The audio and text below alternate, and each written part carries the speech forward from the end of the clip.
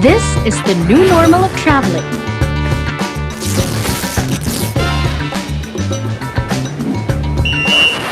Ma'am, sir, kalat niyo ho. Where spectacular beachfronts are your own private island, far from the madding crowd. Unsay crowd? Walang crowd, oy! Commune with paradise in the crystal clear blue waters or on the outer white sand. Beach volleyball tayo! Sino yan? Paano siya pumipito? May watching na lang pala. Ma'am, sir, marshal po ako. Bawal po sa beach yung hindi nag-PPBA. Kailangan po ng at least one basketball player apart. Gets nyo? Ha? Eh paano namin maaalala yan? Lagyan nyo kaya ng sign. Wow ha, cancelled na lahat ng fun? Of course not. You're free to chase all kinds of exhilarating experiences. Basta po may PBA. Eh kung ikaw ang IPDA ko. Accelerating experiences you say. Gaya ng... Kayaking, running on the beach, banana floating, Banana boating. Just remember PDA. water cycling, sand castling, jamming. As long as there's face masking. Bicicletain, jetpacking, coconut watching, Influencing, responsible shell picking, water bedding. synchronized swimming pwede. Yes, you could even do it in a pool. May pool? There are a million precious memories to make, like tanning. Ang ganda ng tan lines mo, te. Seryoso? Kayo rin. Enjoy, guys! Travel safe! Mabuhay! Pag naglalakbay.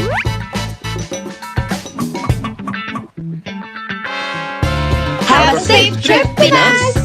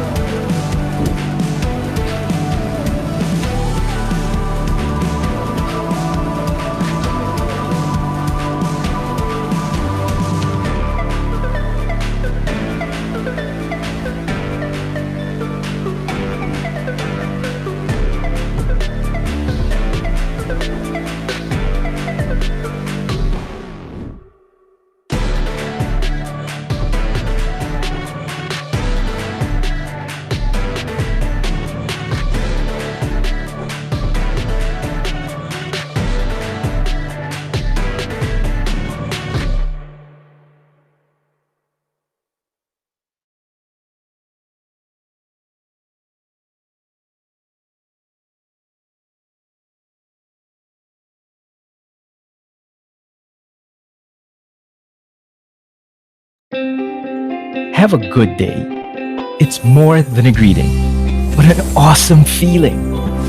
A good day is a G day, my friend. It's a reward we earn, and then it's also something we can send. A G day is a video call to mama to tell her na may view na siya. Daig pang 10 K-drama sa kilig at saya. A G day can be sweet, like donuts, with a nice treat to share.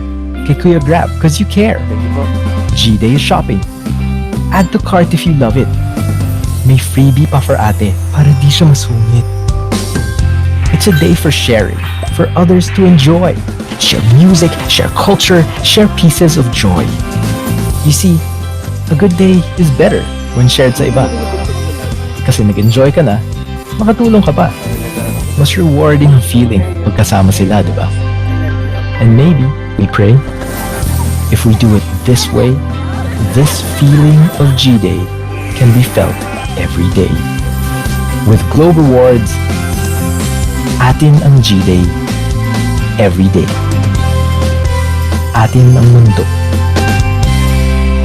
Download the new Globe One app now. We are Entrego. We bring your product from you to there, whenever and wherever. With business and e-commerce growing fast, we at Entrego promise to bridge the digital divide. We always deliver. We are committed to provide fast, on time, safe, and reliable logistics services for our customers.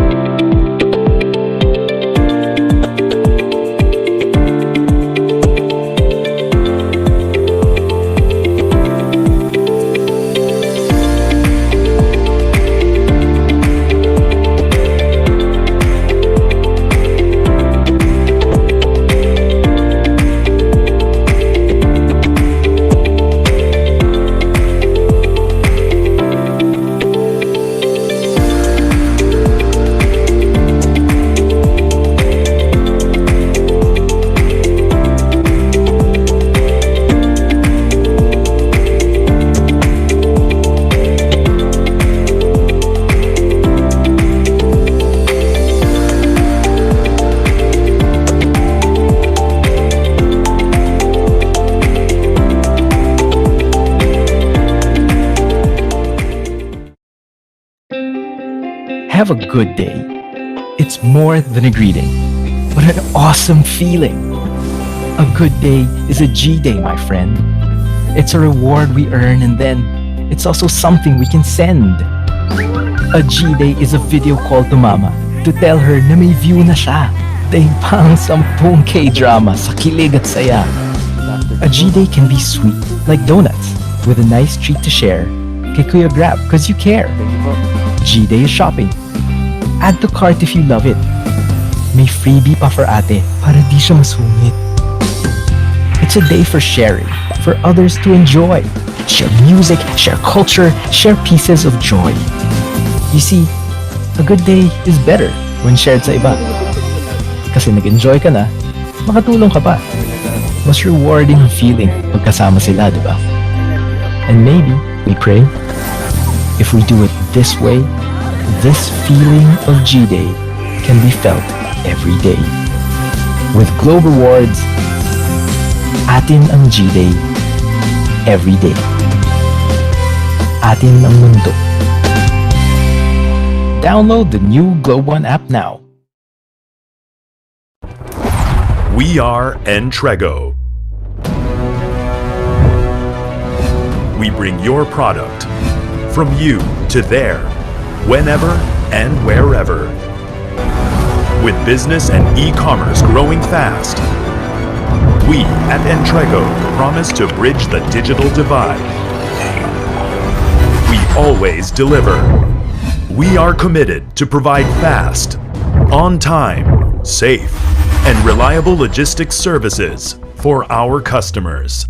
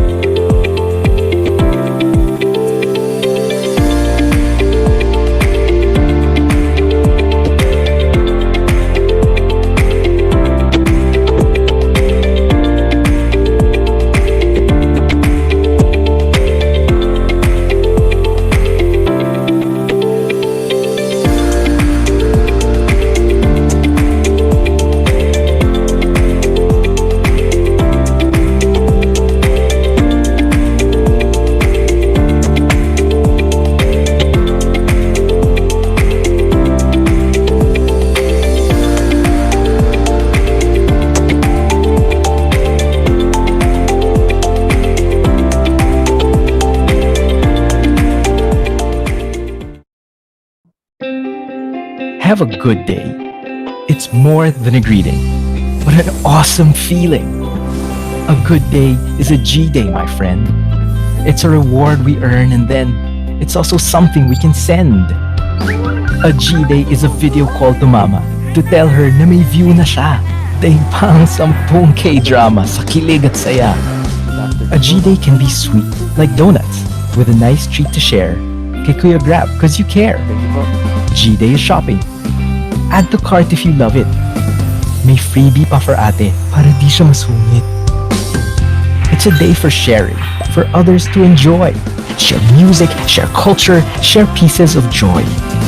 You see, a good day is better when shared sa iba.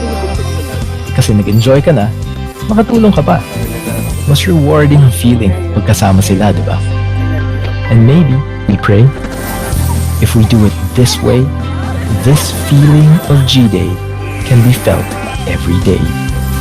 With Globe Rewards, atin ang G-Day every day. Atin ang mundo. Download the new Globe One app now. We are Entrego. We bring your product from you to there, whenever and wherever. With business and e-commerce growing fast, we at Entrego promise to bridge the digital divide. We always deliver. We are committed to provide fast, on time, safe, and reliable logistics services for our customers.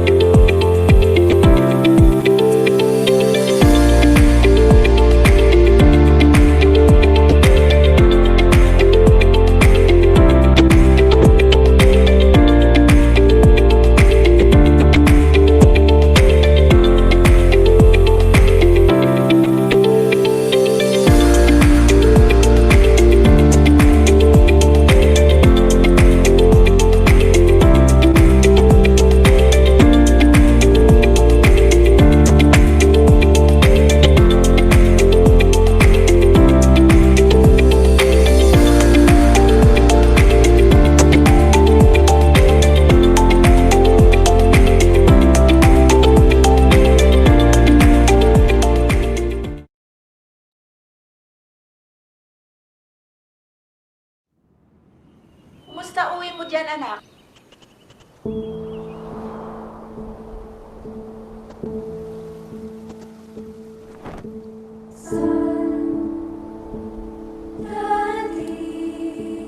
Ang mga salita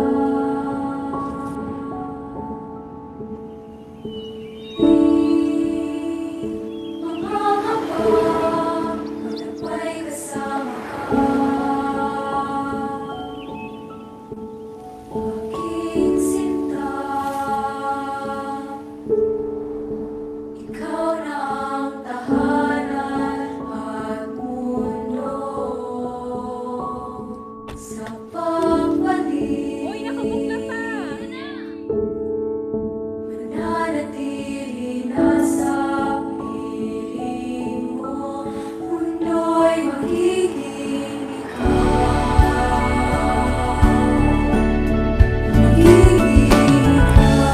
Halika na, sumama ka, pamasdan ang mga dala.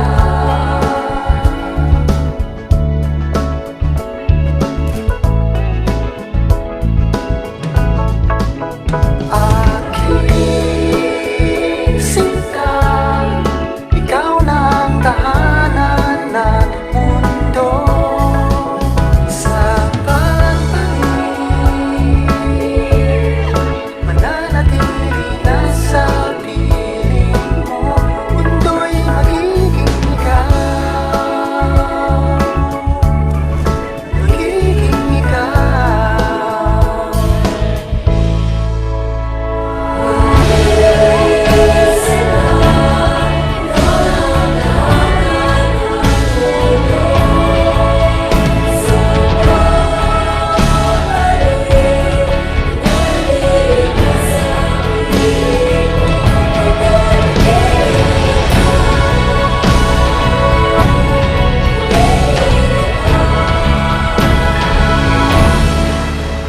Imutin na mo ang magkasama tayo, mundo'y magiging ikaw.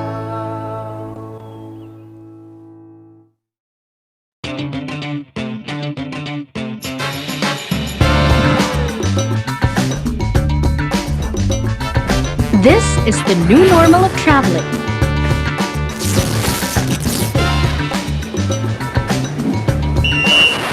Ma'am, sir, kalat niyo ho? Where spectacular beachfronts are your own private island, far from the madding crowd. Unsay crowd? Walang crowd, oy! Commune with paradise in the crystal clear blue waters or on the outer white sand. Beach volleyball tayo! Sino yan? Paano siya pumipito? May watching na lang pala. Ma'am, sir, marshal po ako. Bawal po sa beach yung hindi nag-PPBA. Kailangan po ng at least one basketball player apart. Gets nyo? Ha? Paano namin maaalala yan? Lagyan nyo kaya ng sign. Wow ha, cancelled na lahat ng fun? Of course not. You're free to chase all kinds of exhilarating experiences. Basta po may PBA. Eh kung ikaw ang i-PDA ko. Accelerating experiences you say. Gaya ng... Kayaking, running on the beach, banana floating, Banana boating. Just remember PDA. water cycling, sand castling, jamming. As long as there's face masking. Bicicletain, jetpacking, coconut watching, Influencing, responsible shell picking, water bedding.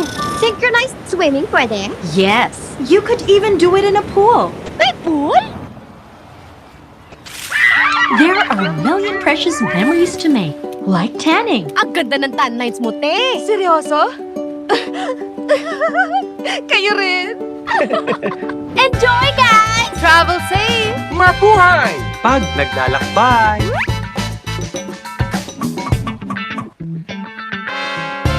Have a safe trip, Pinas!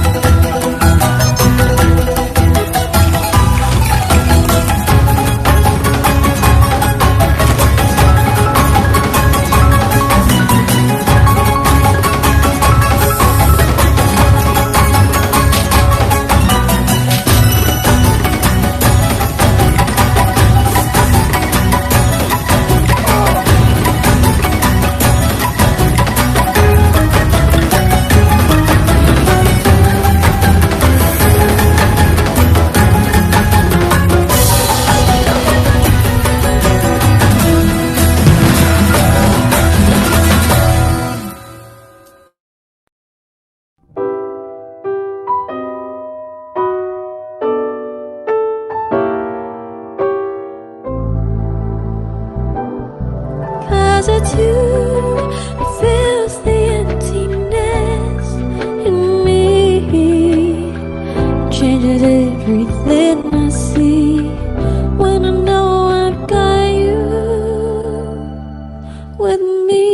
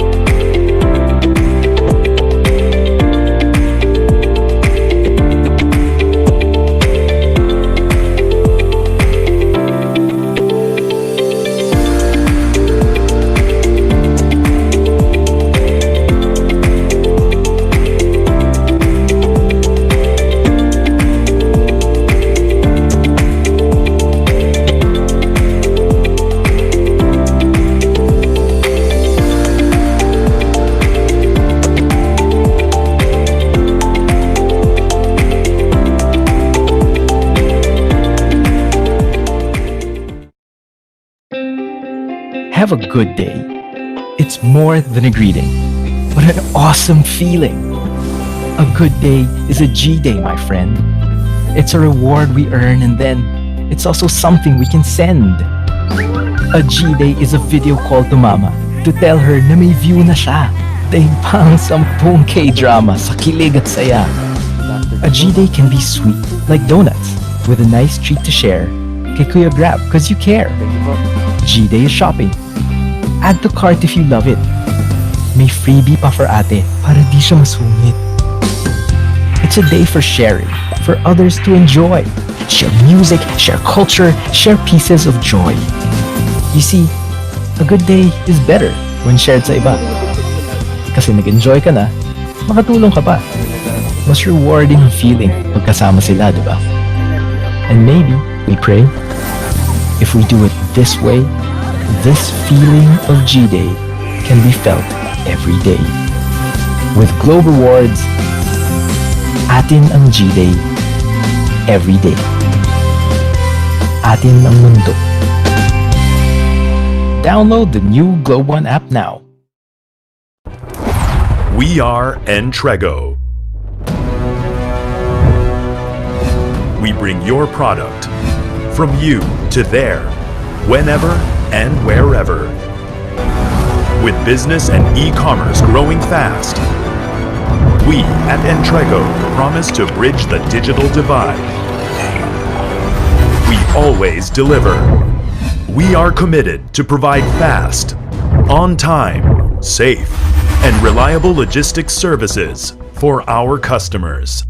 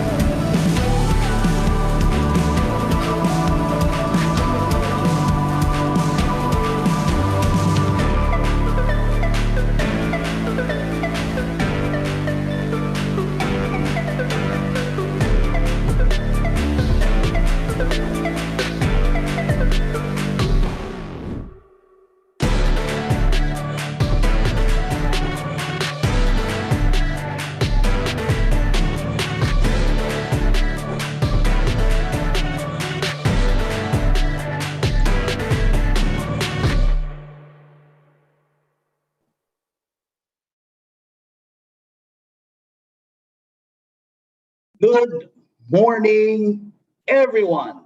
Welcome to the International Conference of ASEAN Language, Math, and Science School, or we call it ICALMSS 2021. My name is Caleb Don Conyate, and I greet you mabuhay from Trinity University of Asia here in Quezon City, Philippines. I pray that you are all well. As we begin this very exciting event, let us prepare our hearts for the invocation to be led by the University Chaplain, Reverend Father Echanes Cadiogan. After the invocation, please remain contemplative as we listen to the Philippine National Anthem and the Trinity Hymn to be rendered by the Trinity University of Asia Chorale.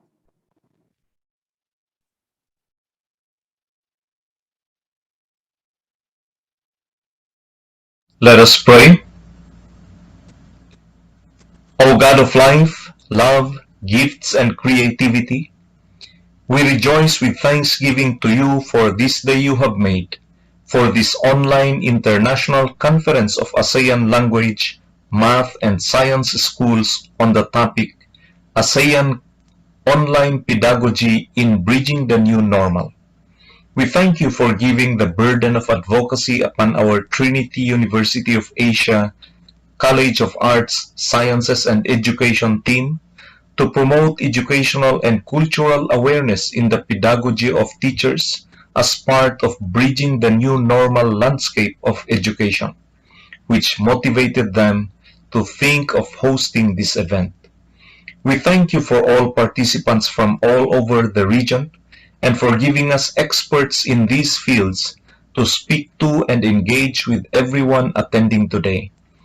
Grant, we pray, that your Holy Spirit be our guide in the conversations of our hearts and minds in this conference, that as knowledge and ideas increase from what we hear and see, relationship and good regard for each other as fellow human beings and fellow sojourners on this side of the planet increase as well, attaining to the greater purpose of our equal fleeting existence and looking forward to our eternal destiny in you, through the love of Him who came down to show us the way, the truth, and the life that leads to you, Jesus Christ, your Son.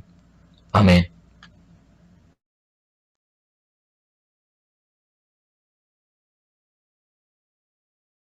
Bayang magiliw, sa silanganan, alab ng puso, sa dibdib mo'y buhay. Lupang hinirang, tuwing ka nang mag-ibig, sa manlulupig, di ka pagsisihin. Sa dagat at bundok, sa simoy at sa langit mo bukal, may dilag kang tula at awit sa paglayang minamahal. Ang isap ng watawat mo'y tagumpay na nagdidinig, ang bituin at araw na kailang pamay di magdidinig. Lupa ng araw na walang ating pagsinta, buhay langit sa piling mo. Ang ligaya ng pagmay mga api, ang mamatay ng dahil sa'yo.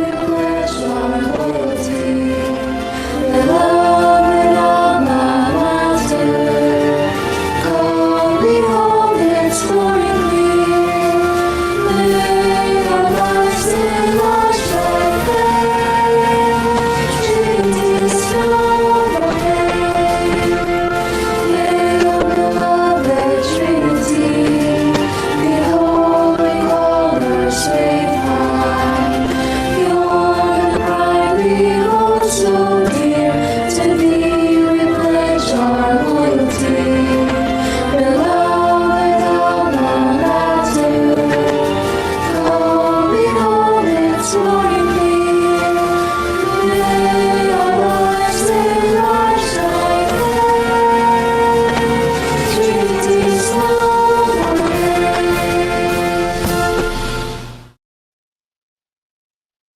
To deliver his greetings on behalf of the Trinity University of Asia community, here is our university president, Dr. Wilfred Yu Tew. Good morning to all. In response to the call of the Commission on Higher Education to participate in the month-long celebration of the 54th founding anniversary of ASEAN, Trinity University of Asia organized the ASEAN Fest. On August 28th, we successfully concluded the oration, digital video production, math and science poster competitions. On August 30th, we had the ASEAN Online Educational Technology exhibit. And today, August 31st, the International Conference of ASEAN Language, Math, and Science Schools with the theme ASEAN Education Pedagogy Online in Bridging to the New Normal, bringing together notable speakers, educators from Southeast Asian countries to share to us how enhanced instructions in English, math, and science education using the internet are delivered in their respective countries, and how such methodologies help in the new normal learning systems. This conference also aims to encapsulate the diversity of cross-cultural learning modality systems to equip and empower teachers in English, math, and science classrooms, and at the same time encourage the participants to win friends and build a network of colleagues in ASEAN countries. On behalf of Trinity University Asia, I welcome our distinguished guests and speakers, fellow educators and participants across the ASEAN region to this conference. We are indeed fortunate to be able to invite as speakers to encourage and inspire us Senator Sherwin Gatchalian, the chair of the Senate Committee on Basic Education, Mayor Joy Belmonte of Quezon City, and the leaders, innovators in education led by our keynote speakers, a fellow Episcopalian, Commissioner Ronald Adamat of the Commission on Higher Education of the Philippines, the Undersecretary Diosdado San Antonio of the Department of Education of the Philippines, and Associate Professor Keith Carter of the National University of Singapore. We are indeed fortunate also to invite as our plenary speakers who come from Indonesia, Thailand, Vietnam, and the Philippines. With such a full program for a very timely and important theme, I trust that all of you will have a productive conference and a meaningful day. Thank you. Thank you very much, Dr. Tew. Our school is located in the beautiful and historical Quezon City. This morning, we are delighted that the mayor can formally welcome everyone to her very big and prosperous city. Please welcome our beloved Quezon City Mayor, the Honorable Josefina Tania Go Belmonte.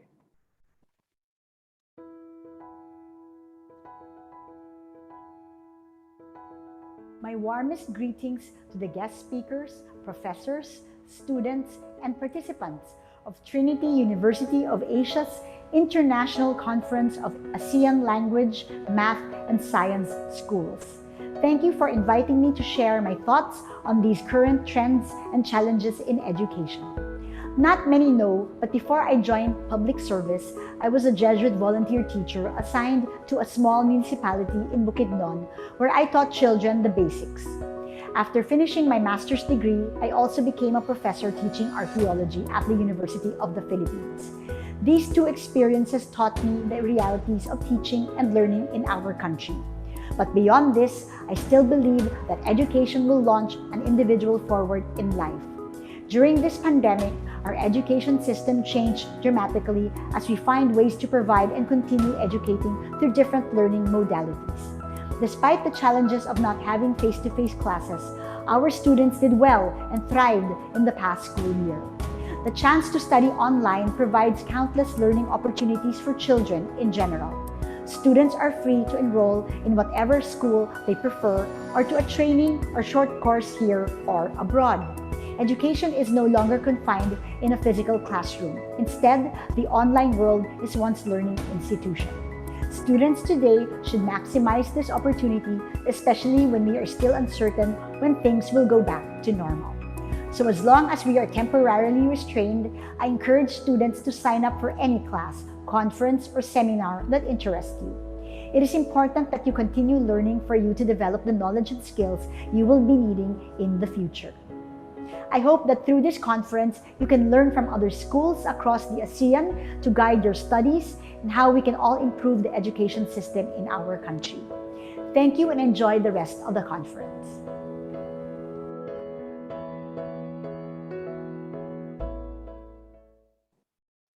Thank you very much, Mayor Joy.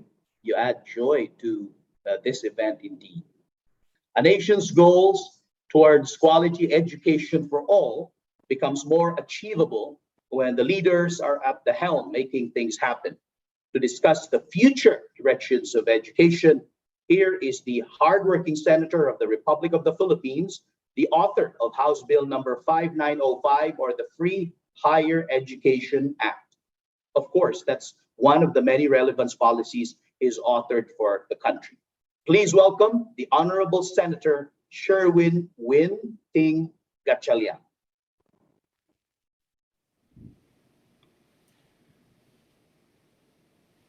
First of all, I would like to apologize for not being able to join you live today. In fact, I'm under self-quarantine because I was exposed to staff who was positive last Thursday. So under the advice of our doctors, I have to self-quarantine. But later on, actually, I'm going to take my test. Hopefully, I'm cleared.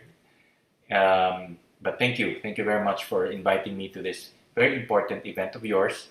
And I truly appreciate you for remembering me and remembering this committee.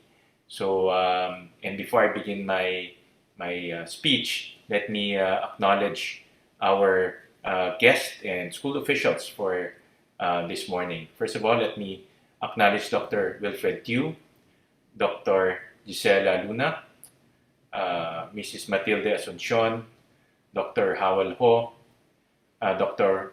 Ronald Adamat.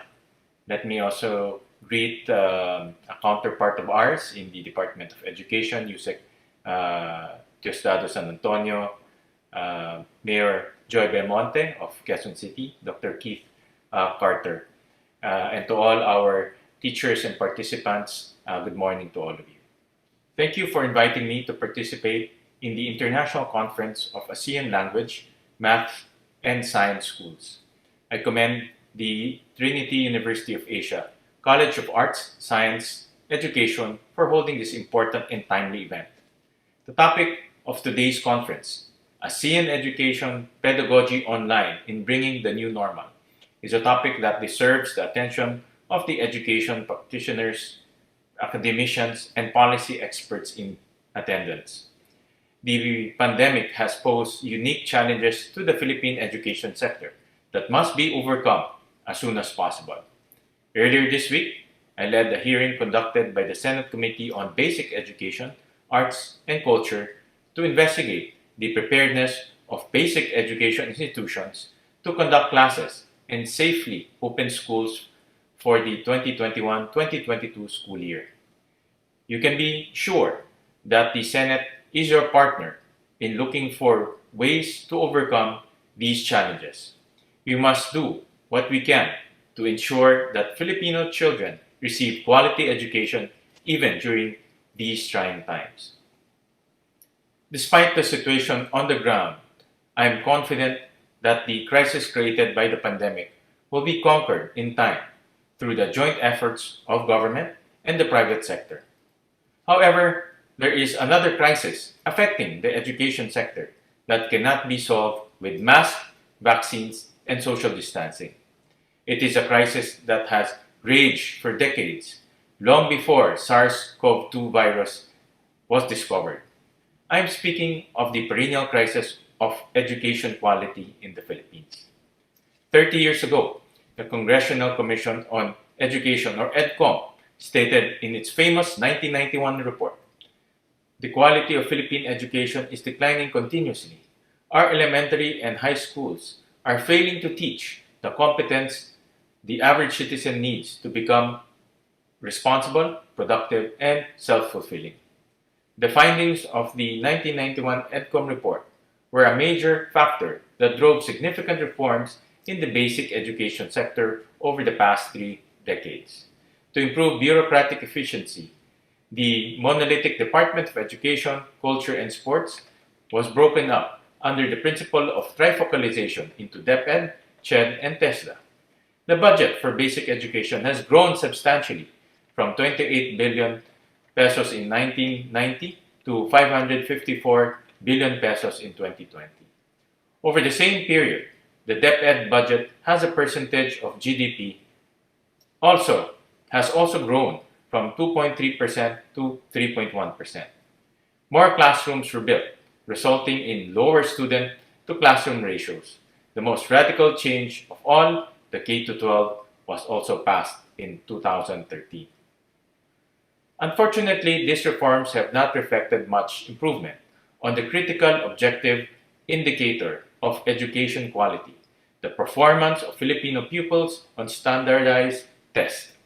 Significantly, the 1991 EDCOM report also presented poor standardized test scores of pupils as an indication of the declining quality of education.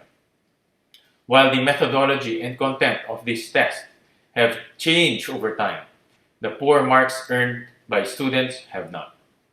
For example, the National Achievement Test was recently overhauled to evaluate the competency of students in the 21st century skills of problem solving, information literacy, and critical thinking. To be considered proficient in a subject, a student should have earned a grade of 75. However, the average NAT score of grade 10 pupils on the overhauled NAT between school year 2015 to 2016 and school year 27-2018 was 45. Grade 6 students fared even worse, notching a high average score of only 41 during 2015 to 2016 school year. These scores are in the low proficient range. In 2018, the Philippines participated for the first time in the Program for International Student Assessment, or PISA, the world's most in-depth and widely recognized standardized assessment of educational performance. The results speak volumes about the poor quality of education in the Philippines in comparison to other countries. Our students earned the lowest average score on the reading exam among all 79 participating countries. We did not fare much better on the mathematics and science exam, placing second to the last in both subjects. Overall, only 1 out of 5 15-year-old Filipino students who took the exam reached the minimum proficiency level in each subject. On another international assessment, the 2019 Trends in International Mathematics and Science Study, or TIMSS, the average score of Filipino participants was the lowest among 58 countries. Overall, only 90% of Filipino students assessed showed understanding of basic mathematical concepts. Only 13% showed even just limited understanding of scientific concepts. The TIMSS assessment scores suggest that in an ordinary elementary class with 30 Filipino pupils, only 5 or 6 of them would be able to correctly solve the math problems written by the teacher on the blackboard. Only 4 of the students would be able to understand science experiments conducted in class. Meanwhile, the PISA data suggests only 7 or 8 junior high students in an average class of 40 pupils will grade with a proficiency in reading, math, and science. Overall, these data point to an unmistakable conclusion. The decline in the quality of education observed by EDCOM 30 years ago is still ongoing. The Philippine education system is in a perennial state of crisis, with the vast majority of students moving up in school without learning the skills needed to survive and thrive as adults. This may be a discouraging conclusion, but it is not my purpose to discourage you. Instead, I would like to ask for your help in crafting and implementing long-reaching reforms that will finally put the Philippine education crisis to an end. Before we can tackle the education crisis in depth, we need to know what we have been doing right and what needs to be improved. In line with this, I'm preparing to sponsor before the Senate plenary a bill which seeks to create the Second Congressional Commission on Education to undertake a comprehensive national assessment and evaluation of the performance of Philippine education sector for the purpose of recommending transformative, concrete, and targeted reforms in the sector. The multi-year mission of EDCOM 2 will rely heavily on the research and testimony of education experts such as yourselves. I hope I can count on you to contribute your extensive knowledge and experience in your respective fields of competency to the work of EDCOM 2. Your input could well guide the education policies of succeeding administration for the next 3 decades, similar to EDCOM 1. Even before convening the EDCOM 2, however, there is one area of education policy that has already been identified by the Senate Committee on Basic Education as requiring special attention, and that is teacher education. For this reason, I recently sponsored Senate Bill number 2152, more commonly known as the Teacher Education Excellence Act. This legislation seeks to amend the Teacher Education Council of 1993 to empower the Teacher Education Council to carry out the vision of a dynamic, modern, and equitable education system. The TEC will carry out this mission by charting the nation's course towards the purposive development of teachers and school leaders of unquestionable integrity and competence, who are committed to their continuing professional growth and obligation to help learners grow as responsible citizens of the Philippines and the world at large. Our aim is to build the structural foundations of a national culture of excellence in teacher education from ground up. The only way to build world-class education system is to train world-class teachers. As education practitioners and experts, your input is critical to improving pre-service and in-service teacher education and training. The reforms sought to be implemented by the Teacher Education Excellence Act cannot be achieved without your support and participation. Thus, I also hope to count on your support for the passage of this legislation, and I hope you will participate in ensuring the success of the revitalized Teacher Education Council once the bill becomes a law. In movies and television series, great races are often overcome by a single Herculean figure who saves the day through his or her individual might or prowess. To end the education crisis, we need a different sort of heroism. We need education stakeholders to become everyday heroes, working with dedication and purpose towards our collective goal of building a world-class Philippine education system. Will you answer the call of this heroism? I surely hope you do, because I am confident that we can work together to improve the quality of education being imparted to Filipino children in classrooms all over the country. Thank you again for allowing me the privilege to join you for today's conference. More power to all of you, everyday education heroes. Stay safe.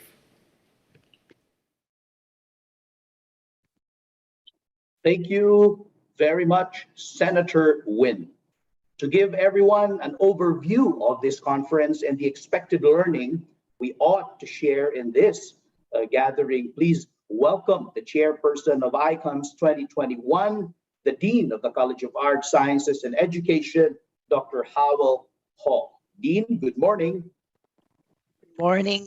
Good morning, everybody. So to our esteemed guests and speakers, I'm very happy that we're able to be here today to discuss this very important topic that we have for today. Today, we celebrate the ASEAN month with the hosting of a series of activities in our ASEAN Fest events, including today's conference, the International Conference of ASEAN Language, Math, and Science Schools. Education is an important measure and key to progress, and the current pandemic has made it very difficult for us to continue to provide quality education to people. Let us examine today the different cases of online pedagogy in language, in math, in science courses. Let us learn from the lessons of our neighbors and usher in a new age of understanding in language, math, science, and education. So please enjoy the different keynote speeches and plenary sessions from different representative countries in the region. Thank you very much for being here.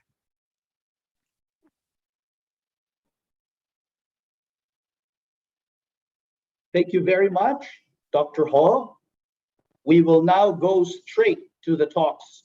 Please to record the vital points that will be mentioned. Also, questions may be posted on the comment or the chat sections in Facebook, in YouTube, and here, even in Zoom. And we will be addressing as many as possible after the third talk. May I now introduce the very special guest who will discuss the topic ASEAN Online Pedagogy in Bridging the New Normal. He is Dr. Ronald L. Adamat, one of the 4 appointees of President Rodrigo Roa Duterte to sit as Commissioner of the Commission on Higher Education, or CHED, on December 9, 2016.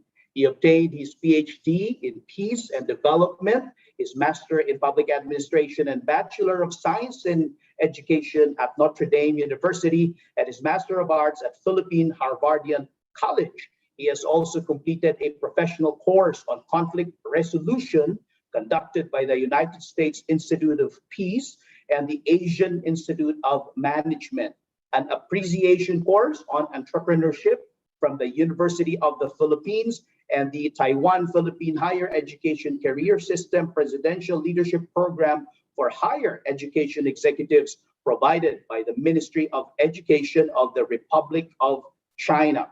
In college, Dr. Adamat was a full scholar of the Coconut Federation Teacher Education Assistance for Mindanao, or COCOFED team. A Teduray from Upi, Maguindanao, Dr. Adamat rose from being a lowly young boy that never experienced wearing slippers, and he had to walk for several kilometers of rugged mountain trails just to attend school, but with the burning desire to finish formal studies because he believed that education is the greatest equalizer.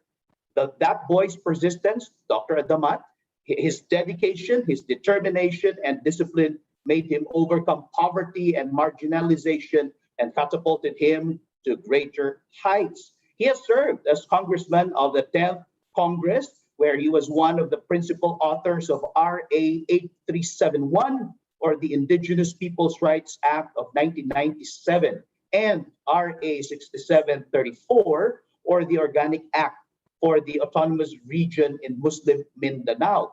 Dr. Adamat has been with the government in various capacities.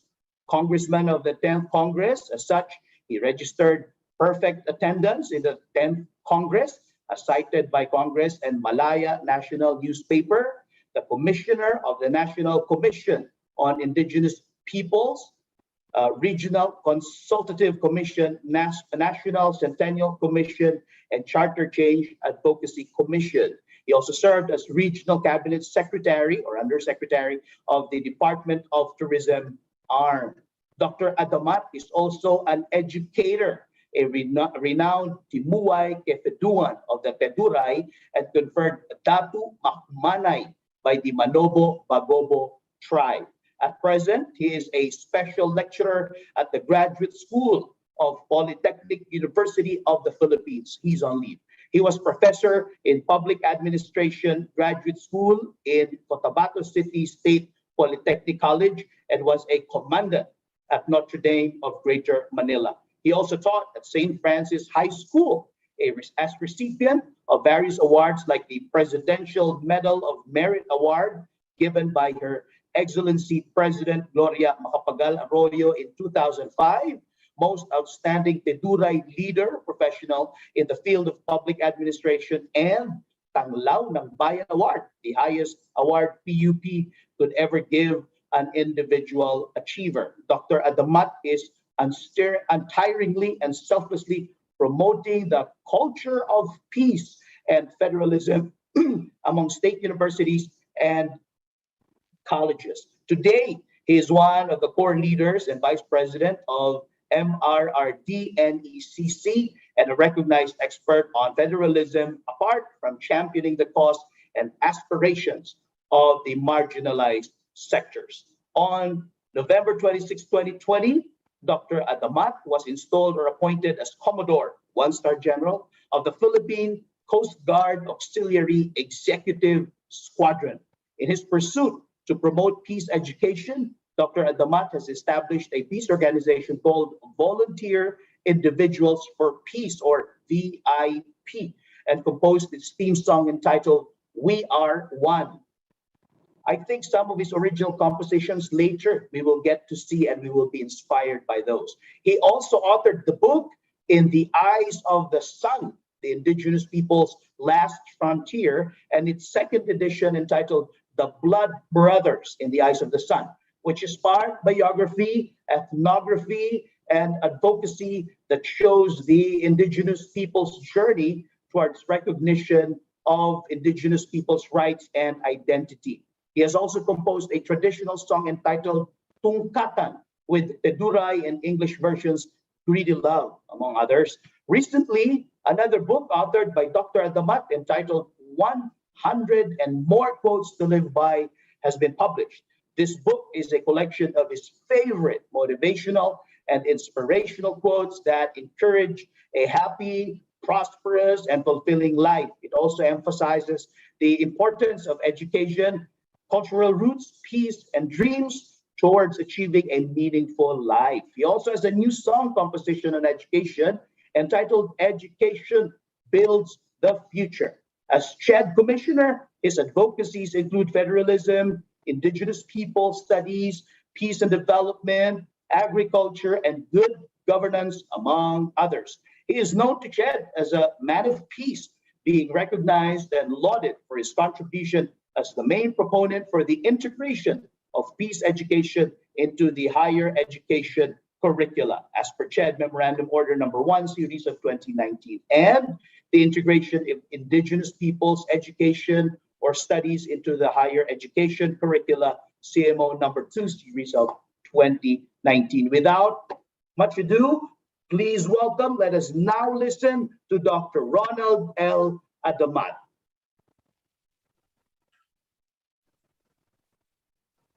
Thank you, Caleb, for that kind introduction.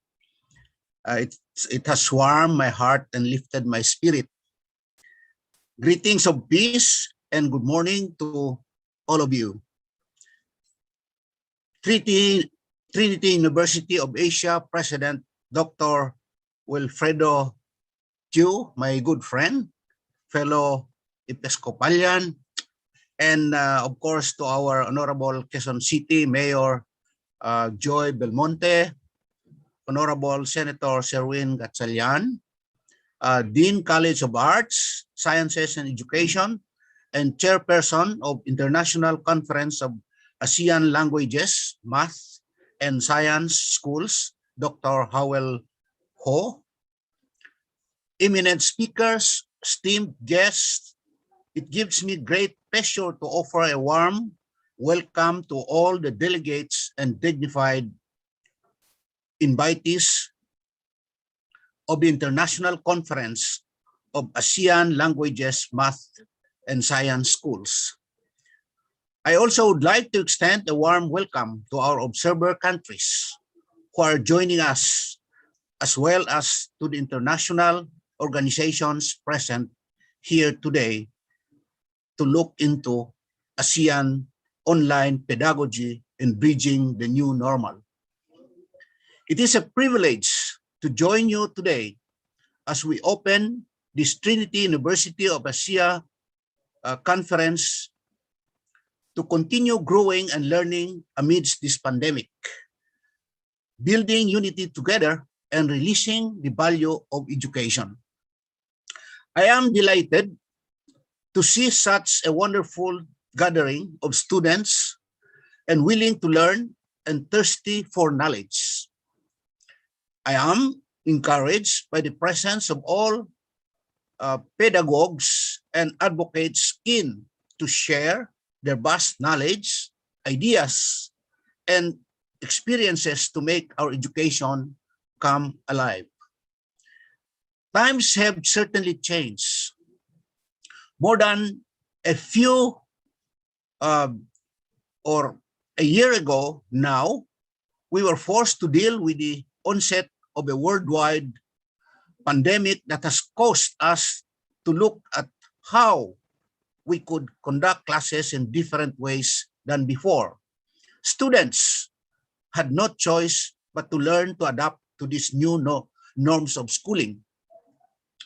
The support of teachers for their students has greatly helped them to continue their education while switching or utilizing remote learning due to the arrival of the COVID-19 pandemic in 2019.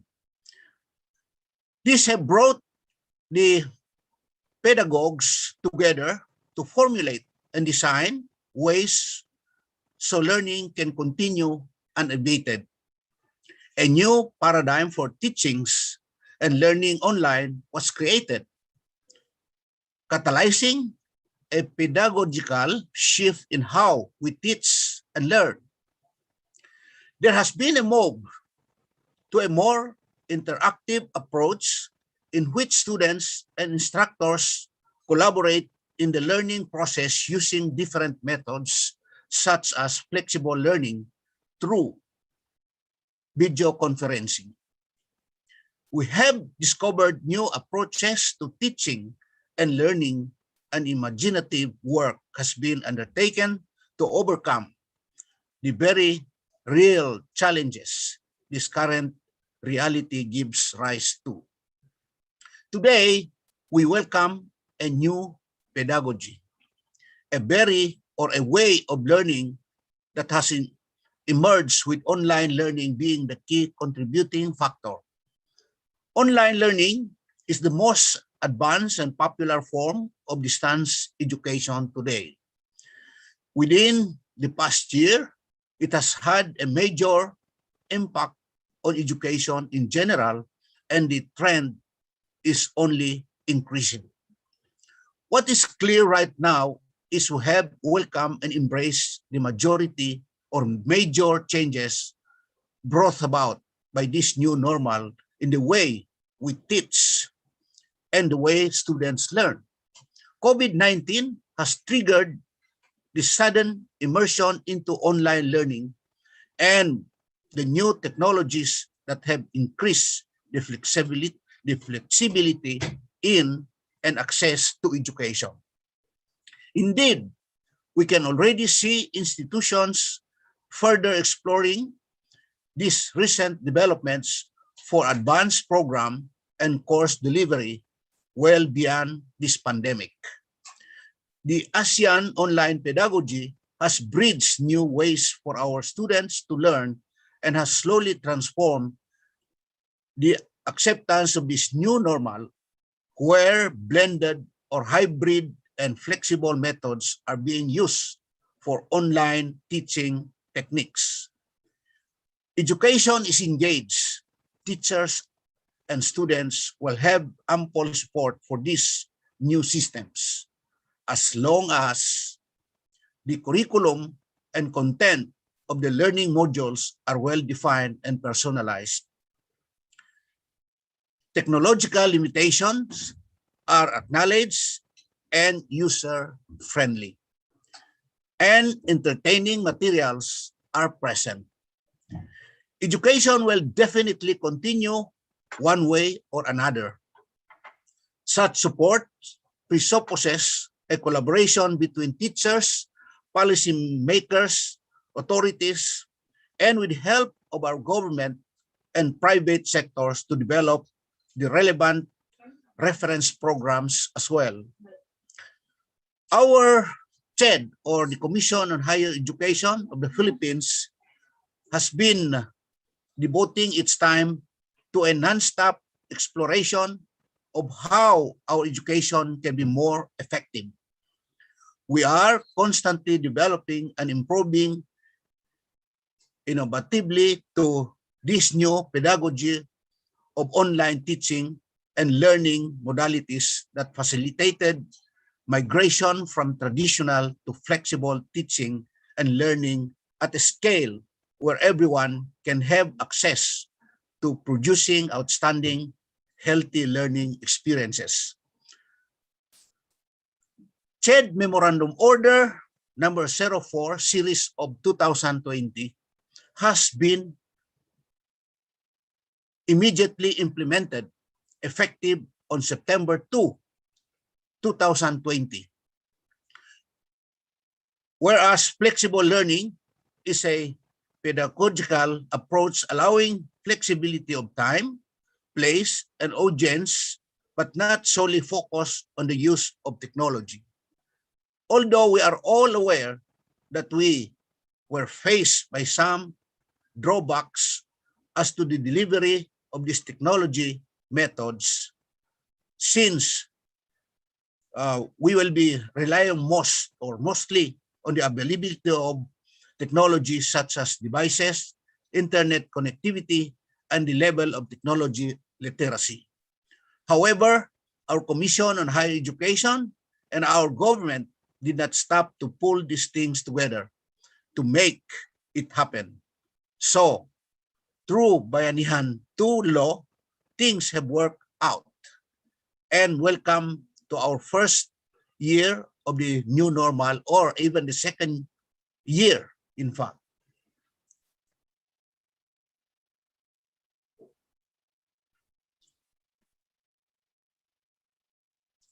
Sorry, I lost my...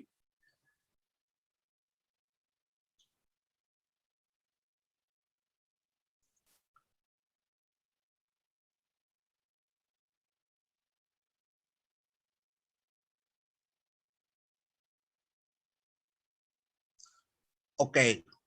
Bayanihan law is the act that temporarily authorizes the president to reprogram, reallocate, and realign savings from the 2020 budget that may be necessary to address the COVID-19 emergency, such as allocating additional funds for social amelioration, recovery areas, and assistance to sectors and industries affected, such as the marginalized sector, the education sector, and us, for that matter.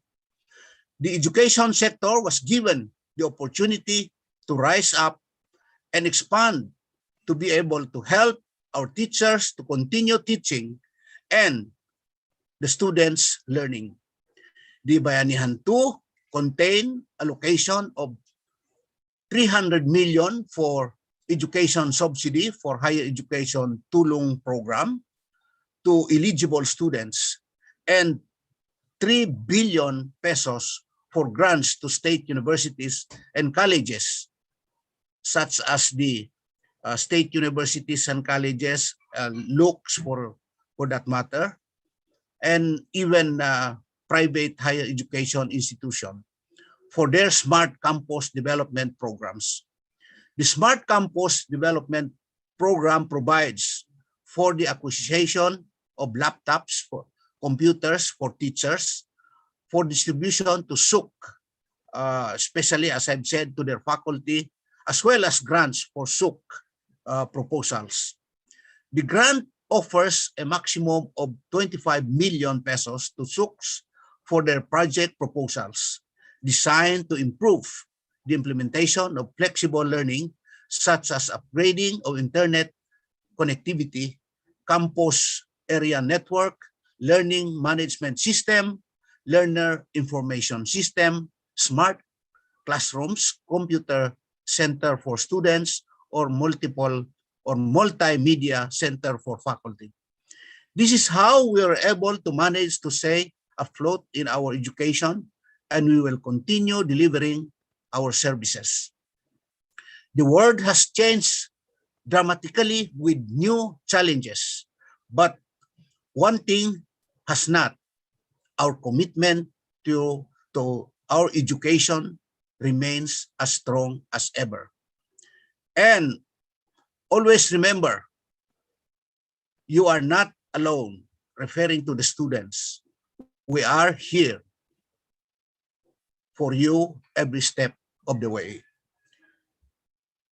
You know, students, if I may share one of my quotes in my book, 100 and More Inspiring Quotes to Live By, it runs this way: success is what you make for yourself.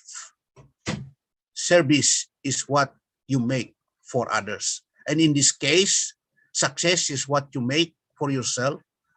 As we, the pedagogues, service is what we make for others. In this case, for you, the students. We know that working in isolation requires commitment, structure, and tenacity. You will sometimes feel alone and easily distracted. You will need to remain focused and self-motivated. It is hard for you, and believe me, it's hard for everyone else. We will set goals and we will learn together. Though times never last, but tough people do. It takes courage to keep moving forward every day.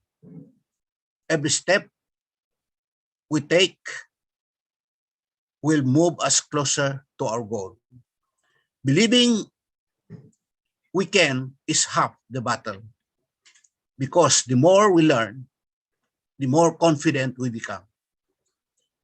That is how ASEAN online pedagogy has developed and bridged new ways for all of us despite this pandemic we all are facing.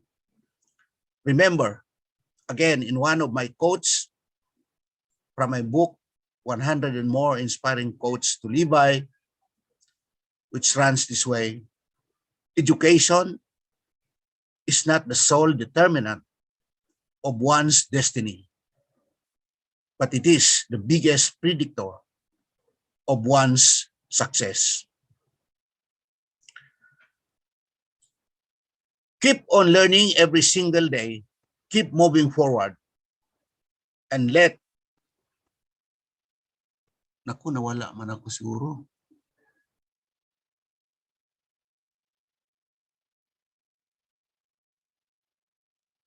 Nawala. Sir, we can still hear you and we can still see you. Yes, sir. Okay, Yes. sorry. Okay.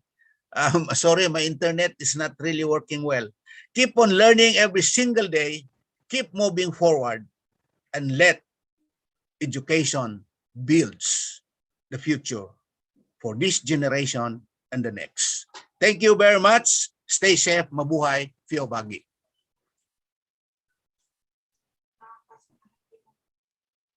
Thank you very much, Dr. Adamat. And now we will experience two of his original compositions. This will be very exciting, and we're hoping that it would inspire us from a holistic point of view. Tech team, we are ready for those.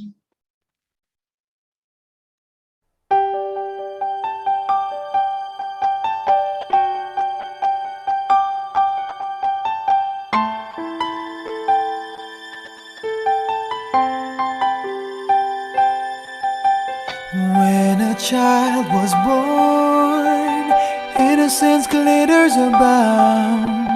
The face looks so brightly, with expression hope can explain.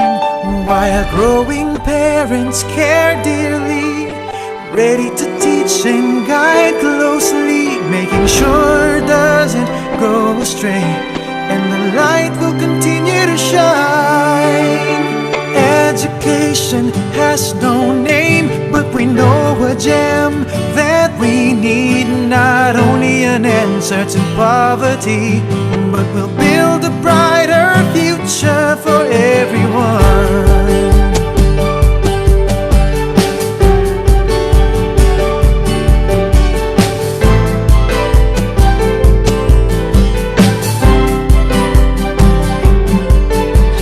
Teachers or professors, there by your role we salute splendidly in molding their minds and hearts. The youth being the hope of the land, Education is everyone's concern, where all people should acquire as a weapon to change the world, for us to live in peace with prosperity. Education has no name, but we know a gem that we need. Not only an answer to poverty, but we'll build a brighter future. Education has no name, but we know a gem that we need. Not only an answer to poverty, but we'll build a brighter future for everyone.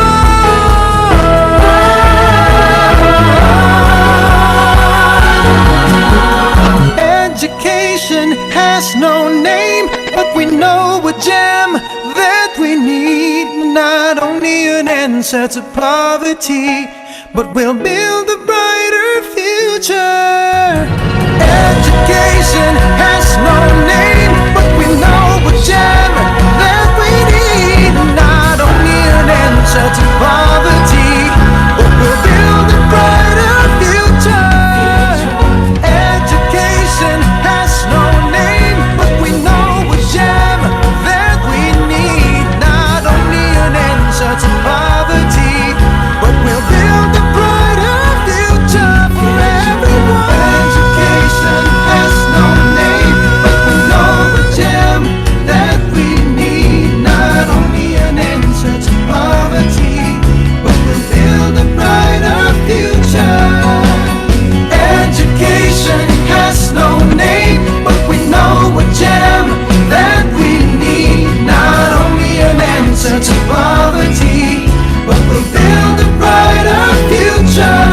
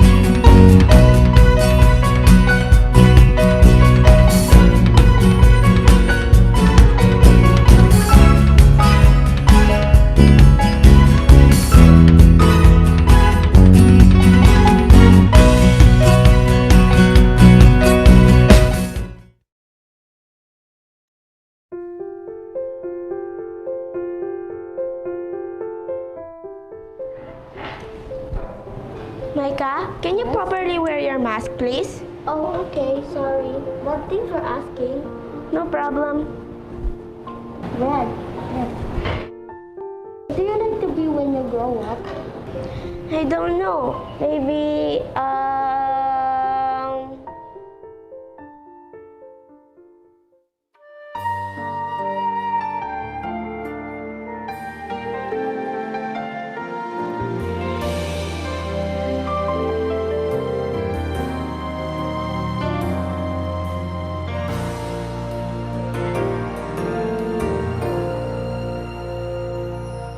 When a child was born, innocence glitters abound.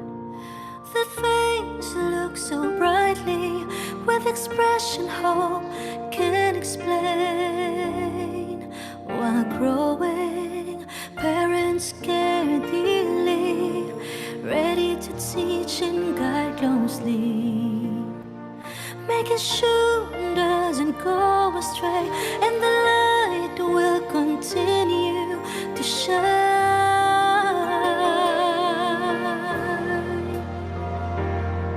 Education has no name, but we know a gem that we need.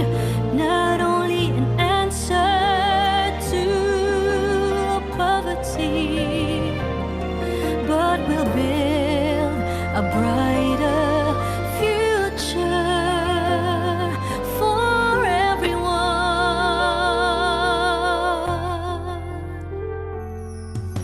Professors and teachers thereby, you're always salute splendidly in molding the minds and hearts, the youth being the hope of the land. Education is everyone's concern, where all people should acquire as a weapon to change the world, for us all to live in peace with prosperity.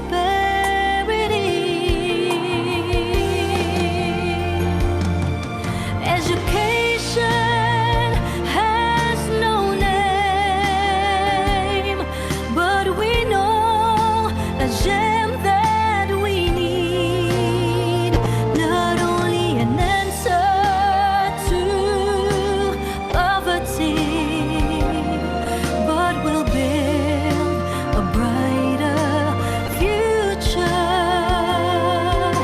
for everyone.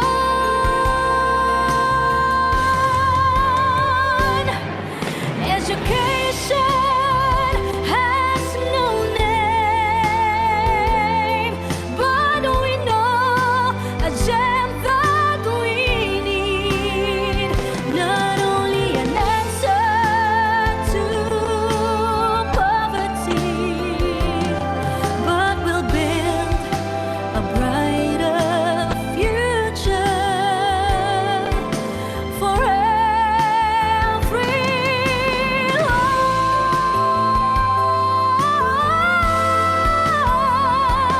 But we'll build a brighter future for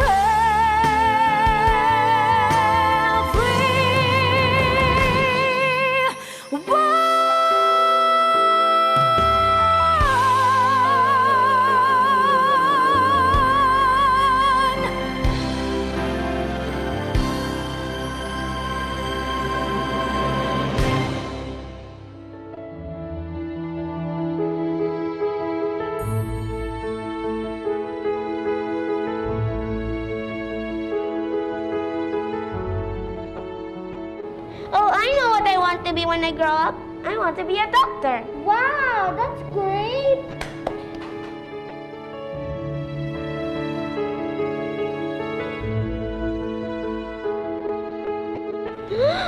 Guys, look. This is so cool. Wow. Oh, wow. This is really... That's great. Look at that part. It's so cool.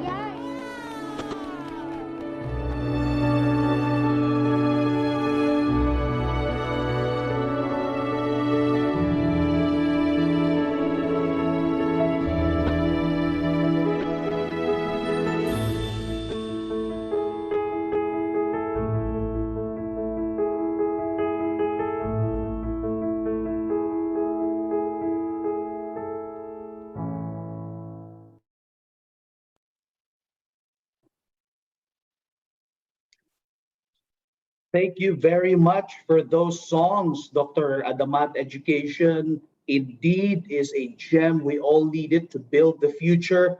That is why even in this time of pandemic, the schools and governments are just doing everything to make sure that no one is left behind when it comes to schooling and learning.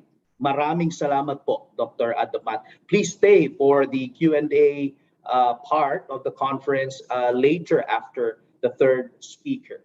May I again remind everyone to write their questions on the comment or the chat sections of Facebook or here in Zoom or sa YouTube, and we will try to accommodate as many as we can in a while. Now, if you also want to greet the other participants, all those who are attending our conference right now, you can write there your name, you can write there the name of your school and the country that you are in right now. We would like to know in which region you're from, because in the afternoon, we would also like to mention all the participating schools and the countries that are represented in this international conference. The next speaker will zero in on leading ASEAN Education for Global Excellence in the New Normal. He is Dr. Diosdado M. San Antonio, the Undersecretary for Curriculum and Instruction at the Department of Education. He holds a research PhD in education from the University of Newcastle, Australia. He has been tasked to coordinate the ongoing review of the K-12 curriculum. He also attempts to find ways of ensuring that every learner achieves authentic literacy. He pushes for transparency, ethics, and accountability in school governance. In addition, he believes that a strong rewards and recognition system is an effective way to encourage officials and teachers to aim for excellence. Furthermore, he strengthens a strong research culture towards meaningful innovations for learning. Finally, he nurtures productive partnerships with all educational stakeholders. Friends, please welcome Dr. Diosdado M. San Antonio.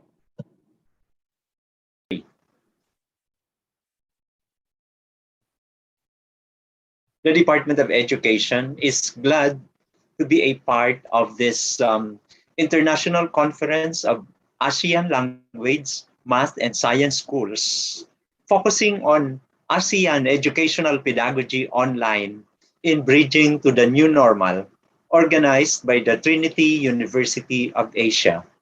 I would like to say thank you to the Dean of the College of Arts, Sciences, and Education, Dr. Howell T. Ho, Madam Gracia Sarao, and Dr. Heidi Ferrer for coordinating with our office regarding this opportunity to be a part of this very important activity.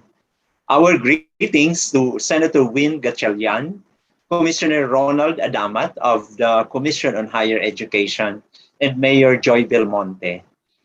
Indeed, in the Department of Education, as we attempted to provide diverse or multiple learning delivery modalities that are home-based, we were faced with the challenges of developing MELCS-based quality learning materials within very tight timelines as we organized the Learning Continuity Plan for 2020-2021. We also noted that learners did not have same resources for home-based learning while implementing our Learning Continuity Plan. Of course, the idea of providing support to learners and families under strict social distancing protocols was another challenge we faced. And definitely monitoring extent of learning while learners are home-based was another challenge for us. And finally, when we opened the school year in October of 2020, learners have experienced long period of disengagement from learning tasks. And of course, as already suggested, to ensure that education learning continuity was available for the Filipino children, we offered multiple distance learning delivery modalities, including the modular distance learning via print and digital methodologies or modalities designed to provide ample time for mastery and sufficient practice to ensure that the targeted most essential learning competencies are achieved. We also made available, and I think this is our interest in this event, the online distance learning delivery modality, which is definitely applicable for schools where both the teachers and learners have access to digital devices with available online resources and internet connectivity. The Department of Education also activated Education TV, implemented with, and of course, when supplemented with the learning activity sheets that serve as assessment tools to determine whether learners learn the concepts presented in TV or radio-based lessons. And of course, this was also the case with the radio-based instruction implemented as well in some areas of the Department of Education. We also acknowledge that part of the menu of options for distance learning delivery modality is homeschooling, where we make sure that the learners are provided access to quality basic education through a home-based environment where the qualified parents, guardians, or tutors are allowed to facilitate learning. And they are, of course, expected to be trained before doing this. And definitely blended learning, where you mix online distance learning, modular distance learning, and TV or radio-based instruction in delivering the learning activities and experiences of the children. We noted that there were issues to consider in our attempt to make sure that learning continues even during COVID-19 times. Access to learning, which means that there's a need to integrate and synergize between in-person and distance education in terms of the challenge of quality learning, the need to revisit traditional educational aims, contents, and strategies, and student and teacher well-being, skills required to meet a diversity of personal and collective challenges in facing the future. We, of course, are faced with the challenge as well of globalization, technological breakthroughs, complex environmental, health, social, and economic pressures, and the idea of fostering lifelong learning, not only among our fellow teachers, much more with the learners we are expected to serve. And of course, remote education or distance learning, essentially doing it at home, requires that parents should be involved, that the learners themselves should be engaged, that issues about inclusion and equity are addressed by us as educators. We also needed to provide support to our fellow teachers and school officials, and ensure that community partnerships are also fostered. And of course, lessons of good practice in effective remote education are covered by these 5 key things that I mentioned: parental support, student engagement, inclusion and equity, support for teachers, community partnerships, opportunities for effective remote education, focus on teaching practice, definitely, and technology supplements, but does not replace teaching. We have to bear that in mind, as cited by an Australian writer, Spink. Of course, the COVID-19 pandemic has also somehow brought a demanding agenda for teachers. We expect our fellow teachers to embrace diversity with differentiated pedagogical approaches, or even personalized approaches for delivering basic education services. We also expect our fellow teachers to be agents of innovation. Everyone has to think outside of the box. And in the Department of Education, we've been able to demonstrate that indeed, if you provide the environment for our fellow teachers and school officials to actually innovate, you will be amazed at how they are able to come up with very creative strategies and solutions that, of course, help us deliver basic education services in better ways. We also expect our fellow teachers to become lifelong learners themselves, as we all are expected to nurture youngsters into lifelong learners who are capable of learning on their own. And finally, teachers need to enhance learning outcomes through the effective use of technology. Definitely. And what are the areas of practice that need to be developed in a continued learning process? For all of us, we want to make sure that our fellow teachers are enabled to be more literate in terms of the assessment, formative and summative assessment strategies and practices. We also want to make sure that even as we deliver basic education services via distance learning, inquiry-based learning is still allowed to be implemented. And as I suggested earlier, differentiated instruction or personalized learning is also a required feature of the pedagogy that we have to employ while doing this during the time of COVID-19. E-pedagogy, allowing us to really facilitate learning using the electronic technology. And of course, we also need to extend support to our learners with special needs. And definitely, COVID-19 has also allowed us to pay attention to the formation of the right values, so that, yes, the children will be the Filipinos who are fully imbued with our core values of maka-Diyos, makatao, makakalikasan, at makabansa. We also expect that the new norm will be more about diversity and experimentation.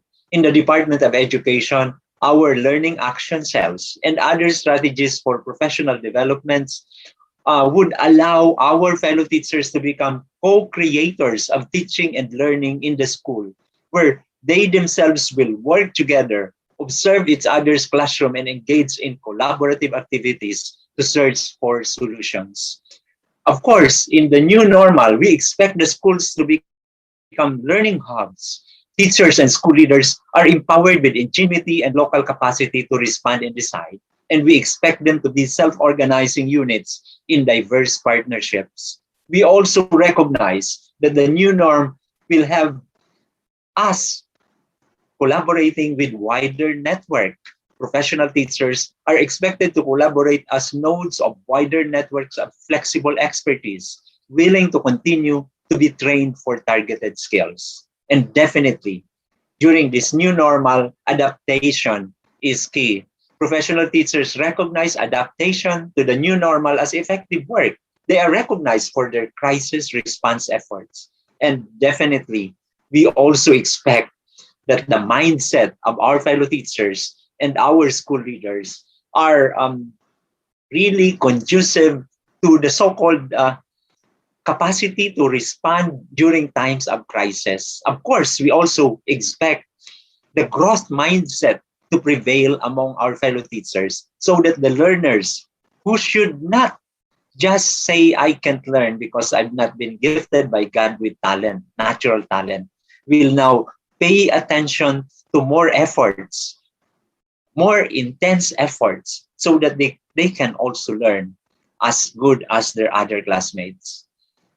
Of course, an effective online pedagogy is one that emphasizes student-centered learning and employs active learning activities. According to O'Neill in their 2008 article, interactivity, faculty, and student presence are essential in an effective online learning environment. We should not forget this, that yes, the faculty and the students' presence are important, but they should interact. There should be student-centered learning activities that are activated in an online environment. According to Bill Pels, this one is in 2009, a professor of psychology and Sloan Consortium Award for Excellence in Online Teaching winner, there are 3 principles of effective online pedagogy. 1, let the students do most of the work. The more time students spend engaged with the content, the more they will learn. Second principle that we have to bear in mind, aside from making the students do most of the work, interactivity is the heart and soul of effective asynchronous learning. We should make sure that even if asynchronous learning is the mode, there should also be an opportunity for interaction between and among the teachers and the learners among themselves. And the third principle is we have to strive for patient presence, social presence, cognitive presence, and teaching presence. So fellow teachers, fellow leaders for learning, let us embrace the challenges of delivering online basic education services in ways that are, at the end of the day, designed to address the unique needs of the youngsters we serve. In the curriculum and in instruction strand, we are called CI. We have another CI to bear in mind. Children are most important. Thank you very much once again for the privilege of being with you in this worthy endeavor. May your university continue to succeed in efforts to find better ways of making full use of technology in delivering basic education services under the so-called new or better normal. Mabuhay po kayo and God bless. Thank you very much, Dr. San Antonio. So we are ahead of schedule, and we will have a lot of time to answer your questions on the discussions in a while after our third speaker. So we will now listen to the third speaker, who will discuss ASEAN collaboration, sharing of online pedagogy using technology. He is Keith Carter, an associate professor at the National University of Singapore School of Computing, Department of Information Systems and Analytics. He is the director of the NUS Ripple FinTech Lab, an experiential education lab, and he is also the co-director of the Crystal Center, a deep tech fintech think tank of cryptocurrency, security, technology, and algorithms. He also teaches business leaders in the Advanced Computing for Executives and the Lee Kuan Yew School of Public Policy. He is a member of the Singapore Cybersecurity Consortium and member of the National University of Singapore Artificial Intelligence Lab.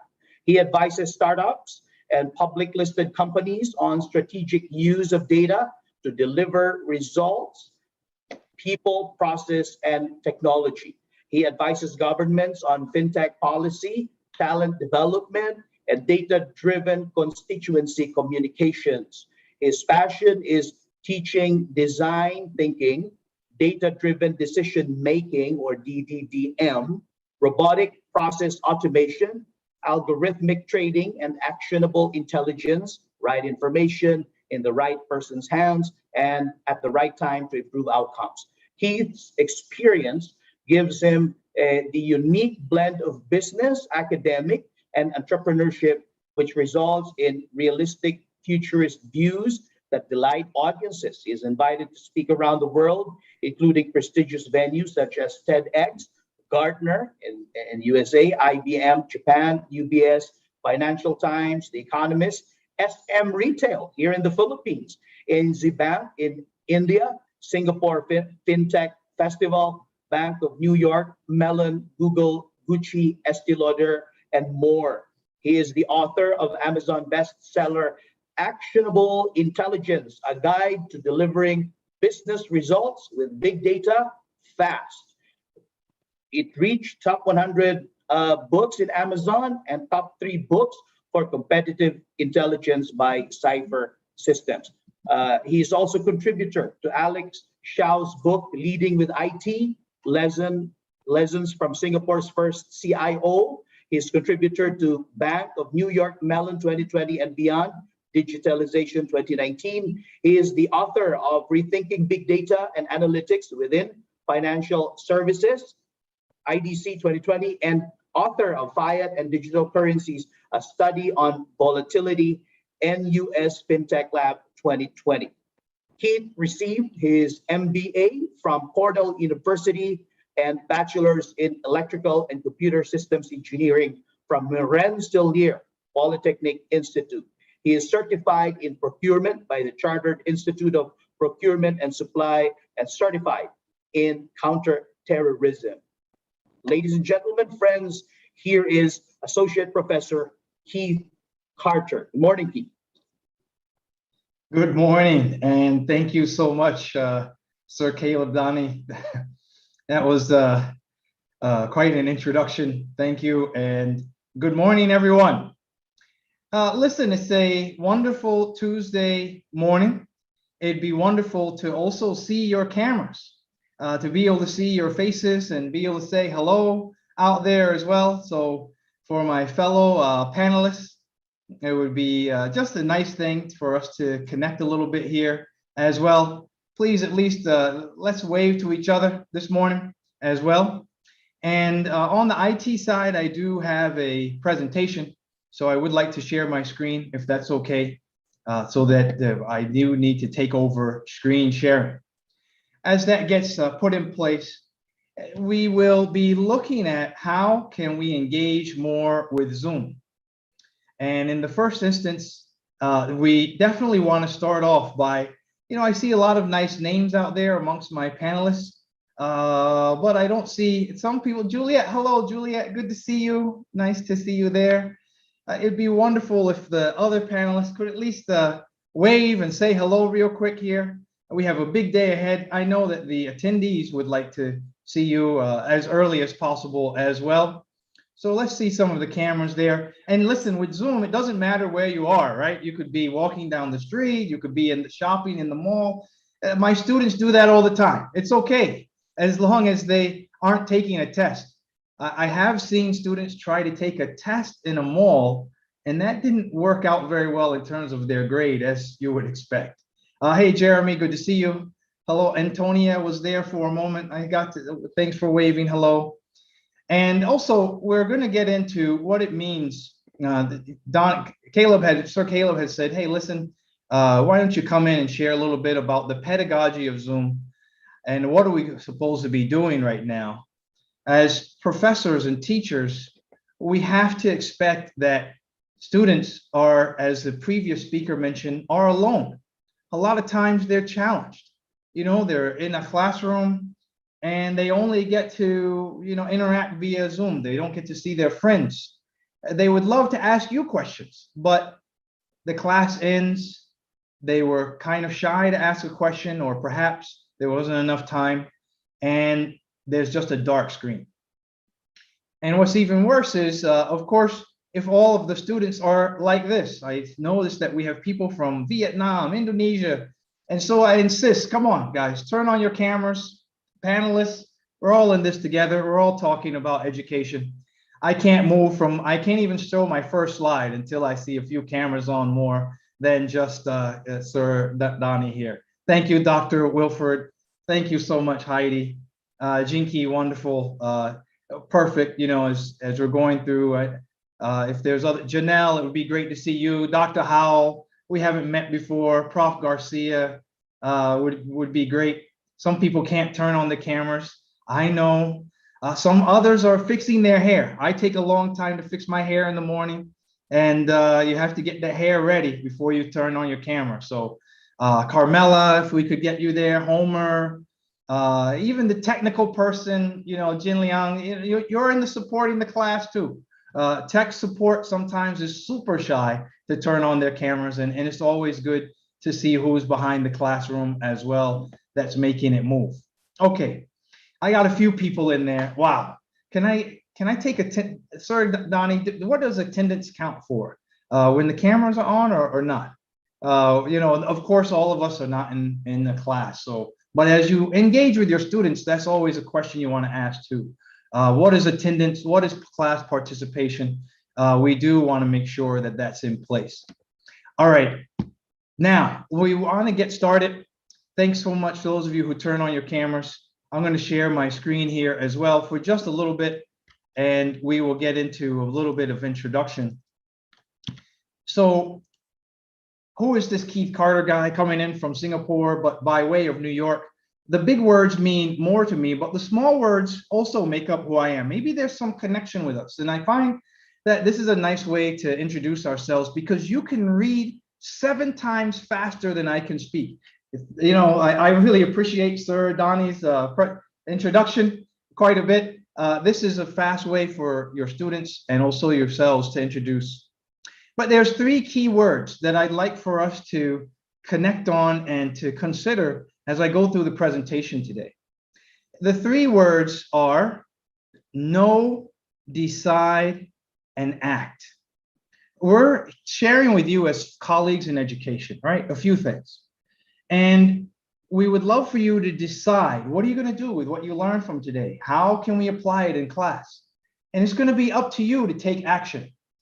Even if you're multitasking with us and so forth, we really do want you to take action from whatever is shared today. I know that all my fellow panelists and speakers are keen to share with you their experiences and knowledge, but also that you would take it back to your groups and your classroom and share with your colleagues as well.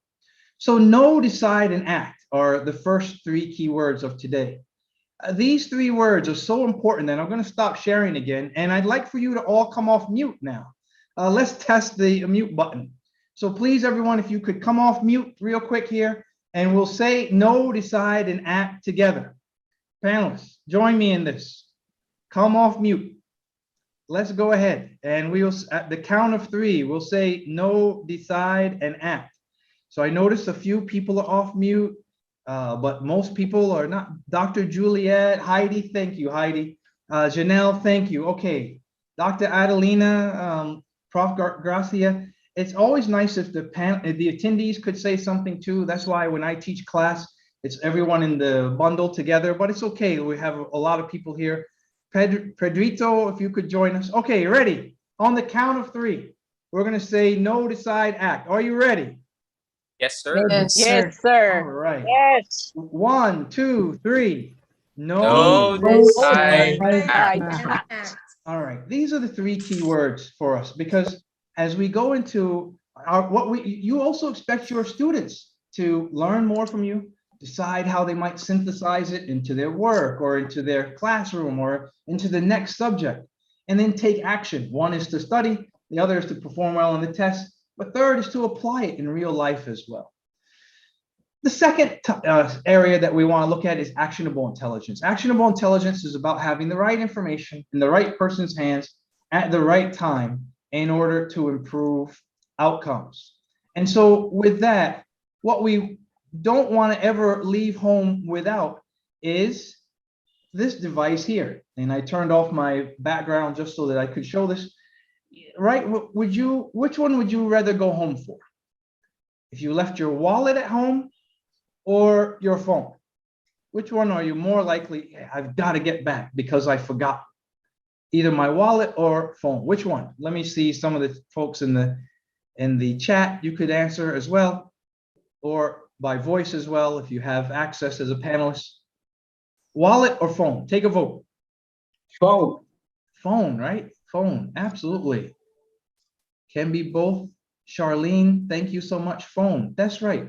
Phone, because this device has the right information for us at the right time. We're the right person, and so we can, oh, our kid had an issue, let me respond. Oh, there's something at home, there's something at work, there's a meeting, etc. And I see a lot of people coming in on phone, absolutely.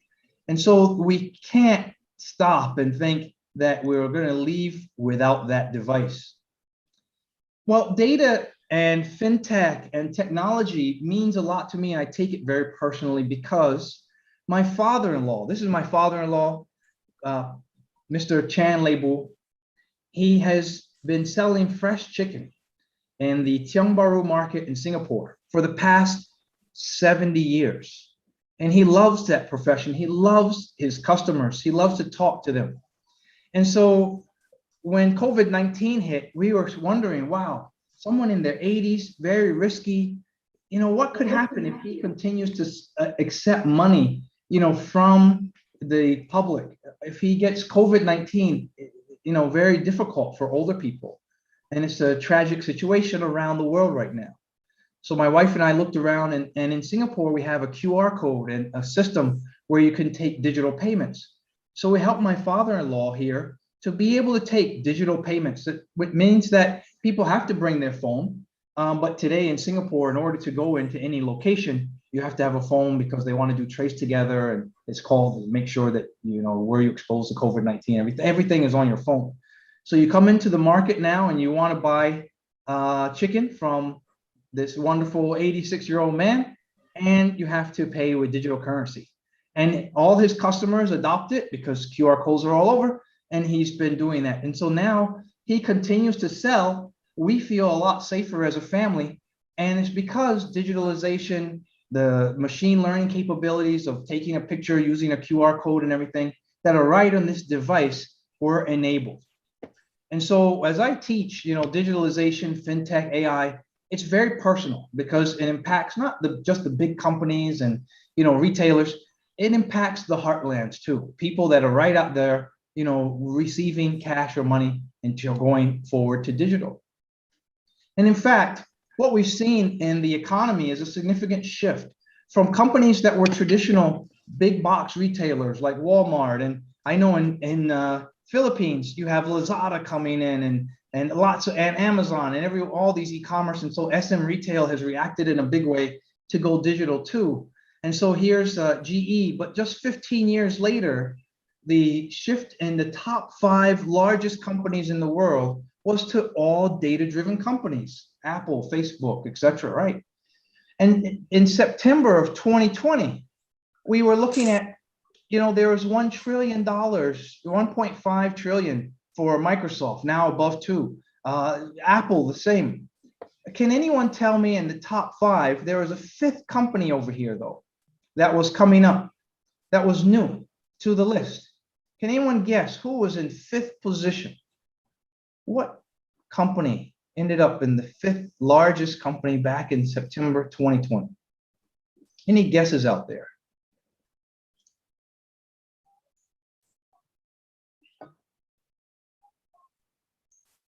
What company was it? Was it a school?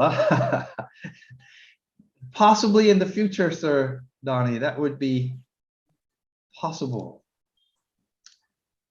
What company, though? Everyone can chime in as well. Also, panelists, what company would it be? I'm sure there's some investors out there that have looked at the market.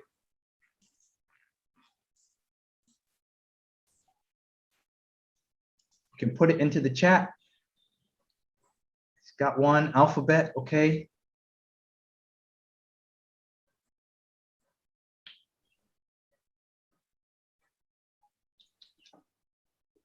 Just 5 more seconds here. So the top 5th market cap company was the Alibaba Group at that time. Chinese company, but one of the new generation, digital. Chinese companies had been in the top 5 before. You can see PetroChina, ICBC, but Alibaba had come into its own as well. Shortly after that, there was a bit of a discussion. Jack Ma said a few too many words, perhaps, and then it dropped out of the top 5. But still, in terms of size and scope and capability, we were seeing a new generation of companies from around the entire world, and no different in China as well. Data is really important too, and I'm just taking you through this as an example because this is what I've used. How many of you have used Google Maps history? Anyone out there? Dr. Wilford? Anyone in the audience there? Jinky, have you guys turned on your Google Maps history to see where you visited in the past? Jinky, yes, thumbs up. Okay.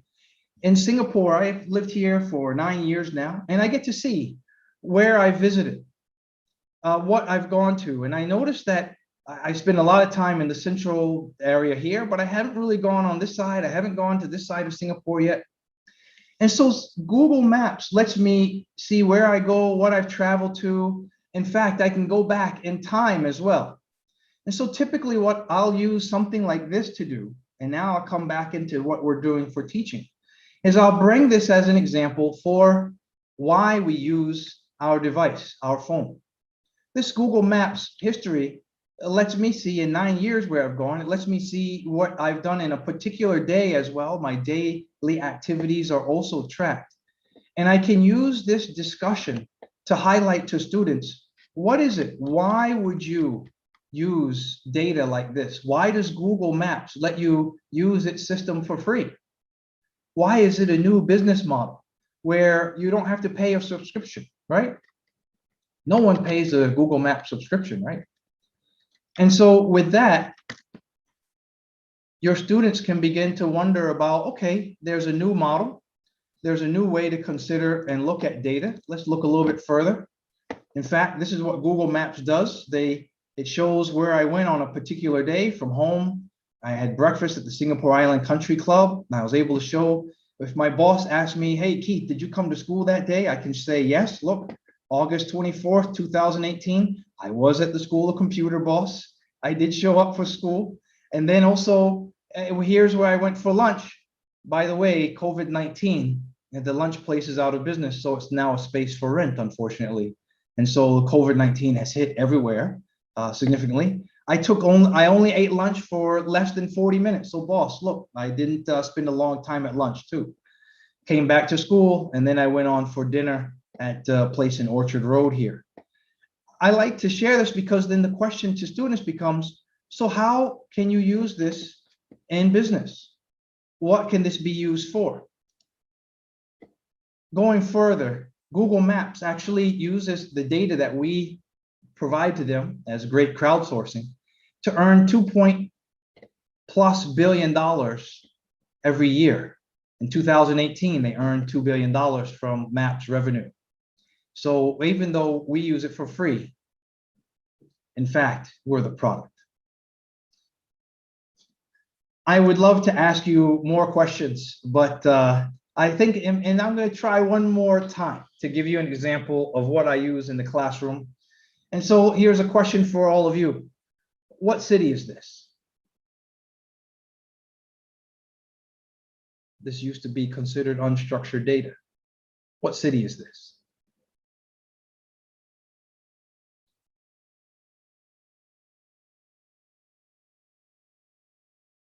I know there's some people on the call that don't live far from the city. Hint, hint.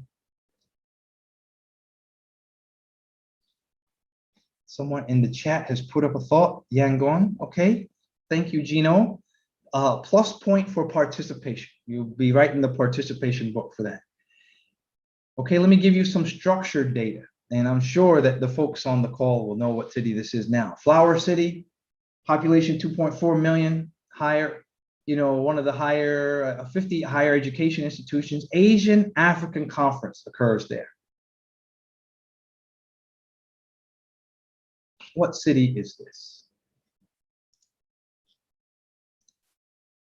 We've got some structured data as well.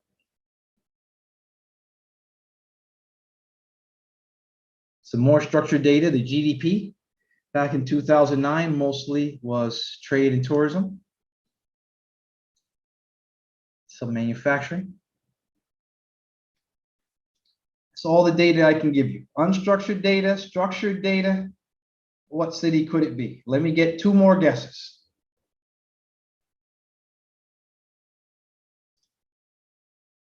I may have to pick on somebody.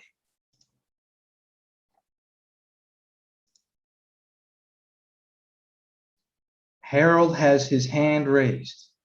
Harold Fernandez, do you want to add in what city it could be? Guangzhou. Thank you, Roy. Where Yangon was closer than Guangzhou. So come a little bit further south. One more guess.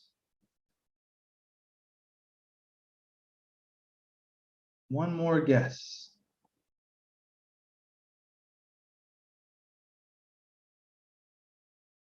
We have a Darren Ignacio out there. Darren, you want to come in and share a thought, a quick guess?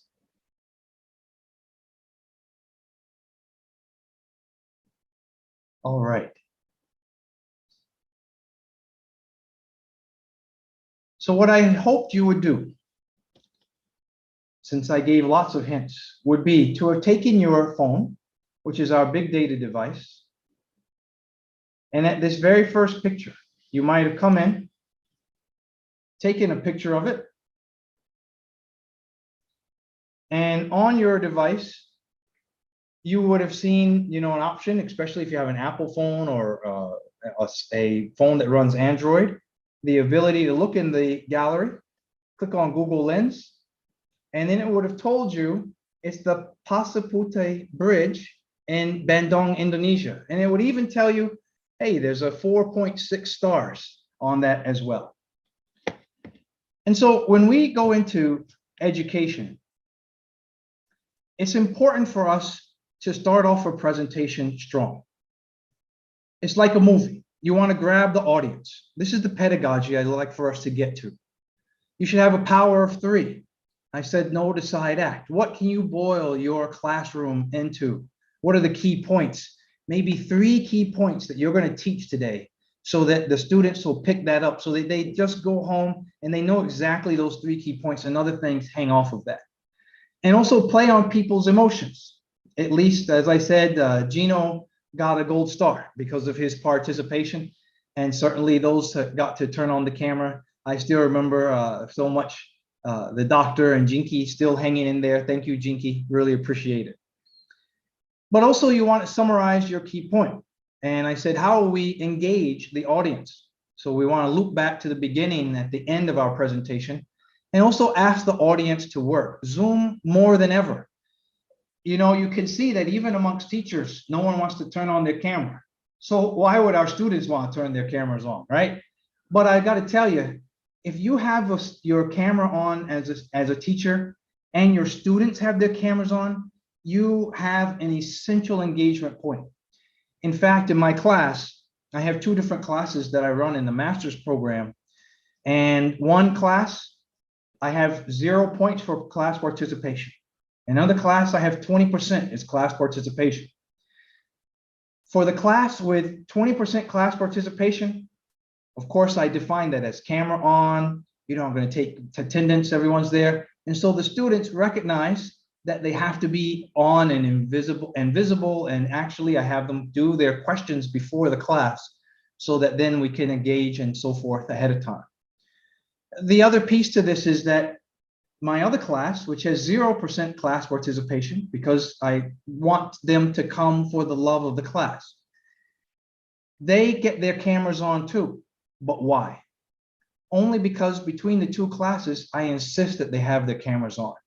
And I know fellow participants, you guys, you see me as a colleague, as a peer, I can't force you to. So, but as teachers, we do have some control over the class, even though we don't have grading power sometimes, or maybe don't give ourselves grading power, we can still insist that students put on their camera. There's a few points around speaking that I think are really important as well for us to engage in. Number one is ask questions. You saw that throughout. I put a slide up and then I ask a question. I share a concept, I ask a question. Because if all the cameras are off, how do you know the students are paying attention? And it's even worse if you provide a recording of your class to your students. I've asked my students, so what do you do with the recordings from the other professors? They say, Prof. Keith, don't tell anybody, but what I do is I sleep during the class. I put my Zoom on, my name is there, and I'm asleep. Because it's an 8 o'clock class, Prof, I don't want to wake up so early. And then I get the recording and I listen at 2x speed. So what should you do then? You might as well just record your class and give it to the students at 2x, let them listen at 2x speed. They're happy, you're happy, and that's the end of the class, right? But have we really taught them what we wanted them to know? Have they paid attention?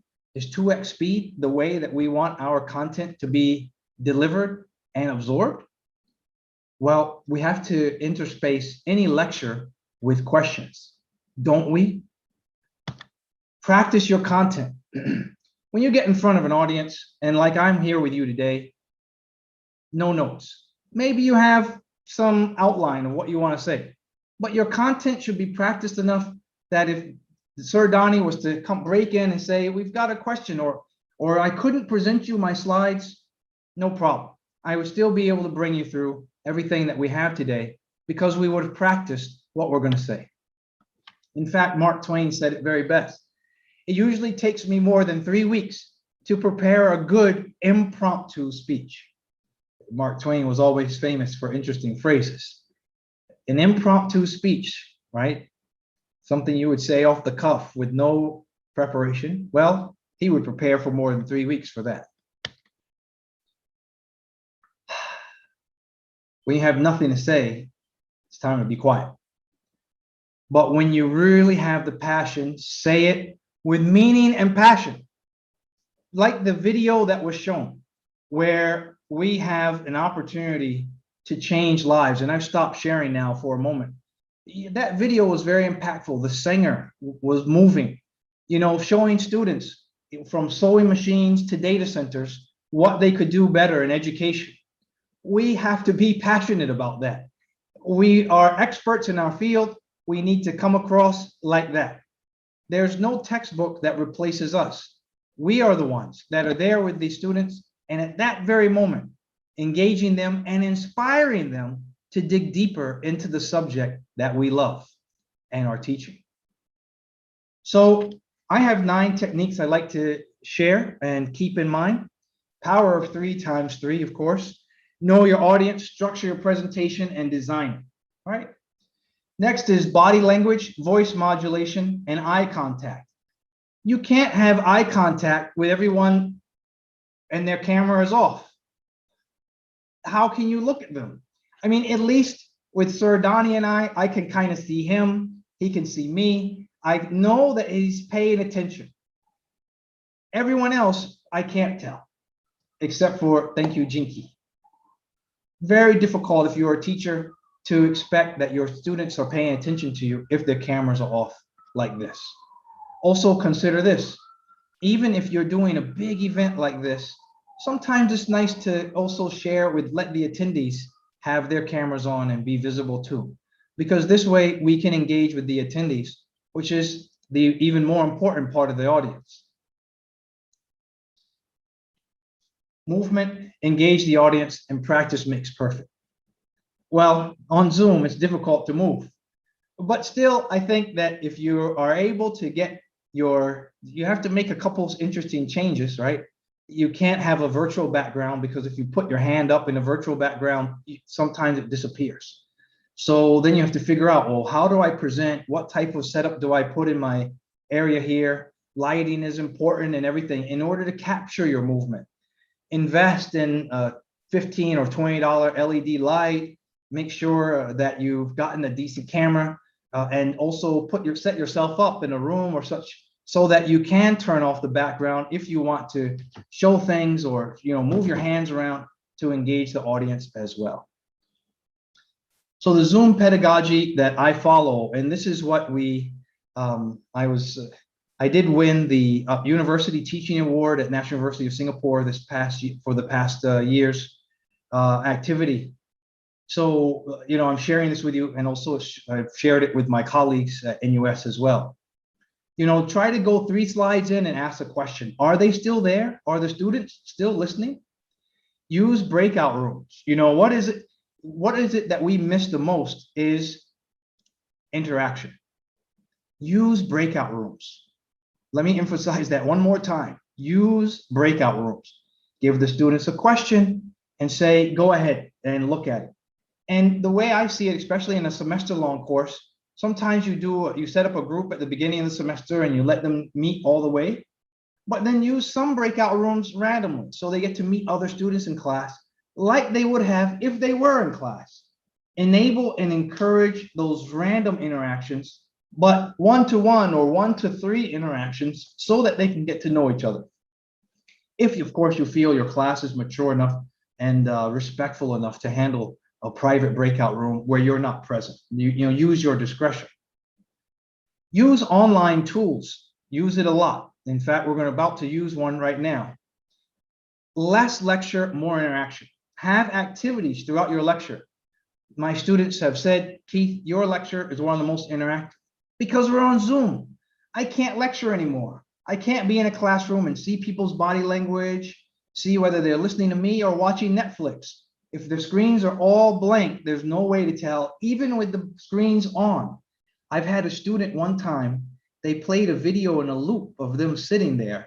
And it was only after I asked them a question and the video kept smiling and moving and so forth. Then I realized, hey, that's a video. That's not even a real student. So be careful. Even if you ask them to turn it on, smart students, computer science, watch out in particular, they could put a video on there. Have a personal story as well. Be able to put in a personal story and your students share their stories as well. And less is more. Guys, we speak too slow. If our students can listen to us at 2x time, that means we speak too slow. So does that mean we should speak faster or should we speak less? I'm on the camp that we should speak less. Have the students engage more. Leverage YouTube, Investopedia, lots of resources online. that are changing even faster than you can change your course content. Before the semester starts, go back and look at your, Google your topic. What are the new things? What are the new statistics from World Economic Forum, from the United Nations, from whoever else is going to be talking about what you're doing? Even in history, math, social science, it doesn't matter. Look back and see what people are talking about and bring in something to reality. So you're teaching me calculus. How can I use this in real life? Well, let me show you how. Look at your phone. Look at this software. Look at the ship that went to Mars. Elon Musk team had to use calculus for what? And then you can engage students because you're sharing with them something that's going to be in real life. So I want to stop here for a moment, but I want to bring us into Mural, which is the system I like to use and also my students use because we're in a digital world now. And it would be great to understand from all of you a question. So I'm putting a link into the system here for everyone to be able to access. And let me introduce you to Mural. Mural is a system where I bring my students whenever I need to have a discussion about a particular topic. So what's nice is you can zoom in and out, you can move around, and if you've paid for post-it notes, you know how expensive post-it notes are. If you double click, you get a post-it note.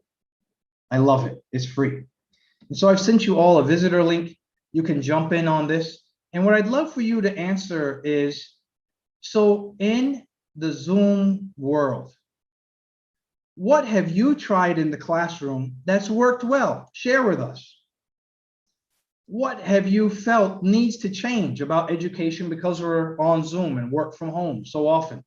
My classes this entire semester, because I have more than 50 students in my master's class, are going to be entirely on Zoom. On the positive side, it means I have students from Switzerland and from Russia and from all different parts of the world, India, China, etc. But the bad side is, and the students have said, I wanted to meet other students, I wanted to interact with professors, and I can't. So what needs to change? What are some new ideas you could try? Maybe I gave you some ideas, maybe you have heard for earlier sessions, maybe some new ideas you would suggest people try.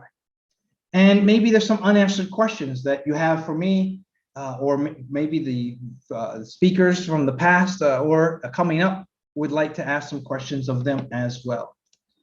Now, there's a timer set for this. I'm just going to give us a few minutes here because I know while we we're ahead of schedule, but we still want to be on time. So you can just double click.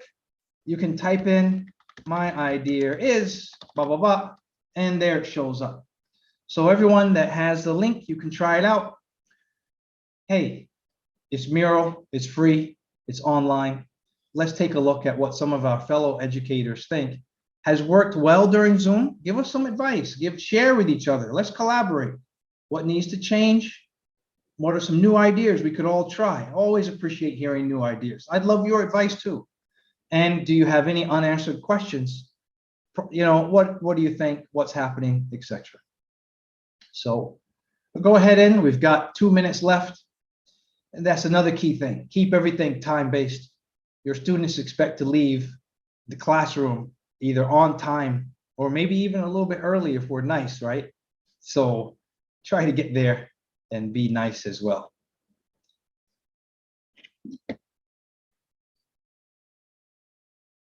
Yes.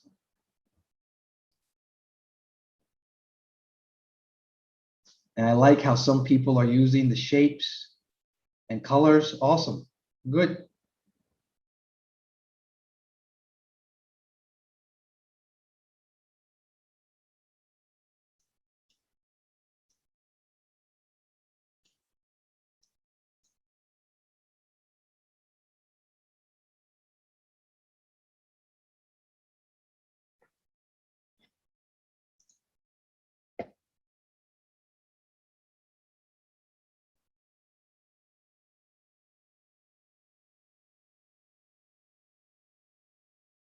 I like this group.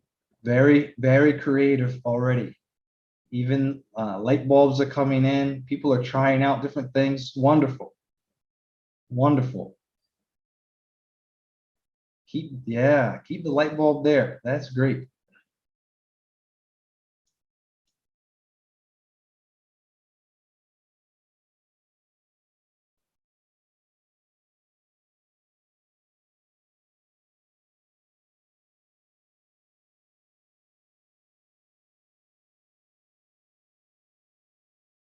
We've got 30 seconds here.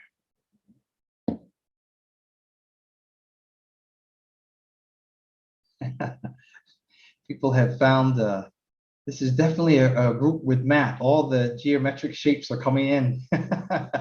Sir Donnie. That's pretty neat.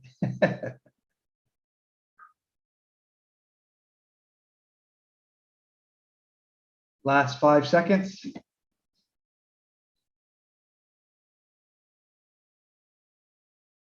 All right, time is up. And let's see what we got here.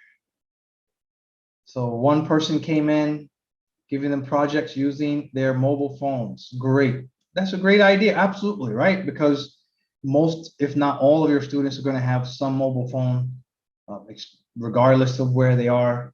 Their mobile phone may or may not be a smartphone, but if it does have the smart capability or the internet, you can really have some fun projects to give them while they're walking home or while they're at home, and maybe computers aren't as available because their parents are using the computer, right? So that's a really solid idea.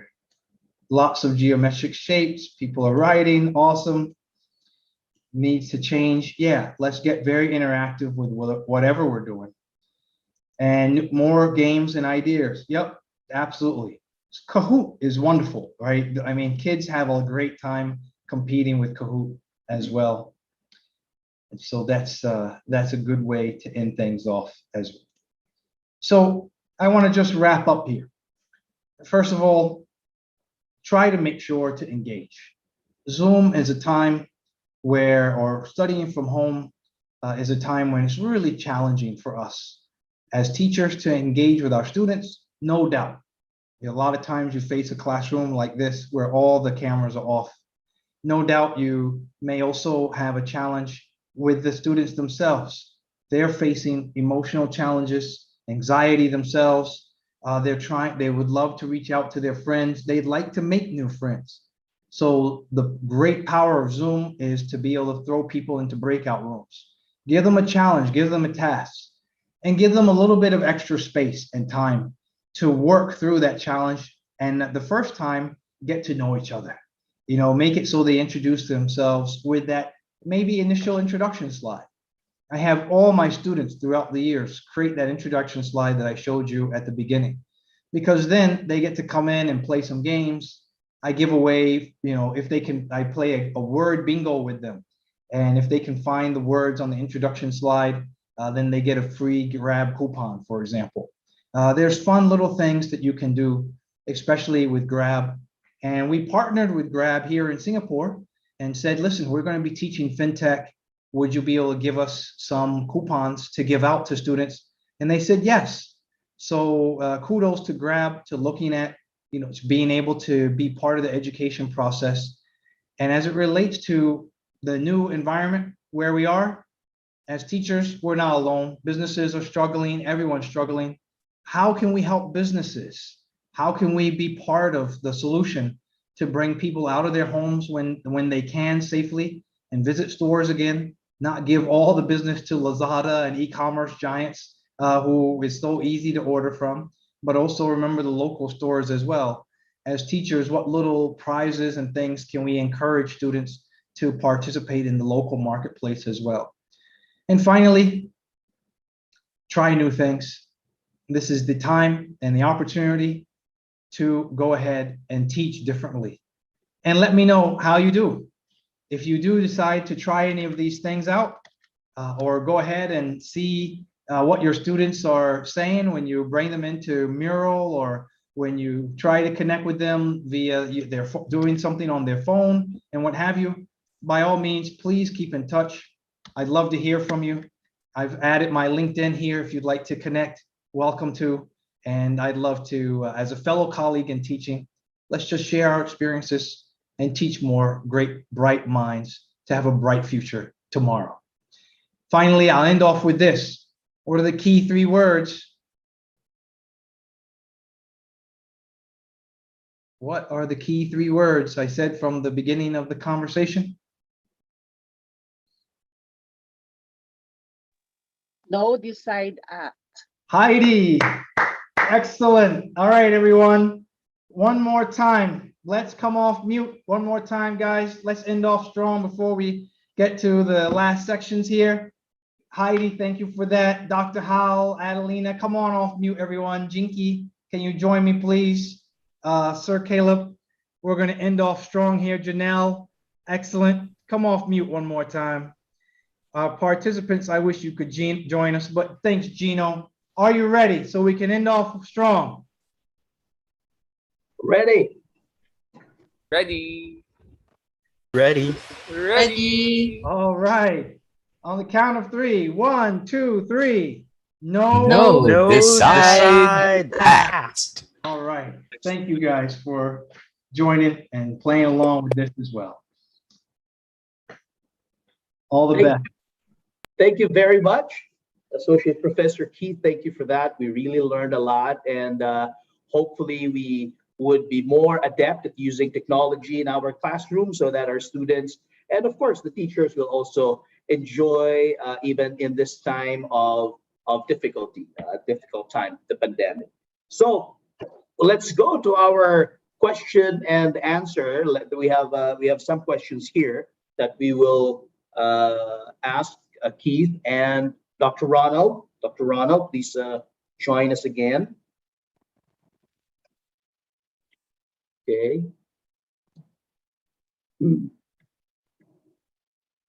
Tech team, we still have Dr. Ronald, right? Maybe I just don't see his camera. But I have a question here for Keith.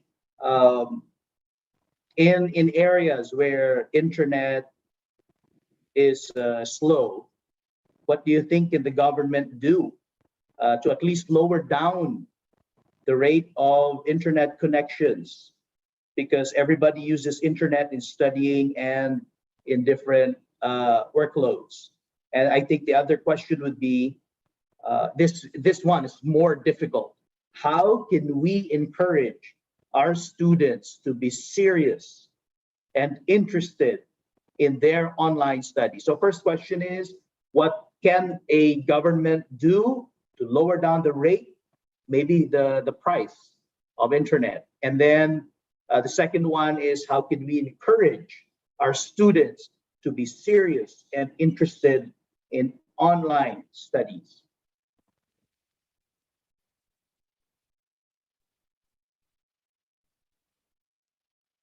I think sure. It's always risky to talk about government policy, but I would say that education, as was mentioned earlier on by, I believe, the undersecretary or who came in earlier, so one of the representatives from government, is so critical, right? So we have to go back to Maslow's hierarchy of needs, and that has slightly changed now. On the hierarchy of needs, it used to be food, water, and security, and now it's plus internet.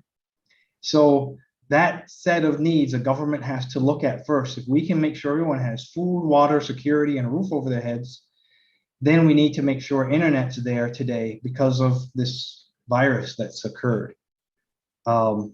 It's a pandemic, it's a situation, and communication is the most important thing, and it enables everything digital, right? So the telcos and the government and the businesses all have to work together to say, not only do we need stable internet between our corporates, but we also need really stable internet all the way to the classroom and ideally even to the home, so that way education can continue during a time when it's on COVID-19. But that brings us to the second question you asked.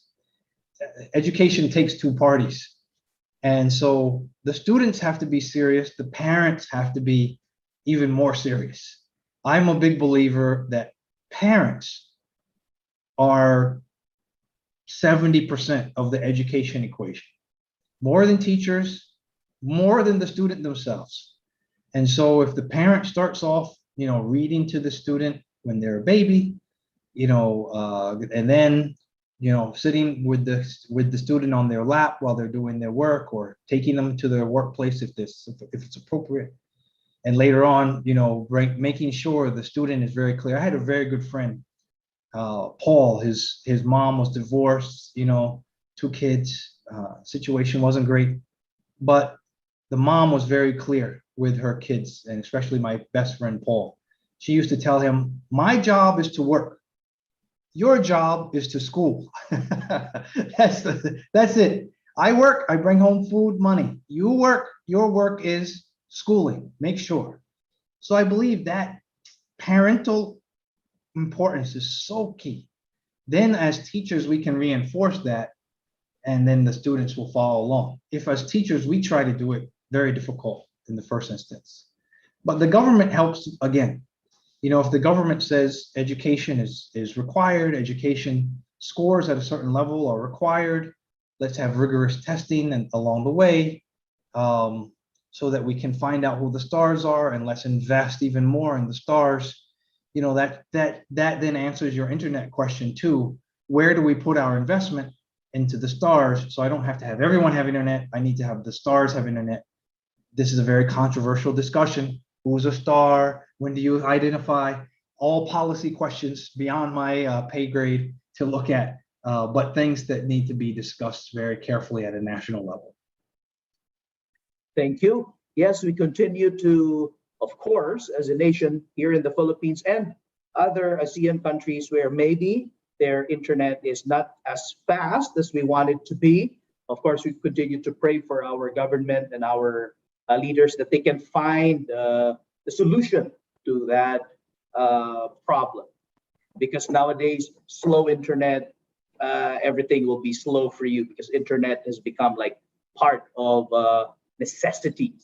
So next question is, I think Dr. Adamat is having a technical difficulty. I think he got disconnected. So the next question, Keith, will be how and where can we possibly start blazing new trails in the future so that we can be on the high road to pedagogical renewal and revitalization in a post-COVID world?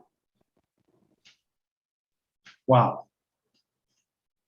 Really, to start off, get your classes, get your content online. I would say be on YouTube, be on LinkedIn, Facebook, if that's the more popular thing as well. And so that way, and collaborate together. You're not in this alone. And what I mean by online doesn't mean you yourself, by yourself, go and do. I mean, collaborate with your fellow your teachers, and say, hey, let's put up a very good localized version of a global topic. Because what Singapore needs versus what Indonesia needs, Philippines, even Philippines, Makati versus Philippines, someone else, is different. And so where we can go and share, and as some of you are here volunteering your time to talk, I know you're good, I know you're great instructors, right? But you can't teach everybody. So the only way to get that out there is to go to YouTube, is to go to TikTok or some other places and say, here's some educational content for you. The other breakthrough area, Sir Caleb, is to consider Axie Infinity. Oh, wait a second, that's a game, right? And this is a game that does cryptocurrency. We can either, try and stop them or join them. Why not have gamify some of our education content? There are people spending hours and days on Axie Infinity in Philippines. So work with the game company and say, why don't we create a education aspect of this? And let's look at it in a different lens. And so the tax authority in the Philippines is looking to tax Axie Infinity. Maybe this is a good time to have an education dialogue. Don't waste my people's time in the country playing with little characters and stuff like that. Let's get them doing something good. Teach them cybersecurity while they're doing this, or teach them, robotic process automation. Teach them the fundamentals of programming. Teach them the fundamentals of computing. These are all critical things that you could learn while you're playing a game. I learned programming in second grade. My school at the time had an Apple IIe. I don't know how they afforded it, but it was New York, right? But we tried it out. I loved it as a second grader. And then because of the game, we had something called Turtle Graphics. I love programming. And I went on and became a computer engineer and worked at Accenture and so forth. So teachers, we have a huge responsibility. You have a bright mind who's young, whatever age, I believe, show them something new, but show it to them in a learning environment. So here's Axie Infinity. Do you know how they program that? Let me show you. And the interest will spike. Wow, you know what? Get them where they're really interested. Sometimes the easiest reaction would be to say, that's only a game. Don't do that. Focus on your studies. But just what Associate Professor Keith said, use the game so that you can get the attention of the students and we can help them learn. Last question will be, is it possible to formulate a shared ASEAN pedagogical framework to ensure inclusivity of learning and to make sure that we shield the most vulnerable? Can we, as educators, administrators, and even the policymakers in the ASEAN region, is it possible, is it really doable that we can converge on a clear and broadly applicable principle of equity in the practice of a post-pandemic trailblazing pedagogy that can implicate us all? Is that possible?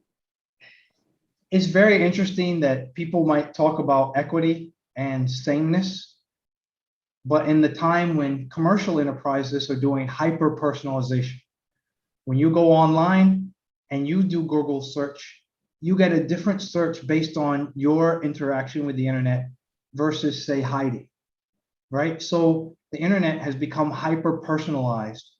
The Facebook, the ads they show, everything is based on your behavior. So why would we avoid technology, which is what I'll call it, sorry, and try to say everyone should learn and we should have one? There's no, we're beginning to see that people learn in different ways. People that we call ADHD are simply sometimes bored in our class and they're smarter and they want to learn in a faster, different way, but our classroom makes everyone learn at the same pace. What do we do with the bright kid that's bored? What do we do with the less bright kid that can't follow when we have a classroom? We have built our schools around the industrial formula. Come to a class, learn period by period, go to manufacturing, and then you'll have, your coffee break, manufacture, lunch, manufacture, coffee break, go home. No longer, right? We're at home, we have the internet, some way and somehow we do. Even if they don't have internet, certainly even your kid with the worst internet in the world is watching YouTube or TikTok at some point during the day. And so they're looking at, well, how do we connect the dots here? I think that we need to go to hyper personalization. And for those that don't have the internet, we still have to go down to the ground, meet them at the cafe, meet them at the place where they are, bring them into the school by either legislation or by requirement or by parents or by seeing a brighter future. I don't think there's such a thing as one type of education fits all. And we're now at a time when we can really go to education for everyone, as many people as possible, with our brightest teachers meeting our brightest students and our less bright students getting as much support as they can. And the student in the troubled home being able to connect with people internationally like they never have before.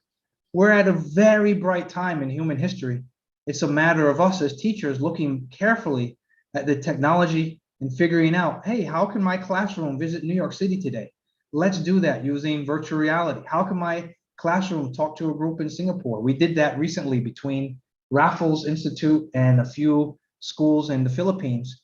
And we had a nice class on blockchain from my students at National University of Singapore. That was great, enabled by Zoom. We would never have done that before, so easily, so quickly for a couple hours, to connect like that. Let's make these things happen. I'm very serious when I said connect on LinkedIn. Let's go ahead and make some joint classes like this and do more regional discussions and make things even better than we ever thought they could be. Thank you very much, Sir Keith. I think everything is clear. We have no more question. Oh, someone is raising his hand. Mr. Harold Fernandez, I think you have a question. Did you accidentally just press the button, or you want to ask a question? Harold, I can see your hand raised. So maybe you have this question you want to ask personally. Harold? Okay, I'll give you until, I'll do a countdown. 5, 4, 3, 2, Keith will be busy in a while, so you better ask a question now. 5, 4, 3, 2, 1. Okay, I think he just accidentally pressed the button. Thank you very much, Associate Professor Keith Carter from the National University of Singapore. We learned a lot from you. I will now present the certificate of appreciation to our 3 speakers. Unfortunately, 2 of them are having a difficult time connecting. So we've mentioned a while ago, Sir Keith, we have a problem with internet here in our area. But well, it's understandable. Even in some areas in the world, they have the same problem. A lot. So, yes, I award the certificate of recognition. First one, the Global Education and Industry Relations Office in the Language and Contemporary Human Studies Department of the College of Arts, Sciences, and Education of Trinity University of Asia present this certificate of appreciation to Dr. Ronald L. Adamat, the keynote speaker on the topic ASEAN Online Pedagogy in Bridging the New Normal at the International Conference of ASEAN Language, Math, and Science Schools, ICALMSS, an online conference as part of the ASEAN Fest 2021 with the theme ASEAN Online Pedagogy in Bridging the New Normal, held this Tuesday, 31st of August 2021, 8 a.m. to 5 p.m. because later we still have a lot of activities via Zoom and Facebook Live, organized by Trinity University of Asia, signed by Associate Professor Gracia Sarao, the Department Head of the Languages and Contemporary Human Studies Department, Associate Professor Caleb Cunyate, the Manager of the Global Education and Industry Relations Office,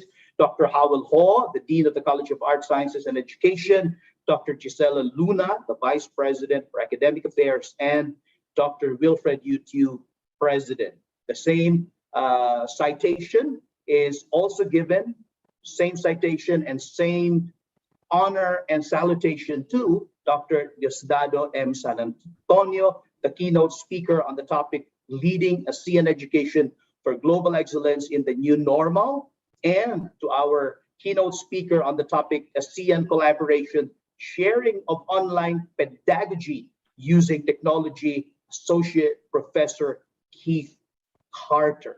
Maraming salamat po sa inyong aming mga tagapagsalita. May I request the top management to open their, to turn on their cameras, Dr. Howell Ho and organizer Professor Sarao. Let's have this picture taken with Professor Keith Carter.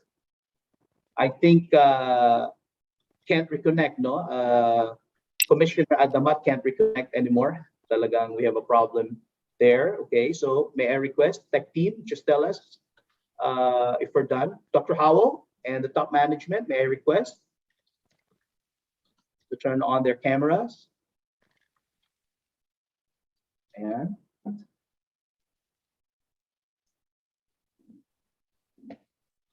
tech team, just tell us. Gracias. Ayan. Thank you very much, Dr. Keith Carter.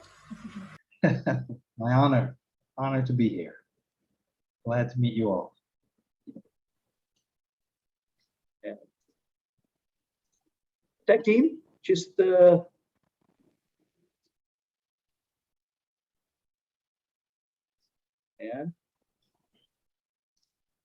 Who's taking a picture?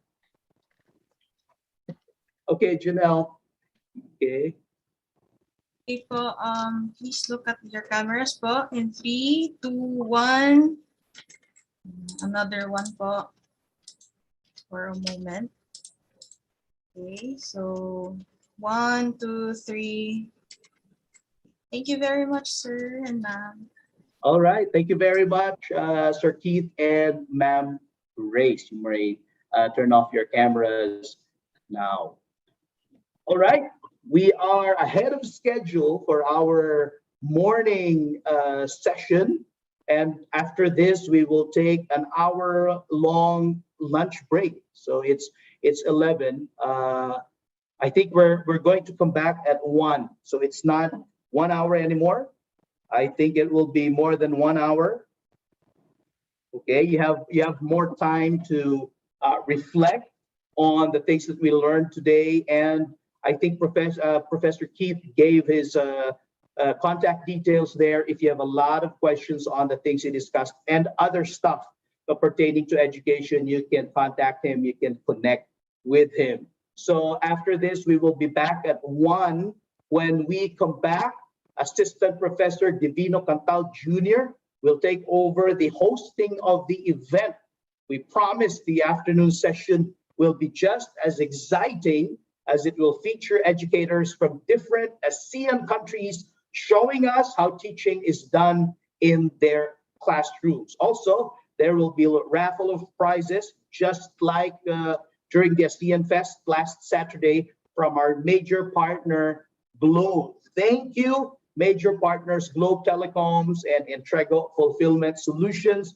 Thank you also to our exhibitor, Novo Lab. I am Caleb Don Conyate, and I hope, I expect, I know that you will still be ICALMSSing with us after at 1 o'clock this afternoon. All the speakers for the afternoon session are also excited to meet everyone. Maraming salamat po. Thank you.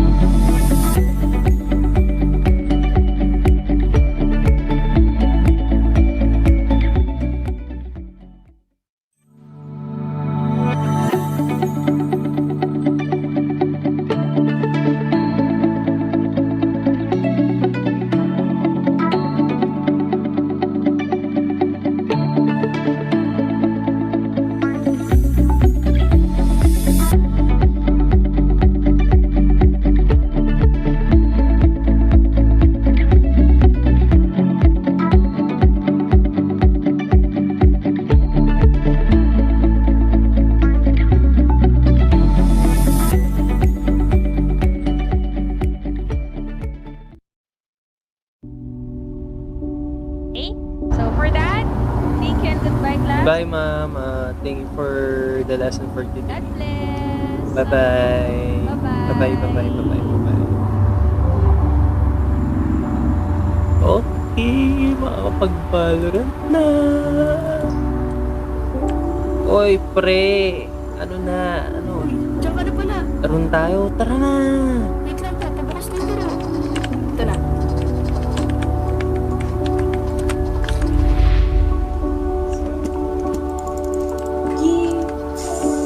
Sabi na eh.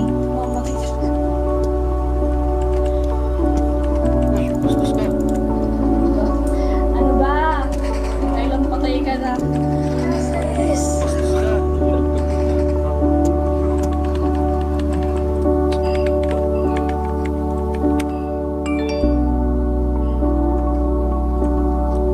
Game na, game na.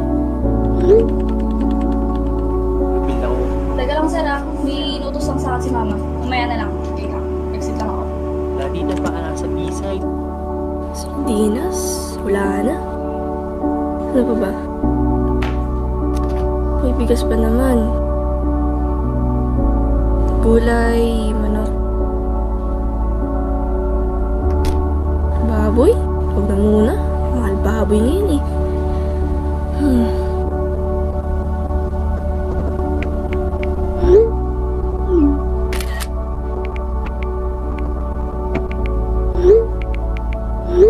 Anong oras na? Magtinda lang ako ng ice candy. Ice candy po! Ice candy po! Kung matumal ngayon ah. Kuya, ice candy po. Magkano? Magkano? 5 piso lang kuya. Dalawa nga. Madam po kuya. Sige, sige. Init eh. Salamat.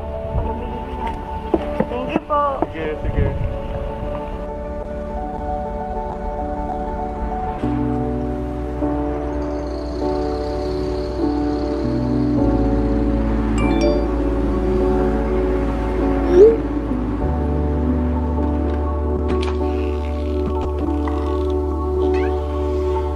Pre, ako na dyan. Di ba may ano ka ba? May gagawin ka ba? Salamat, pre. Sige, sige. Kita na lang tayo next week. Oh, hello babe. Oh, congrats. Buti ka. Complete vaccine na ako. Baka siguro next week pa. Oh, sige, sige. Mamaya tatawagan na lang kita after na exam ko ha. Bye-bye, I love you.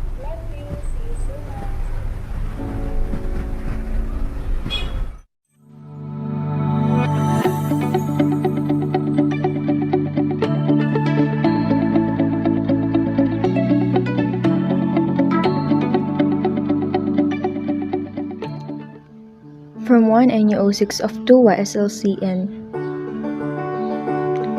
Group 4 presents Rizal's Influence on Philippine Independence. So before we start, let me ask you a question. Who is Dr. Jose Rizal? Jose Protasio Rizal Mercado y Alonso Realonda, best known as the father of the Philippines, was a polymath who came to embody the struggle against European colonialism in Asia and the visible head of the Philippine nationalist movement at the end of the 19th century. He was an experimental scientist, an artist, and a musician who also became a celebrated epistolary writer, playwright, poet, essayist, and novelist in both Spanish and Tagalog. His only two novels, Noli Me Tangere and El Filibusterismo, which are Rizal's best-known works, became essential manuals for the member of the Philippine independence movement. His works offer a vision of reform that heralds a bright future for the Malay race and Philippine nations. Jose Rizal has good intentions and reasons for writing those two novels. He emphasized that like any Filipino, he desired our country's freedom, and that education and hard work might make the Filipino people worthy of that freedom. Elsewhere, Rizal wrote, "What is the use of independence if the slaves of today will be the tyrants of tomorrow? And no doubt they will, because whoever submits to tyranny loves it." For Rizal, the gift of reason with which we are endowed must be brightened and utilized in order to overcome ignorance which causes slavery. The young intellectual frequently wrote of the need for education and often represented what he believed to be the dire consequences of ignorance. For Rizal, national pride was a question of awakening in the Filipino people a sense of a collective ownership of their illustrious past, while at the same time engendering in them a profound dedication to national stewardship. In the first of his articles to be published in La Solidaridad Filipino Farmers, which appeared on March 15, 1889, the young intellectual described what he believed to be a government that was unworthy of the trust of its people and clearly outlined the consequences of such a form of rule. According to Jose Rizal, this system of interference, of unfounded fears, of unjust suspicions not only irritates and arouses people, but also reveals to them the weakness of the government. For these fears are but a manifestation of its weakness. This conduct of the government injures the real interest of Spain, and by thus causing discontent, the government appears to be the first filibuster. And since we believe that a country cannot be served better than by telling her the truth, we are telling it to the mother country so that she may apply the necessary remedy. Rizal's dedication of his critical edition to the Filipinos clarifies exactly how Rizal had hoped to free his homeland from the stains and stigma of shame. Jose Rizal said, "If the book manages to awaken in you the consciousness of our past, which had been erased from memory, and to correct that which has been falsified and defamed, then I shall not have worked in vain, and with this base, no matter how small it may be, we will all be able to dedicate ourselves to studying the future." And lastly, Jose Rizal believes that understanding the past would lead to reform, which in turn would lead to intellectual and then political freedom. History tells us that those two novels had been the guidance and inspiration of the revolutionary society known as Katipunan. Rizal consciously cultivated and fostered the seed of nationalism. In his writings, he promoted the concept of liberty and eventually national independence. He advocated for independence even if it meant revolution when reforms failed. The first person influenced by Jose Rizal was Andres Bonifacio, a fierce rebel who attended the first La Liga conference and helped the organization resuscitate following Rizal's arrest and founded the Katipunan in 1896. Next was Emilio Aguinaldo, the Filipino independence leader. Aguinaldo joined Andres Bonifacio's Katipunan movement in 1894 and became general of the Cavite area. And lastly, the secret organization that Jose Rizal established on July 3, 1892 is the La Liga Filipina that arose from the Solidaridad and propaganda movements. As we all know, Jose Rizal was the founder of La Liga Filipina. In addition, Andres Bonifacio was the supreme leader of Katipunan and led the cry of Pugadlawin together with his brother Procopio Bonifacio, who is also a member of La Liga Filipina. Dr. Jose Rizal's sacrifices and death became successful and worth it because after he received his sentence to death, the above-mentioned names are those people who are influenced by his words, merits, and valor that encourage them to continue what Rizal started. Even national heroes from other countries are impressed by what he did and how he was able to redeem the people from the political slavery of Spaniards through his words and by using a pen. Furthermore, Rizal rose to popularity as the most powerful propagandist in a short period of time. Manila's corruption was exposed in Noli Me Tangere and El Filibusterismo, a novel about the discrimination, injustice, and inequality of Spain while ruling the Philippines. He wrote this when he was living in Europe, which encouraged the independence movement. Rizal's works, particularly Noli Me Tangere and El Filibusterismo, helped to end Spain's control over the Philippines in 1898. Though the country did not gain lasting independence until after World War II, Rizal remains as a nationalist icon who helped the Philippines for helping the country take its step to independence, so we can say that Rizal's influence succeeds, and even in the present, we can feel his influence because his name and heroic deeds are already permanent and prominent in almost every article and publication that has something to do with the Philippines. For Rizal, love of his Philippine homeland and dedication to its betterment were the unquestioned ultimate reality and meaning of his life, which he stated in the clearest yet most elegant of words in yet another of his celebrated letters. If one must die, at least let him die in his country, for the good of his country, and on behalf of his country.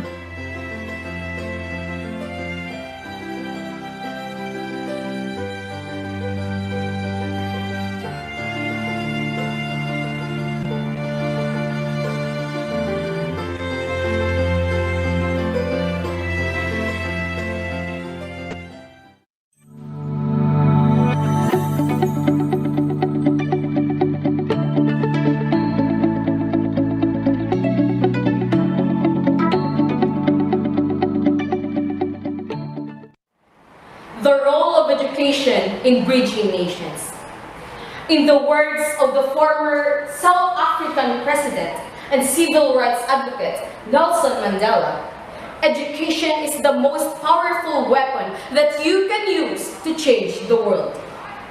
Now, why would a democratic leader associate education with the word weapon, when the latter denotes an instrument used in combat for the purpose of killing, injuring, or defeating an enemy, according to Britannica Encyclopedia? Apparently, Mandela thought of the enemy, which takes the various forms of socio-cultural, political, economic barriers, which every individual, regardless of culture or race, combats with every day of his or her life. And having education as an armor alongside is the best way one can catapult change. Various factors may affect or impede one's goal towards change, and inaccessibility to learning and acquiring lifelong knowledge and skill through education is one of them. A reality swallowed by the disadvantaged and vulnerable learners, Hang 2021. Though faced with countless hurdles, both government and non-government organizations thrive to ensure every child's right to education.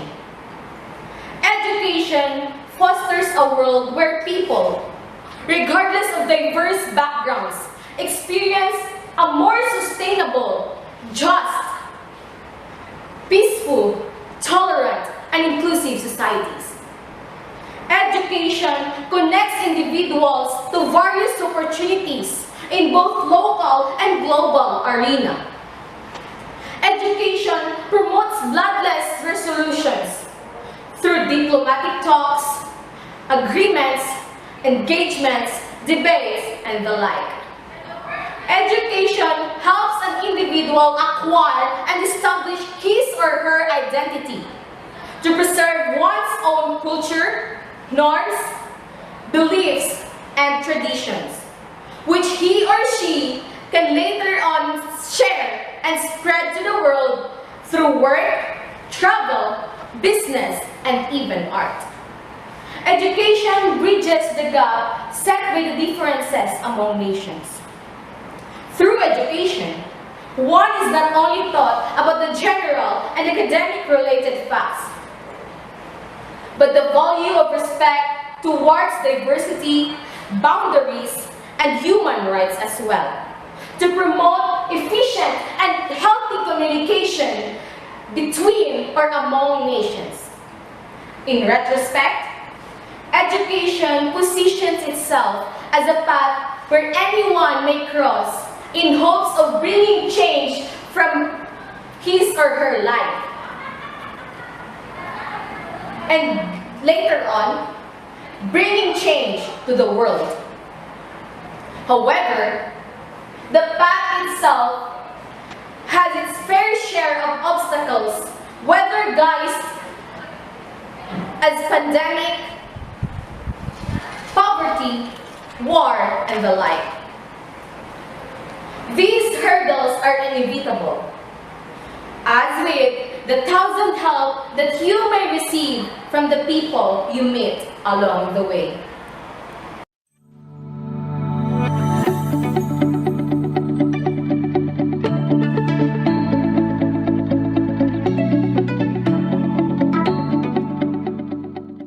Nothing ever becomes real till it is experienced.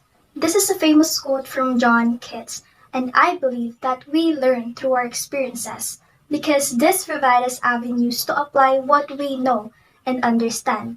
Experience. It allows us to grow, widen our horizons, and cultivate our skills that schools taught us. The best teacher we could ever get.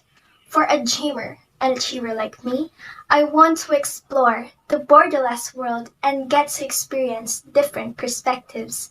This school year was a struggle for almost every student. I am also struggling, but I dared myself to learn more. I wanted to learn new things, so I asked myself, why not learn a foreign language, an expansion of more knowledge that the education sector is offering? I was hesitant at first, but there's one major reason why I pursued it. It is to see the wonderful and beautiful things from different eyes and walks of life. I've learned to love the beauty of education in my life. It is through education that brings me closer to people, not just only through textbooks, but through experiences.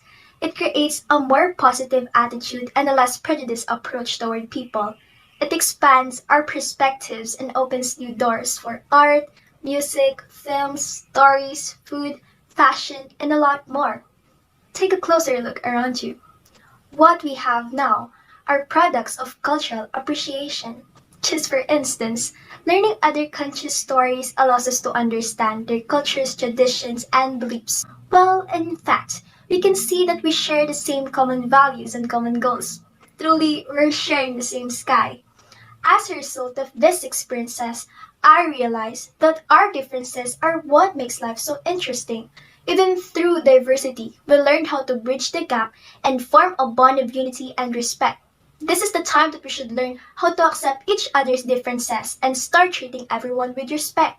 I believe that drawing a line between curiosity and appreciation is the best way to respect people from a variety of cultures. Learning different cultures, traditions, and beliefs doesn't mean that we're going to forget who we are and where we came from. Loving theirs is also a way of loving your own. Remember that one of the best ways to understand other people's cultures is to first accept and examine your own, and that's what education is cultivating in us. As a student, education makes me feel like I'm part of the society. I meet new faces and interact with individuals with different backgrounds. For me, it serves as a bridge and not a ladder enriching my dreams, because all bridges can be crossed with the hope of something at the end of the road. We may encounter obstacles, bumps, and bruises along the way, but they're all part of the process. That is what makes our journey beautiful. Like what Chen Dui said, we do not learn from experience. We learn from reflecting on experience. So, make your life beautiful. Thank you.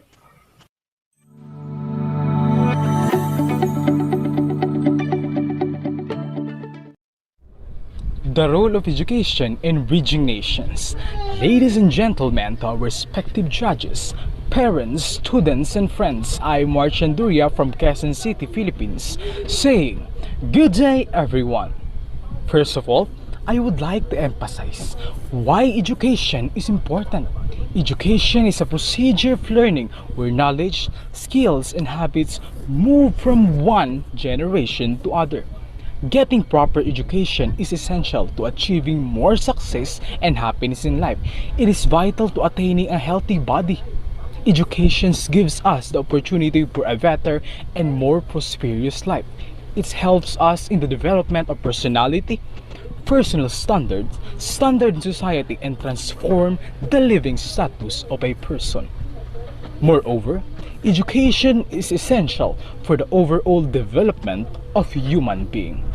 For instance, the personal, social, as well as the economic development of the country.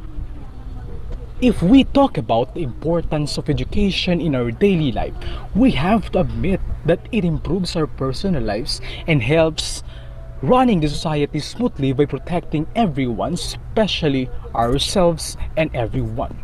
Provision of high quality education for sustainable development has been a challenge for many developing countries. Ever wonder why everyone, especially our parents, tell us that education is a must and we should be more serious in our study? It is because education is beneficial. Now, why it is said education breeds nation? It is because education is a power tool that improves health, livelihood, contribute to social stability, and drive long-term economic growth. Education reduces poverty, connects us across borders, makes us more productive, enhances our skills in critical thinking, broadening our sense of discipline. Talents are given, but we know how to develop our skills, and talents through education. There are things that we are good that others are not. It is the same when we talk about nation. That's why we help each other personally and economically. And being educated will make us have knowledge upon communicating, which is the main essential upon bridging nations. It's hard to communicate with other people if you are not educated because you are lack of knowledge. We are all being educated to know what's right and wrong, to enhance our skills, broadening our knowledge, and by those, we are able to make ourselves, our nation, grow and be able to give and receive help to the other nation. That's why we all need to be educated. Let us not waste our opportunity having the chance to study and educate by schools. As students, I can say that we students are the instrument of education in bridging nations for the new future generation. Thank you. Once again, I am Marchanduria of San Francisco High School, Division of Quezon City, NCR, Philippines.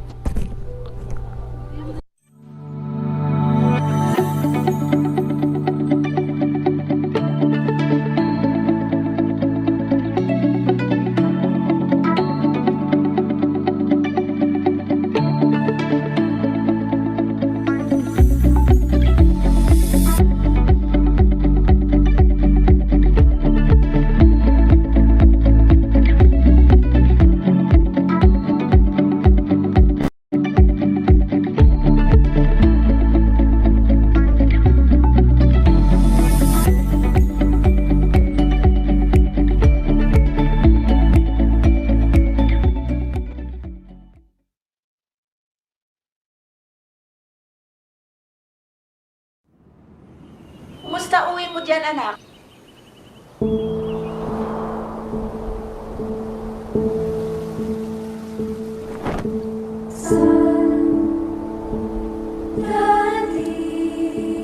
Ang mga salita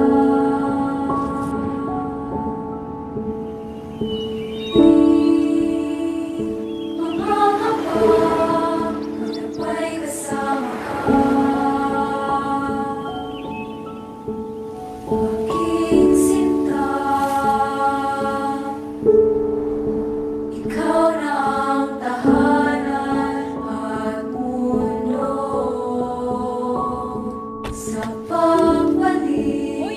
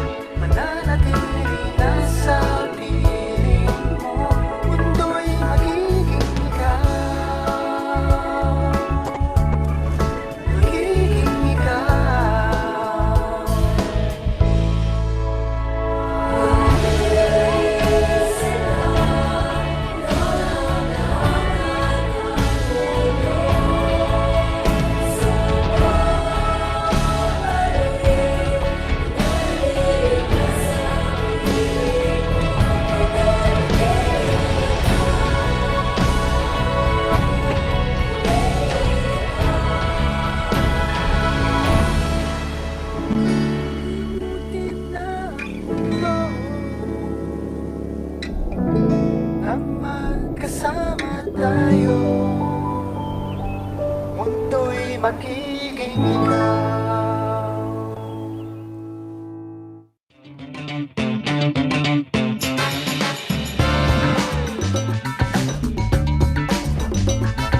This is the new normal of traveling.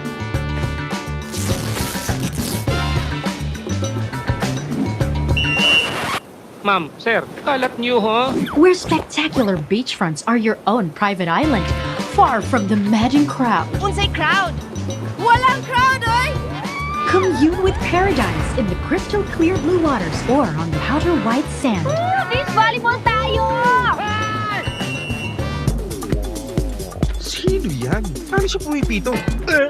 May watching na lang pala. Ma'am, sir, marshal po ako. Bawal po sa beach yung hindi nag-PPDA. Kailangan po ng at least one basketball player apart. Gets nyo? Ha? Eh paano namin maaalala yan? Lagyan nyo kaya ng sign. Wow ha, canceled na lahat ng fun? Of course not. You're free to chase all kinds of exhilarating experiences. Basta po may PDA. Eh kung ikaw ang i-PDA ko. Exhilarating experiences you say. Gaya ng... Kayaking, running on the beach, banana floating, banana boating. Just remember PDA. water cycling, sand castling, jamming. As long as there's face masking. Bisikletain, jetpacking, coconut watching, Influencing, responsible shell picking, water betting. synchronized swimming, pwede? Yes, you could even do it in a pool. May pool? There are a million precious memories to make, like tanning. Ang ganda ng tan lines mo, te! Seryoso? Kayo rin! Enjoy, guys! Travel safe! Mabuhay! Pag naglalakbay.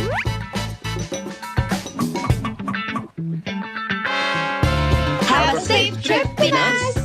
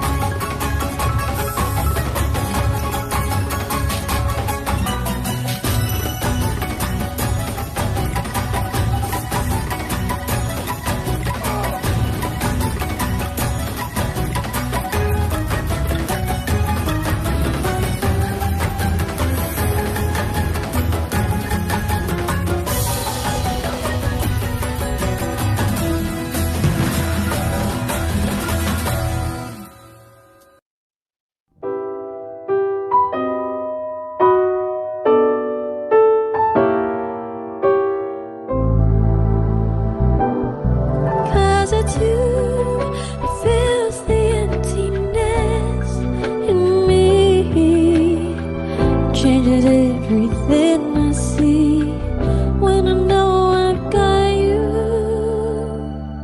with me.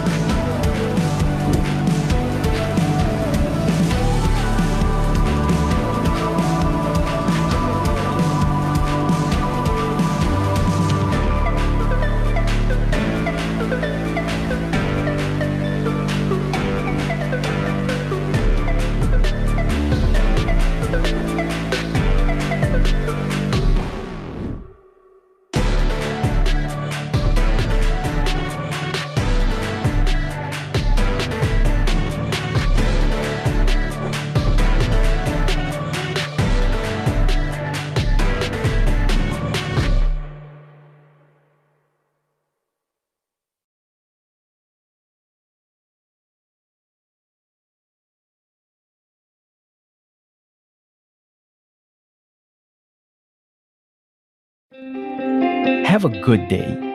It's more than a greeting, but an awesome feeling. A good day is a G day, my friend. It's a reward we earn and then it's also something we can send. A G day is a video call to mama to tell her na may view na siya. Daig pa ang 10 K-drama sa kilig at saya. A G day can be sweet, like donuts, with a nice treat to share. Kay Kuya Grab, cause you care.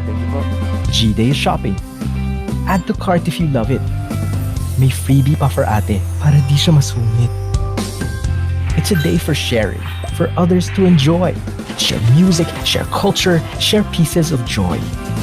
You see, a good day is better when shared sa iba. Kasi nag-enjoy ka na, makatulong ka pa.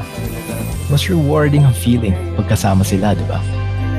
And maybe, we pray, if we do it this way, this feeling of G-Day can be felt every day. With Globe Rewards, atin ang G-Day every day. Atin ang mundo. Download the new Globe One app now. We are Entrego. We bring your product from you to there, whenever and wherever. With business and e-commerce growing fast, we at Entrego promise to bridge the digital divide. We always deliver. We are committed to provide fast, on time, safe, and reliable logistics services for our customers.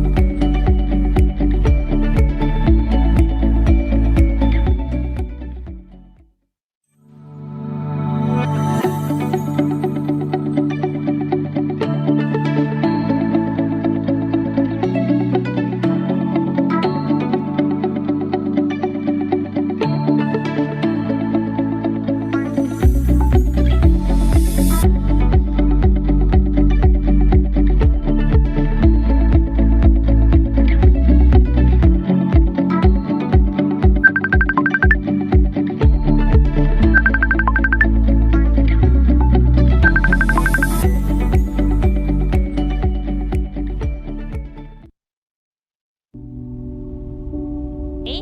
So for that, thank you and goodbye, class. Bye, ma'am. Thank you for the lesson for today. God bless. Bye-bye. Bye-bye. Bye-bye, bye-bye, bye-bye. Okay, makakapag-Valorant na. Oy, pre. Ano na? Ano? Diyan ka na pala. Taron tayo. Tara na. Wait lang, papabukas na ito. Ito na.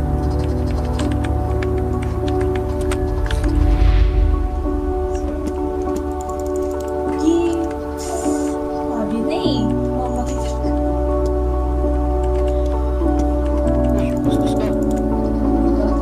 Ano ba?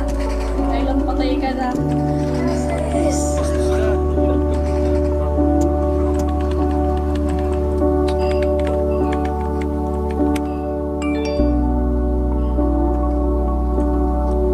Game na, game na. Bill ako. Teka lang, sir, ah. May inutos lang sa akin si mama. Umaya na lang. Okay ka. Exit lang ako. Dati na pa ka nasa B-side. Sardinas? Wala na. Ano pa ba? May bigas pa naman. Gulay, manok. Baboy? Huwag na muna. Mahal baboy ngayon eh.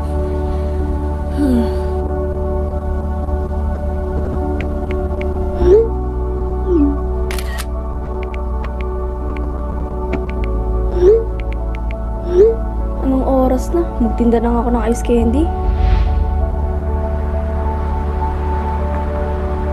Ice candy po. Ice candy po. Pamatuman niya yun ah. Kuya, ice candy po. Magkano? Magkano? 5 piso lang, kuya. Dalawang nga. Madam po, kuya. Sige, sige. Init eh.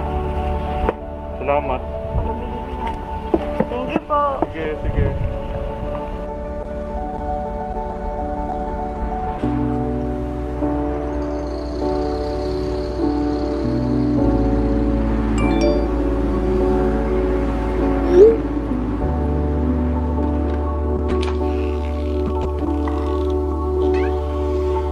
Pre, ako na dyan. Di ba may ano ka ba? May gagawin ka ba? Salamat pre. Sige, sige. Kita na lang tayo next week. Oh, hello babe. Oh, congrats. Buti ka. Complete vaccine na ako. Baka siguro next week pa. Oh, sige, sige. Mamaya tatawagan na kita after na exam ko ha. Bye-bye, I love you.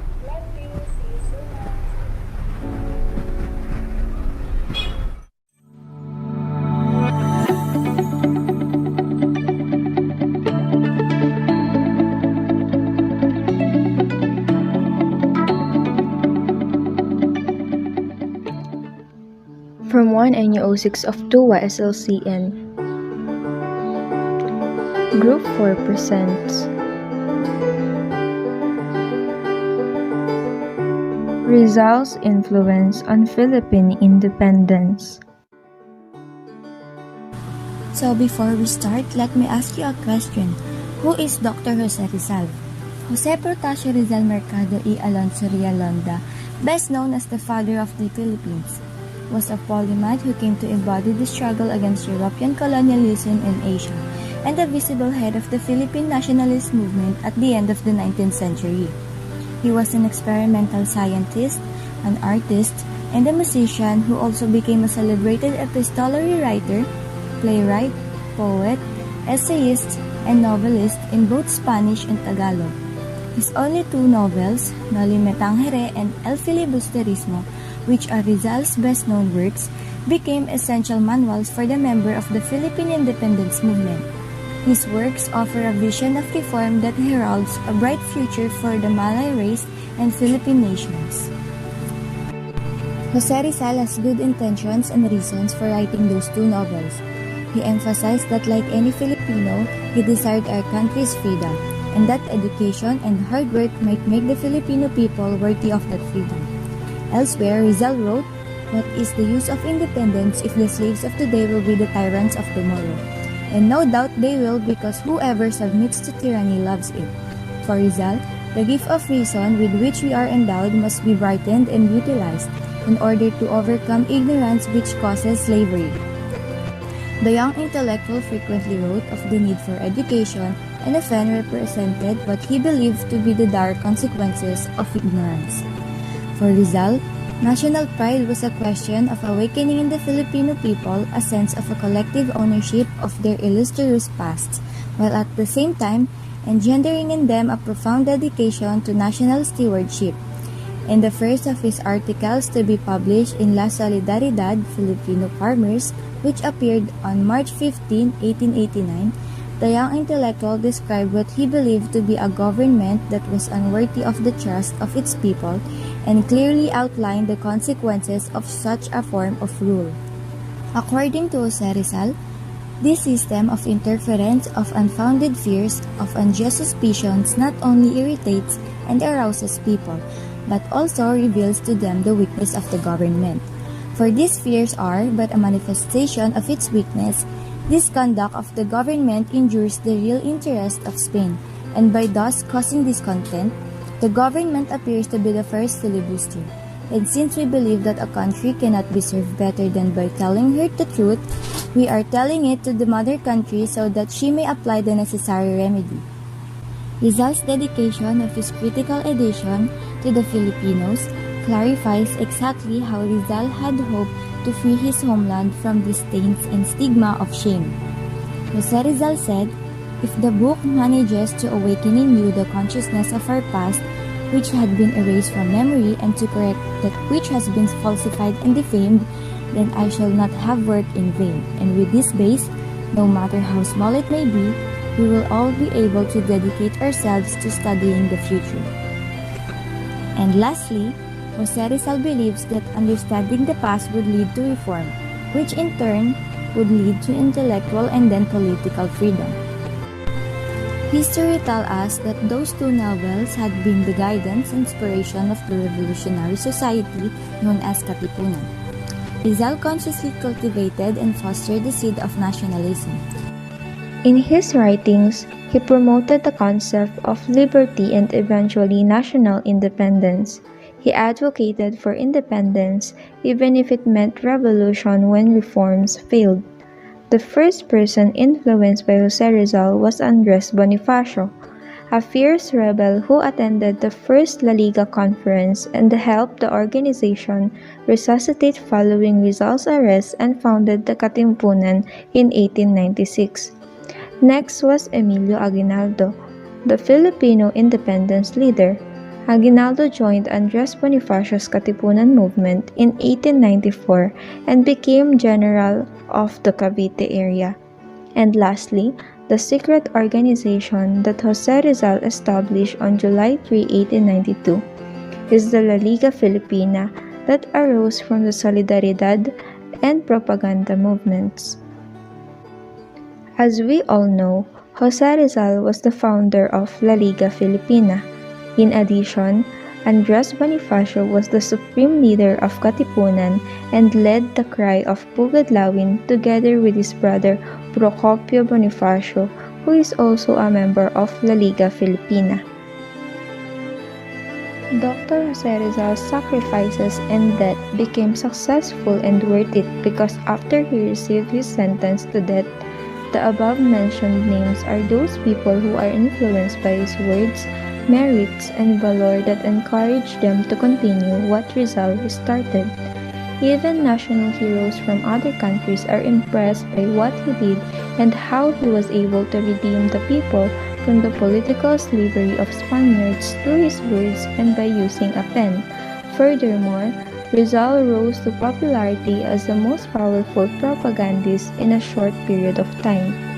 Manila's corruption was exposed in No Me Tangere and El Filibusterismo, a novel about the discrimination, injustice, and inequality of Spain while ruling the Philippines. He wrote this when he was living in Europe, which encouraged the independence movement. Rizal's works, particularly No Me Tangere and El Filibusterismo, helped to end Spain's control over the Philippines in 1898. Though the country did not gain lasting independence until after World War II, Rizal remains as a nationalist icon who helped the Philippines for helping the country take its step to independence, so we can say that Rizal's influence succeeds, and even in the present, we can feel his influence because his name and heroic deeds are already permanent and prominent in almost every article and publication that has something to do with the Philippines.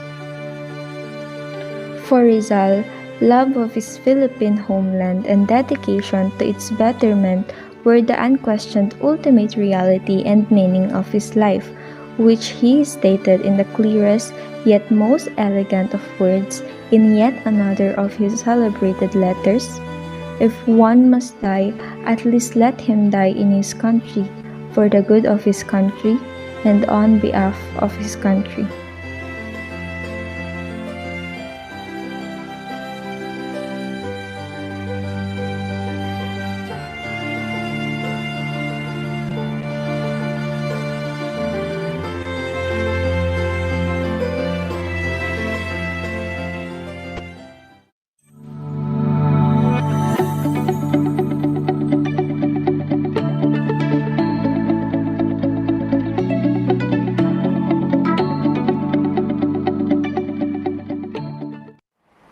The role of education in bridging nations. In the words of the former South African president and civil rights advocate Nelson Mandela, education is the most powerful weapon that you can use to change the world. Now, why would a democratic leader associate education with the word weapon, when the latter denotes an instrument used in combat for the purpose of killing, injuring, or defeating an enemy, according to Britannica Encyclopedia? Apparently, Mandela thought of the enemy, which takes the various forms of socio-cultural, political, economic barriers, which every individual, regardless of culture or race, combats with every day of his or her life. And having education as an armor alongside is the best way one can catapult change.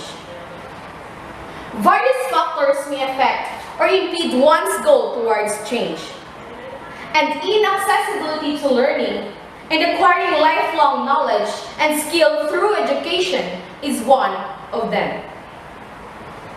A reality swallowed by the disadvantaged and vulnerable learners, Hang 2021. Though faced with countless hurdles, both government and non-government organizations thrive to ensure every child's right to education. Education fosters a world where people, regardless of diverse backgrounds, experience a more sustainable, just, peaceful, tolerant, and inclusive societies. Education connects individuals to various opportunities in both local and global arena. Education promotes bloodless resolutions through diplomatic talks, agreements, engagements, debates, and the like. Education helps an individual acquire and establish his or her identity, to preserve one's own culture, norms, beliefs, and traditions, which he or she can later on share and spread to the world through work, travel, business, and even art. Education bridges the gap set by the differences among nations. Through education, one is not only taught about the general and academic-related facts, but the value of respect towards diversity, boundaries, and human rights as well, to promote efficient and healthy communication between or among nations. In retrospect, education positions itself as a path where anyone may cross in hopes of bringing change from his or her life. And later on, bringing change to the world.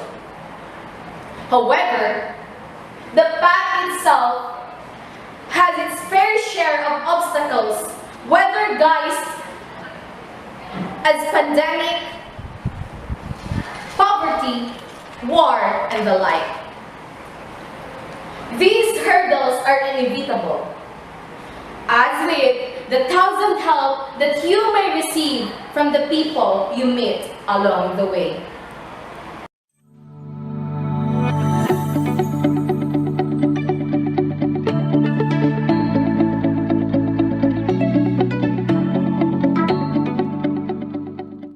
Nothing ever becomes real till it is experienced.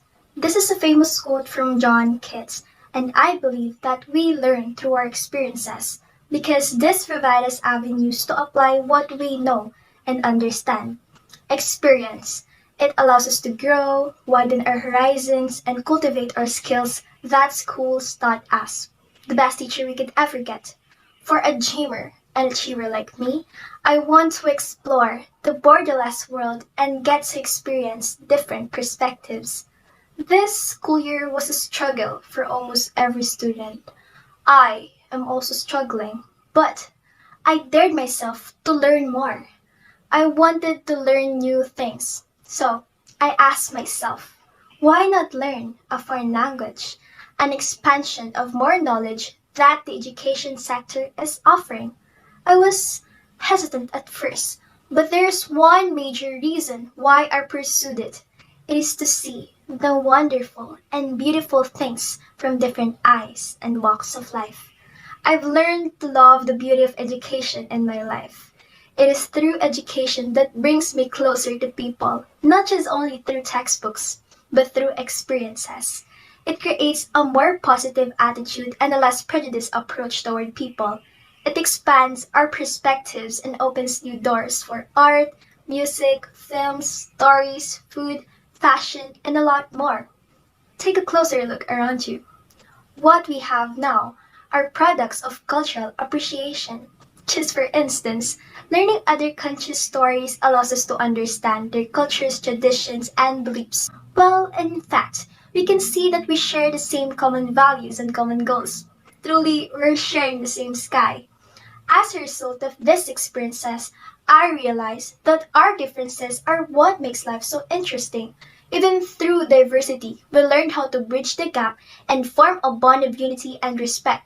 This is the time that we should learn how to accept each other's differences and start treating everyone with respect. I believe that drawing a line between curiosity and appreciation is the best way to respect people from a variety of cultures.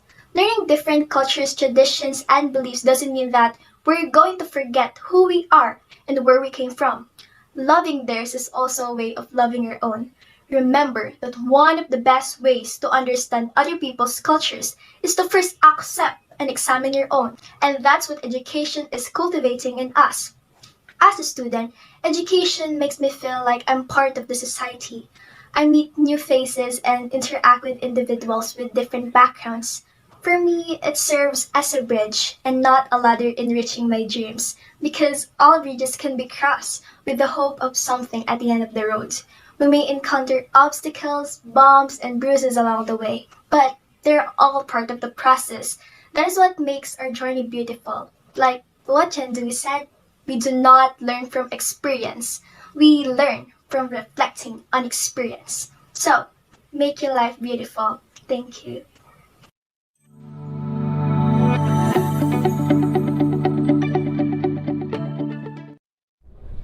The role of education in bridging nations. Ladies and gentlemen, to our respective judges, parents, students, and friends, I'm Marchanduria from Quezon City, Philippines, saying, good day everyone. First of all, I would like to emphasize why education is important. Education is a procedure of learning where knowledge, skills, and habits move from one generation to other. Getting proper education is essential to achieving more success and happiness in life. It is vital to attaining a healthy body. Education gives us the opportunity for a better and more prosperous life. It helps us in the development of personality, personal standards, standard in society, and transform the living status of a person. Moreover, education is essential for the overall development of human being. For instance, the personal, social, as well as the economic development of the country. If we talk about the importance of education in our daily life, we have to admit that it improves our personal lives and helps running the society smoothly by protecting everyone, especially ourselves and everyone. Provision of high quality education for sustainable development has been a challenge for many developing countries. Ever wondered why everyone, especially our parents, tell us that education is a must and we should be more serious in our study? It is because education is beneficial. Now, why it is said education breeds nation? It is because education is a power tool that improves health, livelihood, contribute to social stability, and drive long-term economic growth. Education reduces poverty, connects us across borders, makes us more productive, enhances our skills in critical thinking, broadening our sense of discipline. Talents are given, but we know how to develop our skills and talents through education. There are things that we are good that others are not. It is the same when we talk about nation. That's why we help each other personally and economically. And being educated will make us have knowledge upon communicating, which is the main essential upon bridging nation. It's hard to communicate with other people if you are not educated because you are lack of knowledge. We are all being educated to know what's right and wrong, to enhance our skills, broadening our knowledge, and by those, we are able to make ourselves, our nation, grow and be able to give and receive help to the other nation. That's why we all need to be educated. Let us not waste our opportunity having the chance to study and educate by schools. As students, I can say that we students are the instrument of education in bridging nations for the new future generation. Thank you. Once again, I am Mark Chanduria of San Francisco High School, Division of Quezon City, NCR, Philippines.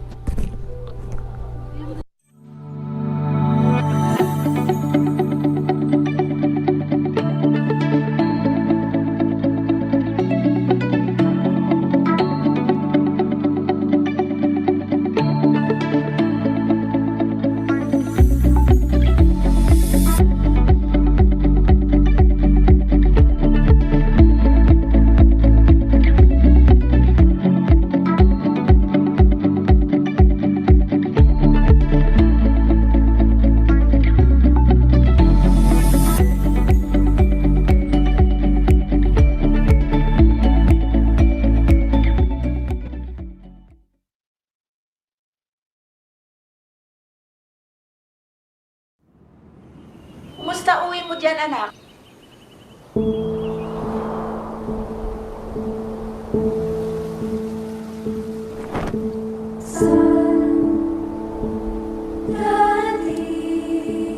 Ang mga salita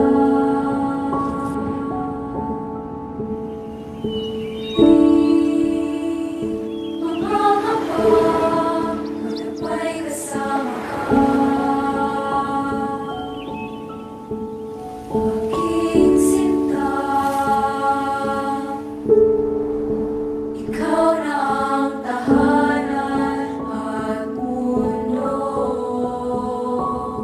Sa pagbalik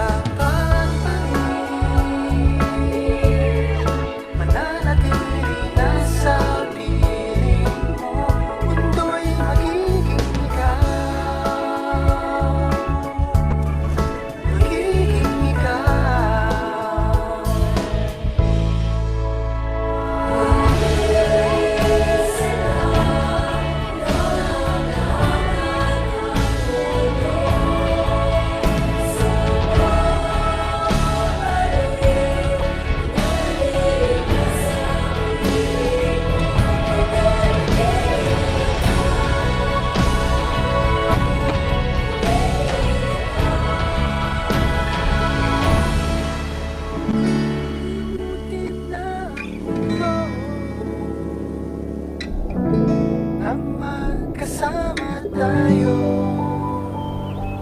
mundo'y magiging ikaw.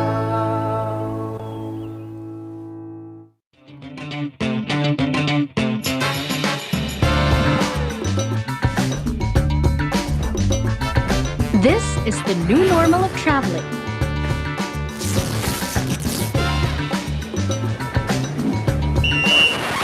Ma'am, sir, kalat niyo ho? Where spectacular beachfronts are your own private island, far from the madding crowd. Unsay crowd? Walang crowd, oy! Commune with paradise in the crystal clear blue waters or on the outer white sand. Beach volleyball tayo! Sino yan? Paano siya pumipito? Watching na lang pala. Ma'am, sir, marshal po ako. Bawal po sa beach yung hindi nag-PPBA. Kailangan po ng at least one basketball player apart. Gets nyo? Ha? Paano namin maaalala yan? Lagyan nyo kaya ng sign. Wow ha, canceled na lahat ng fun? Of course not. You're free to chase all kinds of exhilarating experiences. Basta po may PDA. Kung ikaw ang i-PDA ko. Accelerating experiences you say. Gaya ng... Kayaking, running on the beach, banana floating, banana boating. Just remember PDA. water cycling, sand castling, jamming.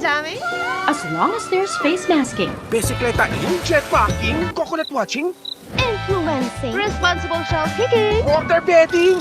synchronized swimming pwede. Yes, you could even do it in a pool. May pool?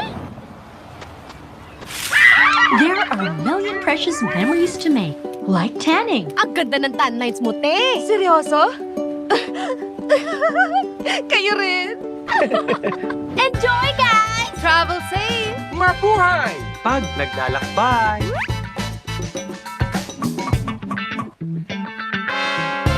Have a safe trip, Pinas!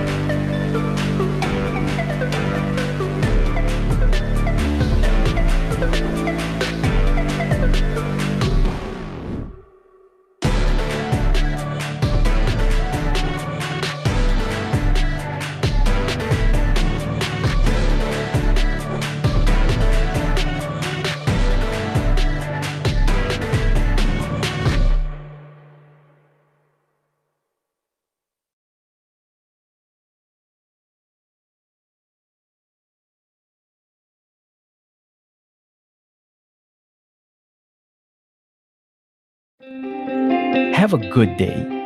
It's more than a greeting, but an awesome feeling. A good day is a G-Day, my friend. It's a reward we earn and then it's also something we can send. A G-Day is a video call to mama to tell her na may view na siya. Daig pa ang 10 K-drama sa kilig at saya. A G-Day can be sweet, like donuts, with a nice treat to share. Kay Kuya Grab, cause you care. G-Day is shopping. Add to cart if you love it. May freebie pa for ate para di siya masungit. It's a day for sharing, for others to enjoy. Share music, share culture, share pieces of joy. You see, a good day is better when shared sa iba. Kasi nag-enjoy ka na, makatulong ka pa. Mas rewarding ang feeling pagkasama sila, di ba? And maybe, we pray, if we do it this way, this feeling of G-Day can be felt every day. With Globe Rewards, atin ang G-Day every day. Atin ang mundo. Download the new Globe One app now. We are Entrego. We bring your product from you to there, whenever and wherever. With business and e-commerce growing fast, we at Entrego promise to bridge the digital divide. We always deliver. We are committed to provide fast, on time, safe, and reliable logistics services for our customers.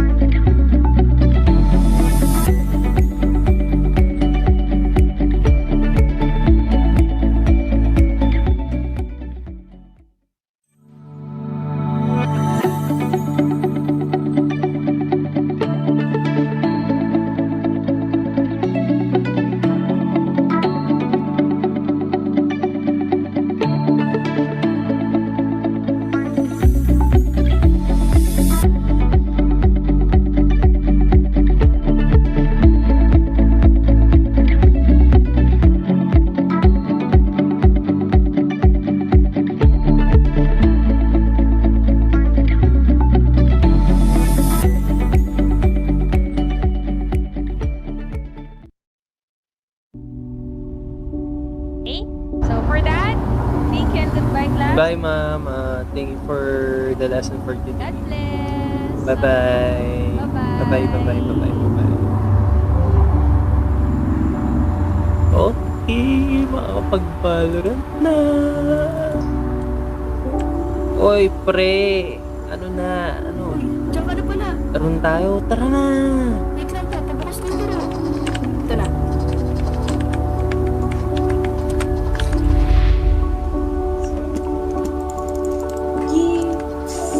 Sabi na eh.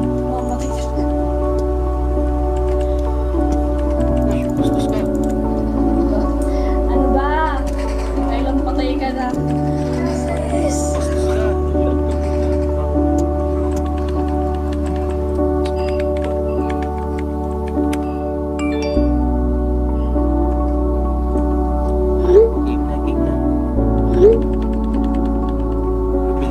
Teka lang, sir, ah. May inutos lang sa akin si mama. Umaya na lang. Okay ka. Exit lang ako. Dati na pa ka nasa B-side. Sardinas? Wala na. Ano pa ba? May bigas pa naman. Gulay, manok. Baboy? Huwag na muna. Mahal baboy ngayon eh.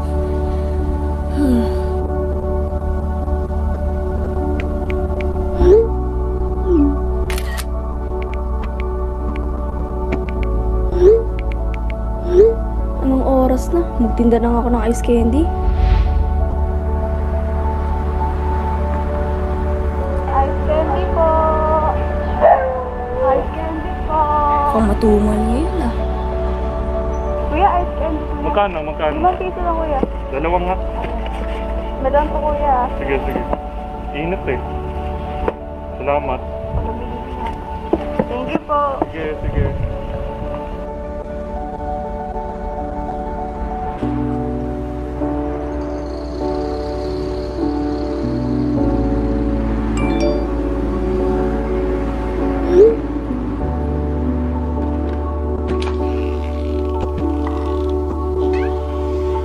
Pre, ako na din. Di ba may ano ka ba? May gagawin ka ba? Salamat, pre. Sige, sige. Kita na lang tayo next week.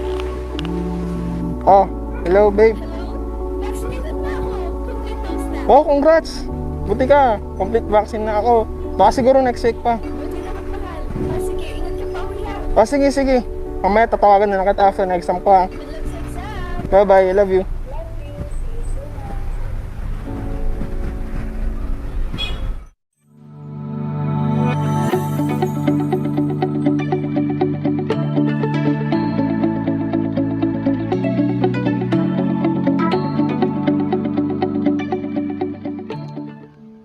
From 1 NU06 of TUWA SLCN. Group 4 presents Rizal's Influence on Philippine Independence.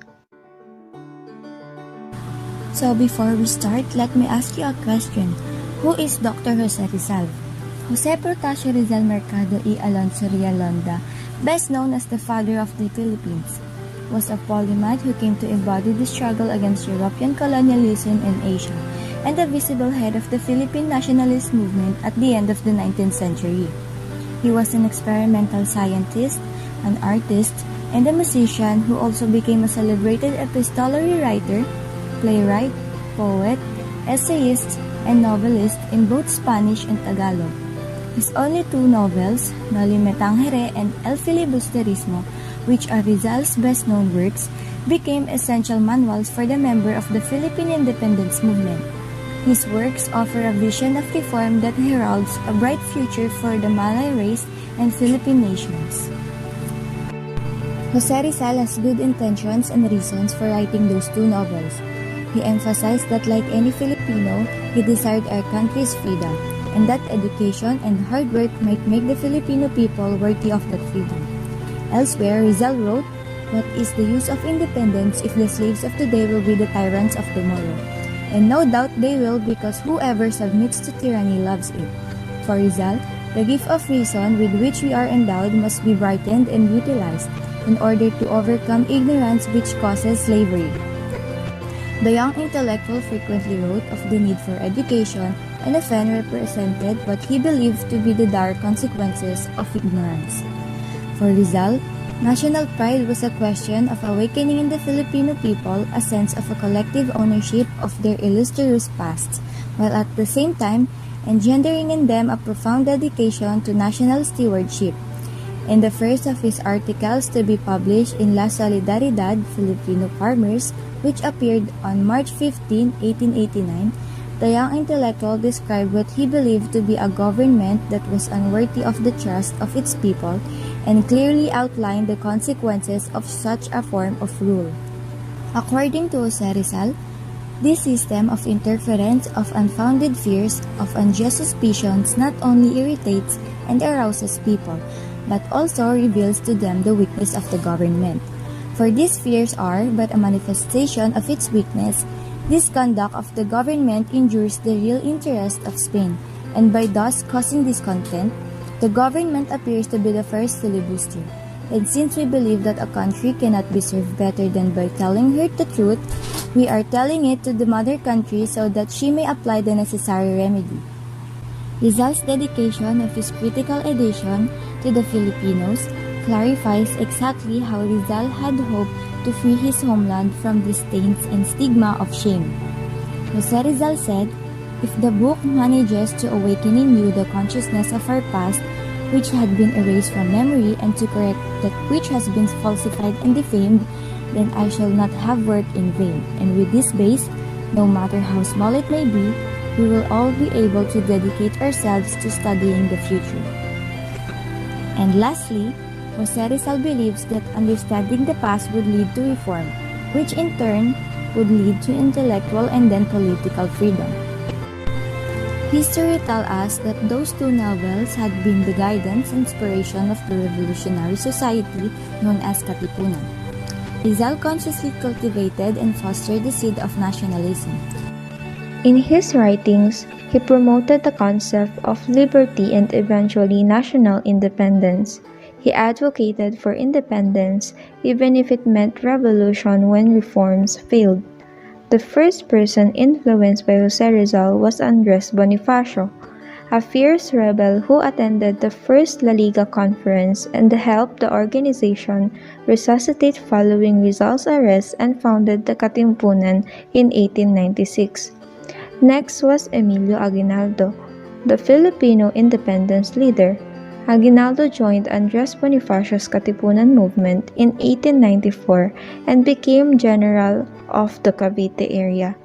And lastly, the secret organization that Jose Rizal established on July 3, 1892 is the La Liga Filipina that arose from the Solidaridad and propaganda movements. As we all know, Jose Rizal was the founder of La Liga Filipina. In addition, Andres Bonifacio was the supreme leader of Katipunan and led the cry of Pugadlawin together with his brother Procopio Bonifacio, who is also a member of La Liga Filipina.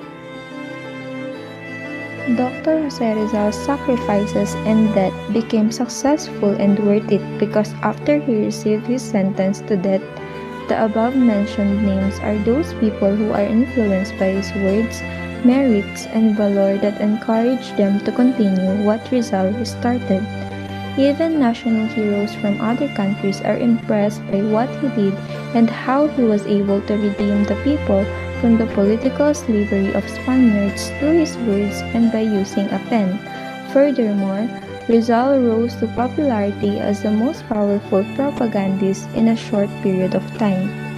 Manila's corruption was exposed in No Limit Tangere and El Filibusterismo, a novel about the discrimination, injustice, and inequality of Spain while ruling the Philippines.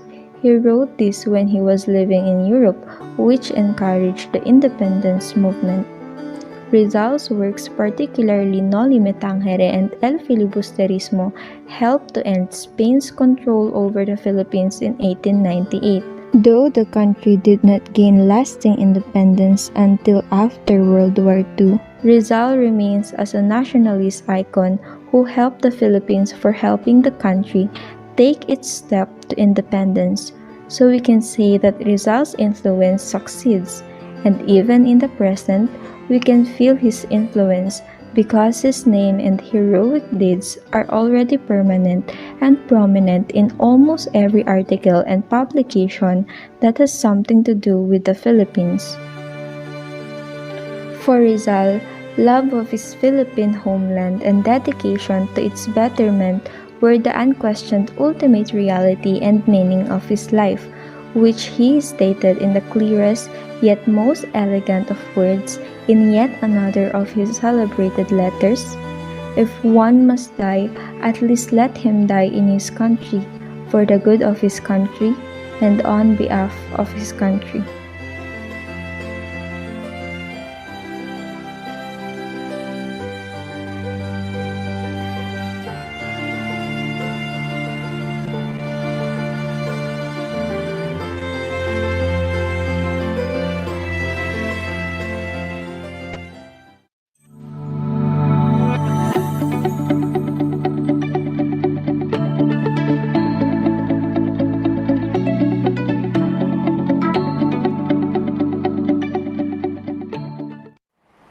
The role of education in bridging nations. In the words of the former South African president and civil rights advocate Nelson Mandela, education is the most powerful weapon that you can use to change the world.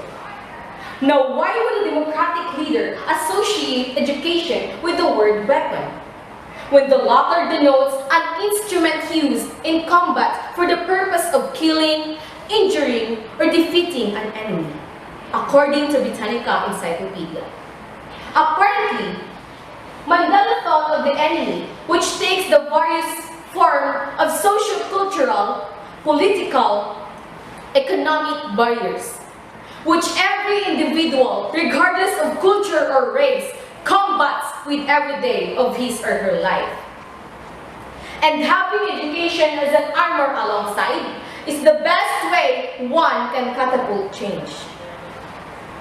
Various factors may affect or impede one's goal towards change, and inaccessibility to learning and acquiring lifelong knowledge and skill through education is one of them.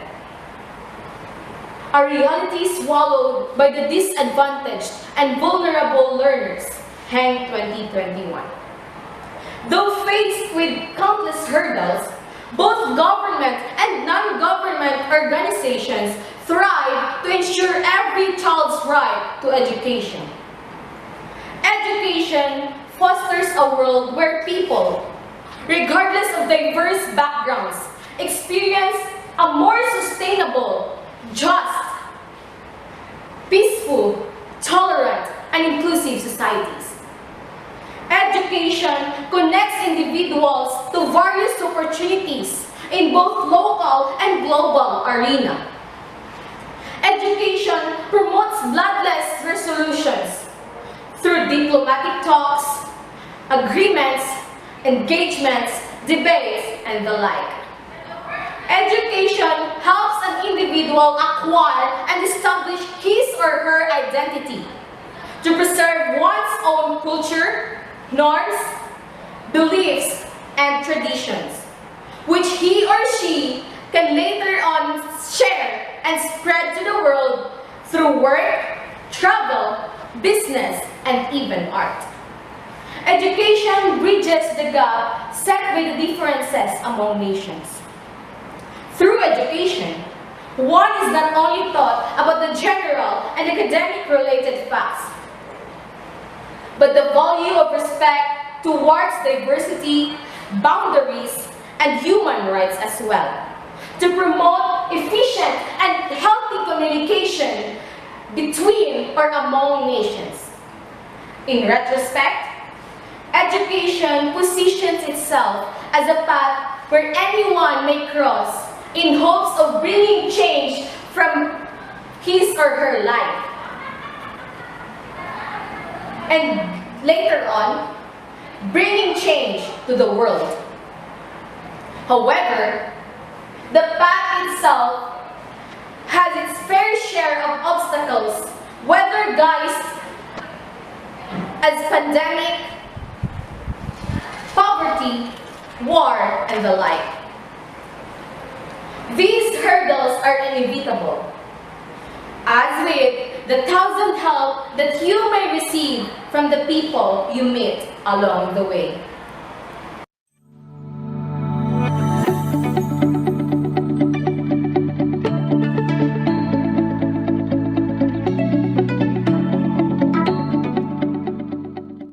Nothing ever becomes real till it is experienced. This is a famous quote from John Keats, and I believe that we learn through our experiences because this provides us avenues to apply what we know and understand. Experience. It allows us to grow, widen our horizons, and cultivate our skills that schools taught us. The best teacher we could ever get. For a dreamer and achiever like me, I want to explore the borderless world and get to experience different perspectives. This school year was a struggle for almost every student. I am also struggling, but I dared myself to learn more. I wanted to learn new things, so I asked myself, why not learn a foreign language, an expansion of more knowledge that the education sector is offering? I was hesitant at first, but there's one major reason why I pursued it. It is to see the wonderful and beautiful things from different eyes and walks of life. I've learned to love the beauty of education in my life. It is through education that brings me closer to people, not just only through textbooks, but through experiences. It creates a more positive attitude and a less prejudiced approach toward people. It expands our perspectives and opens new doors for art, music, films, stories, food, fashion, and a lot more. Take a closer look around you. What we have now are products of cultural appreciation. Just for instance, learning other countries' stories allows us to understand their cultures, traditions, and beliefs. Well, in fact, we can see that we share the same common values and common goals. Truly, we're sharing the same sky. As a result of these experiences, I realized that our differences are what makes life so interesting. Even through diversity, we learned how to bridge the gap and form a bond of unity and respect. This is the time that we should learn how to accept each other's differences and start treating everyone with respect. I believe that drawing a line between curiosity and appreciation is the best way to respect people from a variety of cultures. Learning different cultures, traditions, and beliefs doesn't mean that we're going to forget who we are and where we came from. Loving theirs is also a way of loving your own. Remember that one of the best ways to understand other people's cultures is to first accept and examine your own, and that's what education is cultivating in us. As a student, education makes me feel like I'm part of the society. I meet new faces and interact with individuals with different backgrounds. For me, it serves as a bridge and not a ladder enriching my dreams, because all bridges can be crossed with the hope of something at the end of the road. We may encounter obstacles, bumps, and bruises along the way, but they're all part of the process. That is what makes our journey beautiful. Like what Chen Dui said, we do not learn from experience. We learn from reflecting on experience. So, make your life beautiful. Thank you.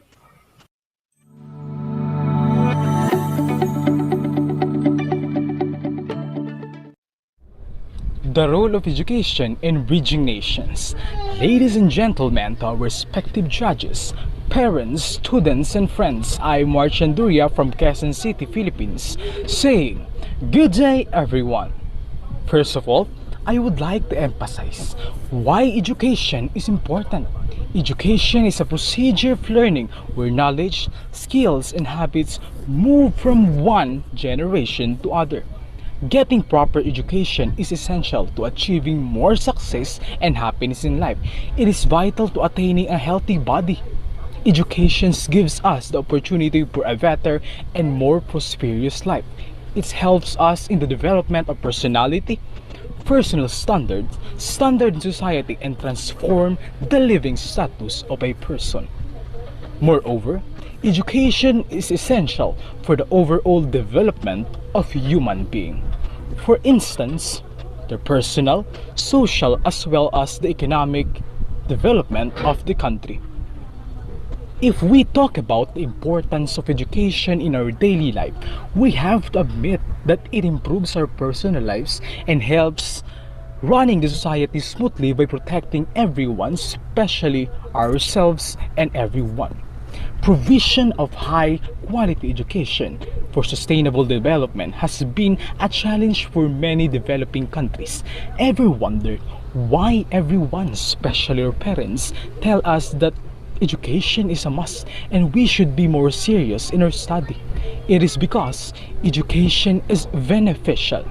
Now, why it is said education breeds nation? It is because education is a power tool that improves health, livelihood, contribute to social stability, and drive long-term economic growth. Education reduces poverty, connects us across borders, makes us more productive, enhances our skills in critical thinking, broadening our sense of discipline. Talents are given, but we know how to develop our skills, and talents through education. There are things that we are good that others are not. It is the same when we talk about vision. That's why we help each other personally and economically. And being educated will make us have knowledge upon communicating, which is the main essential upon bridging nations. It's hard to communicate with other people if you are not educated because you are lack of knowledge. We are all being educated to know what's right and wrong, to enhance our skills, broadening our knowledge, and by those, we are able to make ourselves and our nation grow and be able to give and receive help to the other nation. That's why we all need to be educated. Let us not waste our opportunity having the chance to study and educate by schools. As students, I can say that we students are the instrument of education in bridging nations for the new future generation. Thank you. Once again, I am Mark Chanduria of San Francisco High School, Division of Quezon City, NCR, Philippines.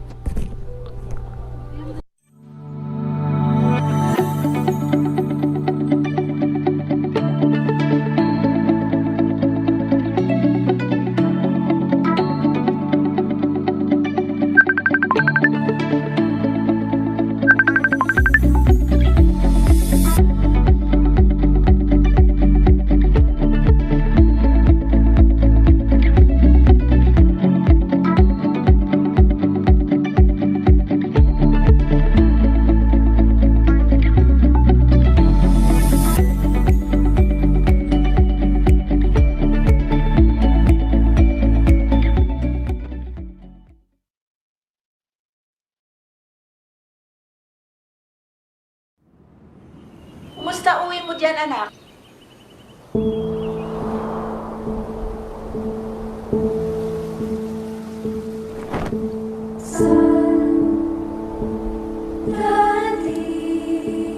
Ang mga salita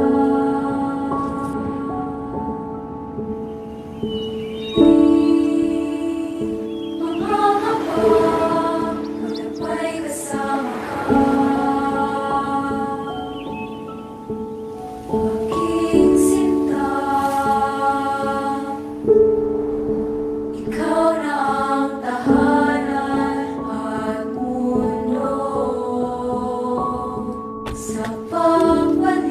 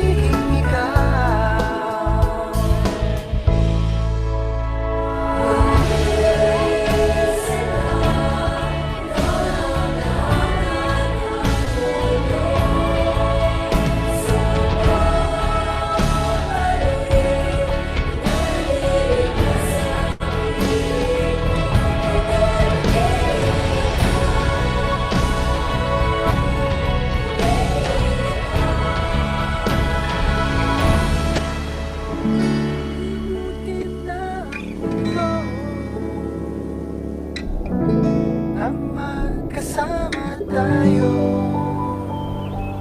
mundo'y magiging ikaw.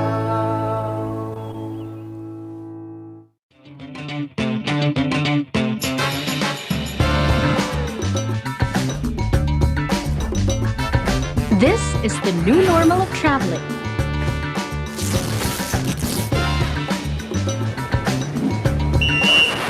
Ma'am, sir, kalat niyo ho. Where spectacular beachfronts are your own private island, far from the madding crowd. Unsay crowd? Walang crowd, oy! Commune with paradise in the crystal clear blue waters or on the outer white sand. Beach volleyball tayo!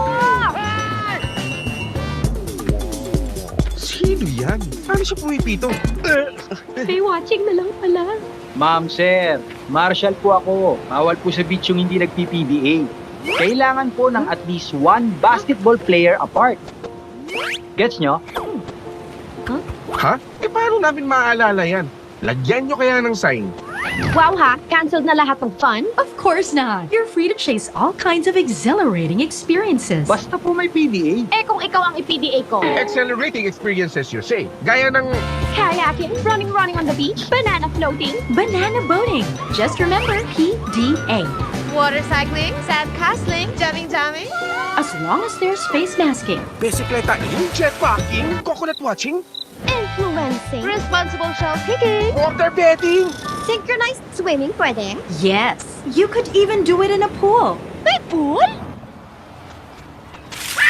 There are a million precious memories to make, like tanning. Ang ganda ng tan lines mo, te. Seryoso?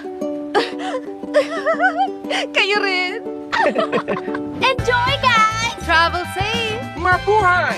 Pag naglalakbay.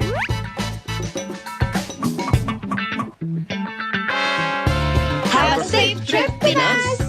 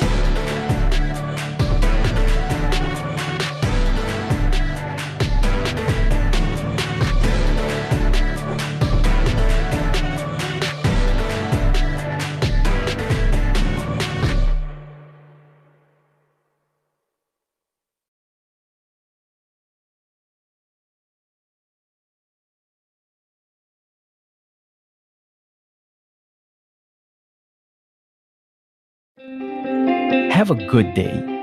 It's more than a greeting, but an awesome feeling. A good day is a G day, my friend. It's a reward we earn and then it's also something we can send. A G day is a video call to mama to tell her na may view na siya. Daig pa ang 10 K-drama sa kilig at saya. A G day can be sweet, like donuts, with a nice treat to share. Kay Kuya Grab, cause you care. G day is shopping. Add to cart if you love it. May freebie pa for ate para di siya masungit. It's a day for sharing, for others to enjoy. Share music, share culture, share pieces of joy. You see, a good day is better when shared sa iba. Kasi nag-enjoy ka na, makatulong ka pa. Mas rewarding ang feeling pagkasama sila, di ba? And maybe, we pray, if we do it this way, this feeling of G-Day can be felt every day. With Globe Rewards, atin ang G-Day every day. Atin ang mundo. Download the new Globe One app now. We are Entrego. We bring your product from you to there, whenever and wherever.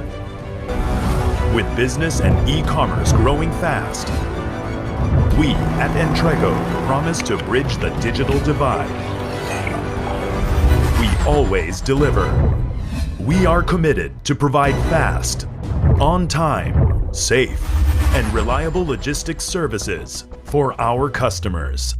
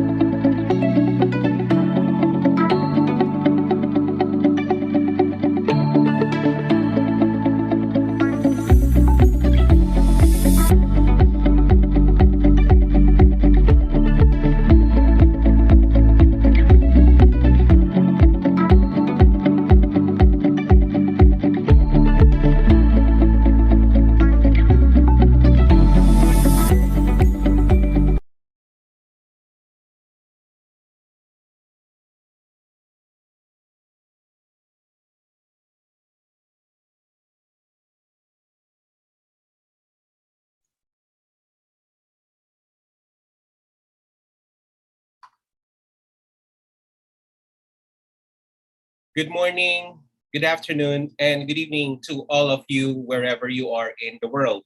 Welcome to the second part of the International Conference of ASEAN Language, Math, and Sciences School with the theme ASEAN Online Pedagogy in Bridging the New Normal.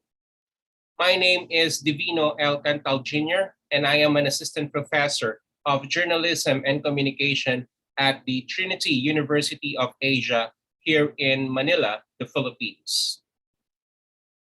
For the last few decades, languages, mathematics, and sciences field were very successful in bringing out the best in our students and faculty, as seen on the continuous development in the teaching and learning arena. And then this pandemic came.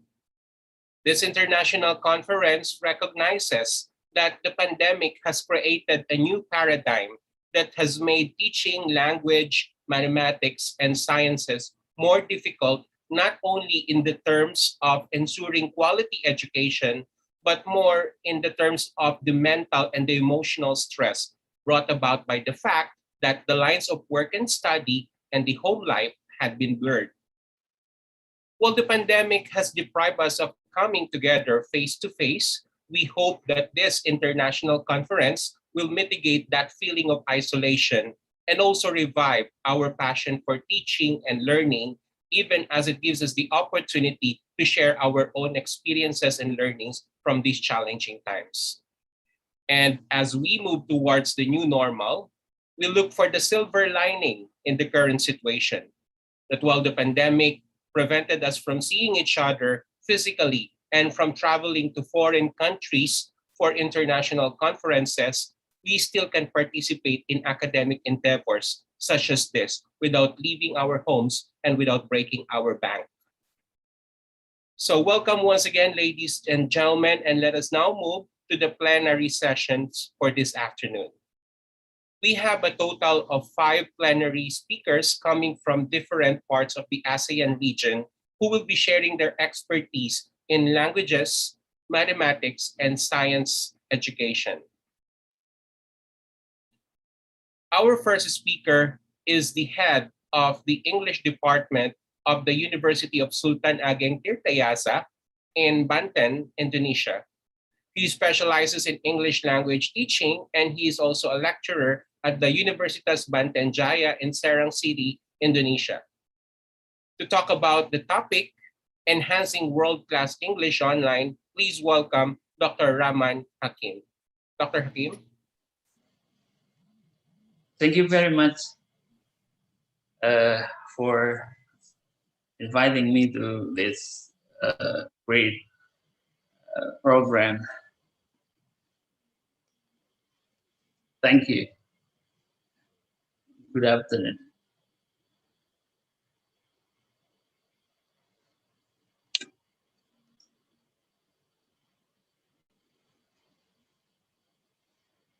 Okay.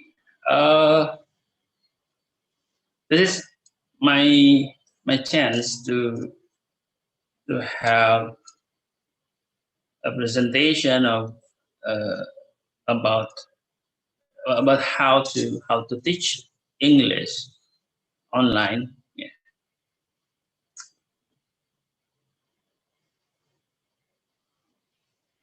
And should I start? Thank you very much for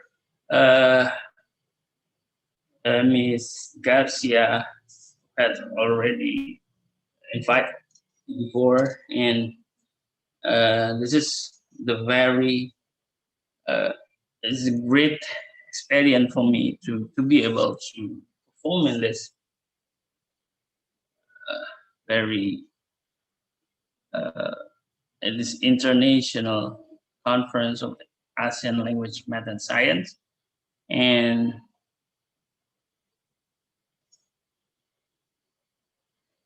I would like to share my presentation from now. And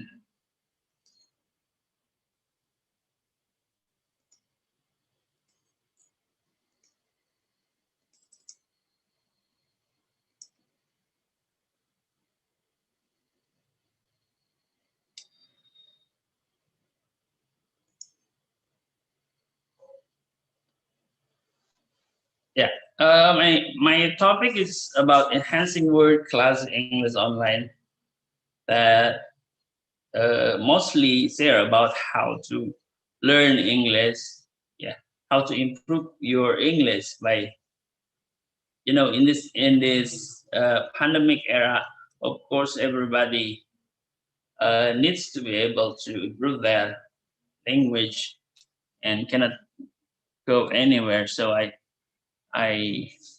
uh, I would like to share about the enhancing word class English online. It is not talking about uh, uh, generally language is often assessed on individual skill as IELTS, TOEFL, or in standard frameworks such as Common European Framework. But yeah, that everybody that wants to study in the international setting, wants to go to continue their study, master degree or etc., they have to pass the degree, pass the score of the TOEFL, for example, 500, 550 of TOEFL, or the IELTS band 6 or 8.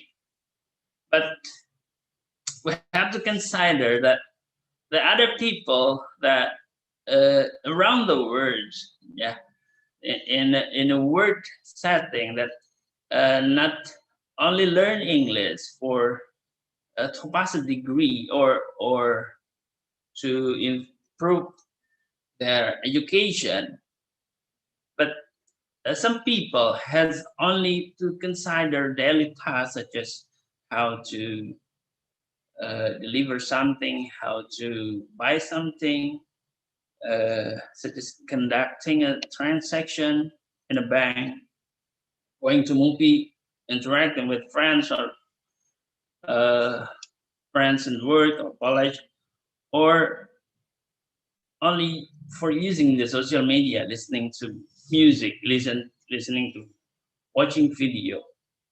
So this is how the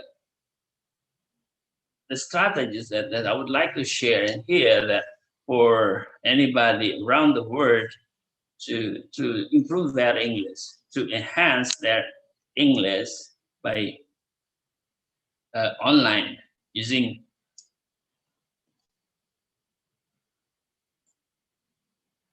and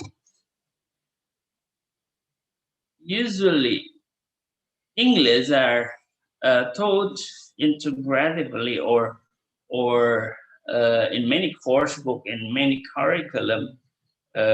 English was is taught in an integrated curriculum or in a package of curriculum. But one thing that we should consider that between the four skill of the language, there is a listening that crucial. Listening was described as the Cinderella skill in the second language, according to Nanda, several years ago, several decades, around 90s maybe. And listening is not only a skill area in language performance, it is a critical means of acquiring second language. It means that by first learning about how to listen, people can learn about the other skills. So what can we do to improve our listening skill first? There are many kinds of application, website, and etc. that people can find on the internet, such as web podcast application, YouTube audiobook, and all of them can improve to the pay attention to the systemic attention to the listening development. Yeah, such as Santos and Graham say that important paying systematic attention to listening development has often been overlooked in language teaching and in instructional material. I mean, it's that in recent years that some institution has already been published materials and many kinds of media that paying attention to the listening development. So, and also the attention is to be paid to the top-down and bottom-up listening. So in this occasion, I would like to share the strategy that student can use, that student can do while they want to improve their listening ability when they want to improve their English. This is what has already experienced by my students in my university, that has already applied in my university while I was teaching.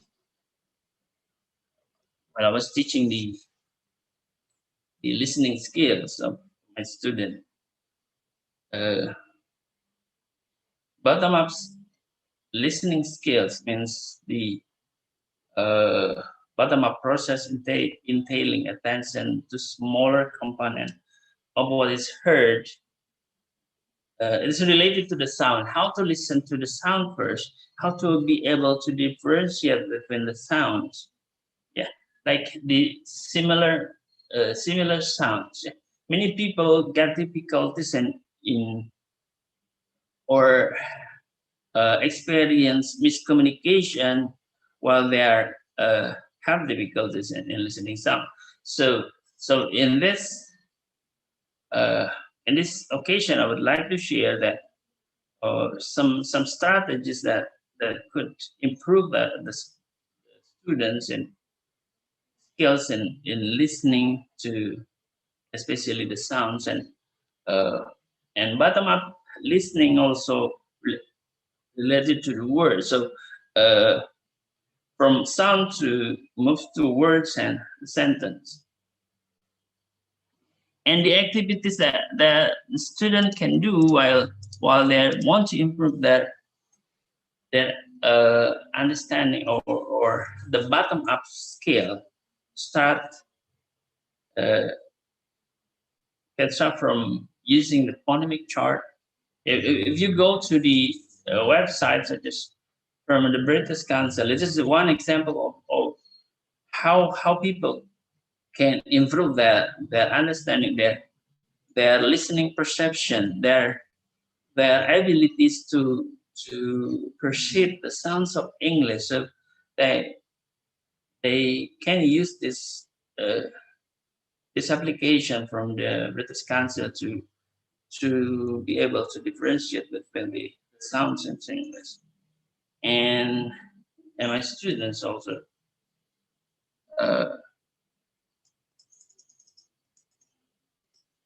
and also while you are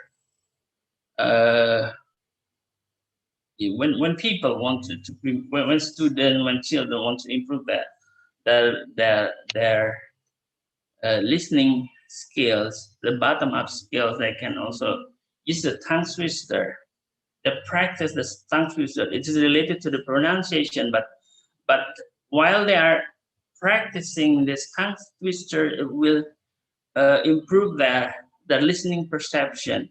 They may able to identify the difference between sounds, and it's related to the sounds and many other activities that can be conducted by the students while they want to improve their listening skill.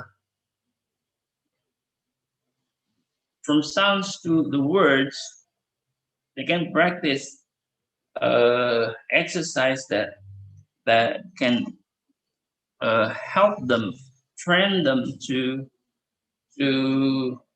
to improve their abilities, their listening perceptions on the word at the word level.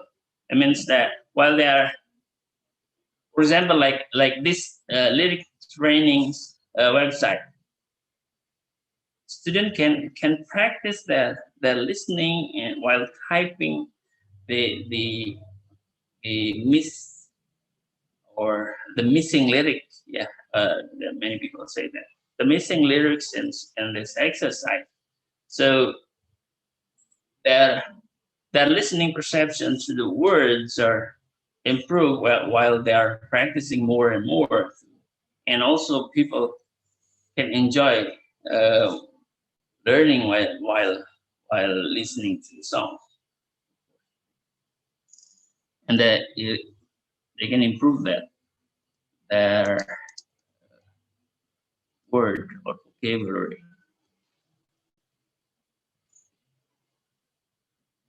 Another examples of activities that you can do online is by practicing listen and write activities.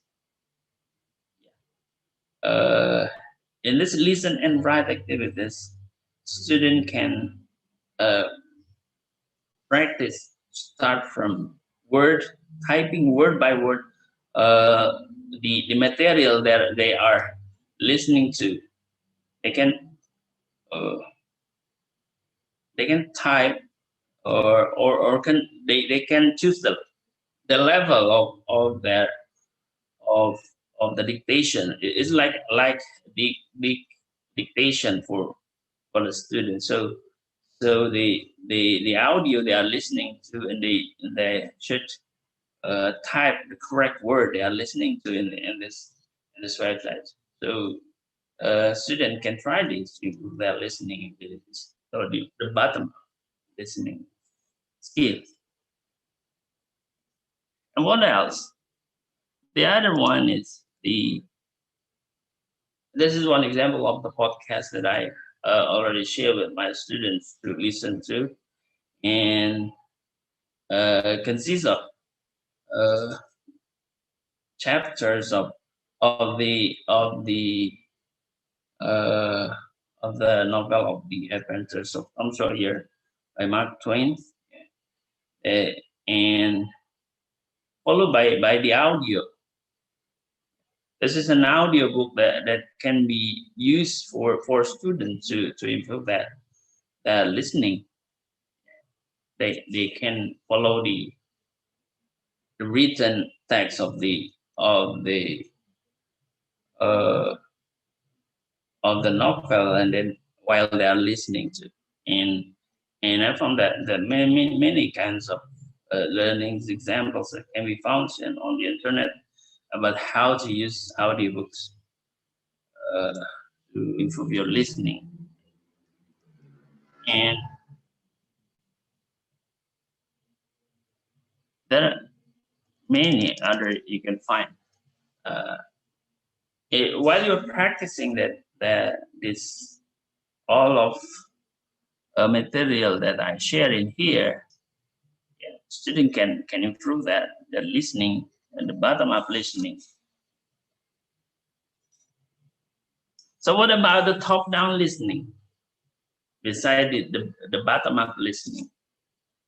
Yeah, the top-down process, including activation and retrieval of prior knowledge about contextual features, characterizing the listening event, topic, genre, participant, and in a simple word, that you can discuss the material with the students before you are giving the materials or for improving the top-down listening skill. And I would like to share what I have already done with my student, like doing the listening and taking notes, or by improving the taking notes skill by using this kinds of podcasts. Why witness? Why podcasts? Yeah, because while they are listening to this podcast, students can listen to many kinds of stories that talk about people around the world, talk about that, especially witnessing what happens around the world. So some student has already know the topic. This is activating the background knowledge about the history, about the event, about what has already happened. So they can download one materials and discuss with other friends. And usually I use the focus on the activities that focus on the chronology, for example, by using these kinds of podcasts. By listening to the podcast and focus on the chronology of the event, student can take note the sequence of the events from day to day, from day to day, from the beginning until the end of the history. Yeah, that's in the chronological order. They're focusing on the chronology. So the student can use this to improve their listening. And what else? Listening also not only focusing on the chronology, but also to the process. Yeah, this is very popular when you go to the website, to the YouTube, or many kinds stories about famous people, about success people published in this TEDx programs and these materials, the videos of this program has already been used by many, like in National Graphic books. It's already been used to teach student about their understanding about the culture, about the success people, and etc. So using this material, student can improve their listening, their abilities, their comprehension, and their understanding about the word. They can enrich their knowledge by watching many kinds of videos here. And in my class, I ask my students to focus on the process. There are many kinds of the podcast or of the video that they focus on the process about how to do something. Yeah. And there are other podcast directory that usually they can be found from the internet online, and they can be used to improve the student listening skill online. So by listening to this podcast. Google Podcast is a directory. There are many kinds of podcasts that can be found in here. They can listen to the student every day, every time. There are many topics, genre that can improve the student listening. They can focus on, for example, focus on the definition. You can find the definition of something by watching, by listening the podcast from this Google podcast directory. And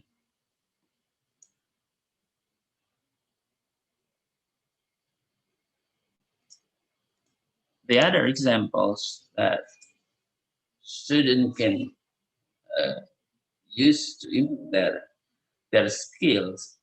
This listening related to their speaking skill. If they go to the YouTube channels of the Cambridge English, they can find many examples of video of the conversation of the speaking test, so they can listen, find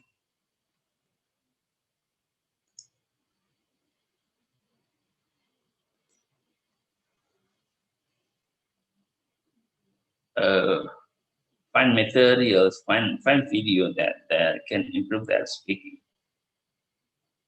Yeah, that's about the bottom up and top down level of listening that can be improved by the student while they want to learn English online. And why I focus on the listening, because many kinds of research that has already, many references already support that listening should teach first before the other skills. And so what other kinds of activities besides listening that student can do to improve their English?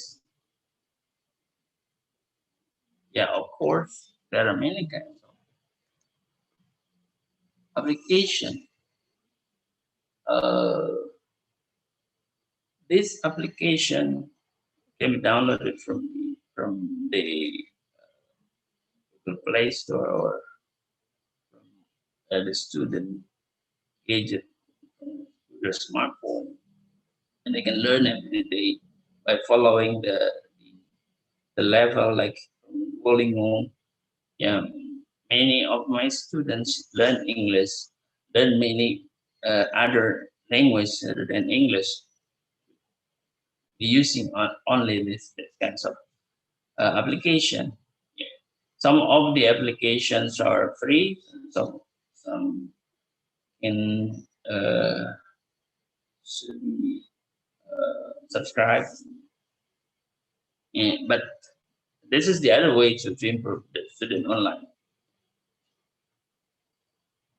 And also,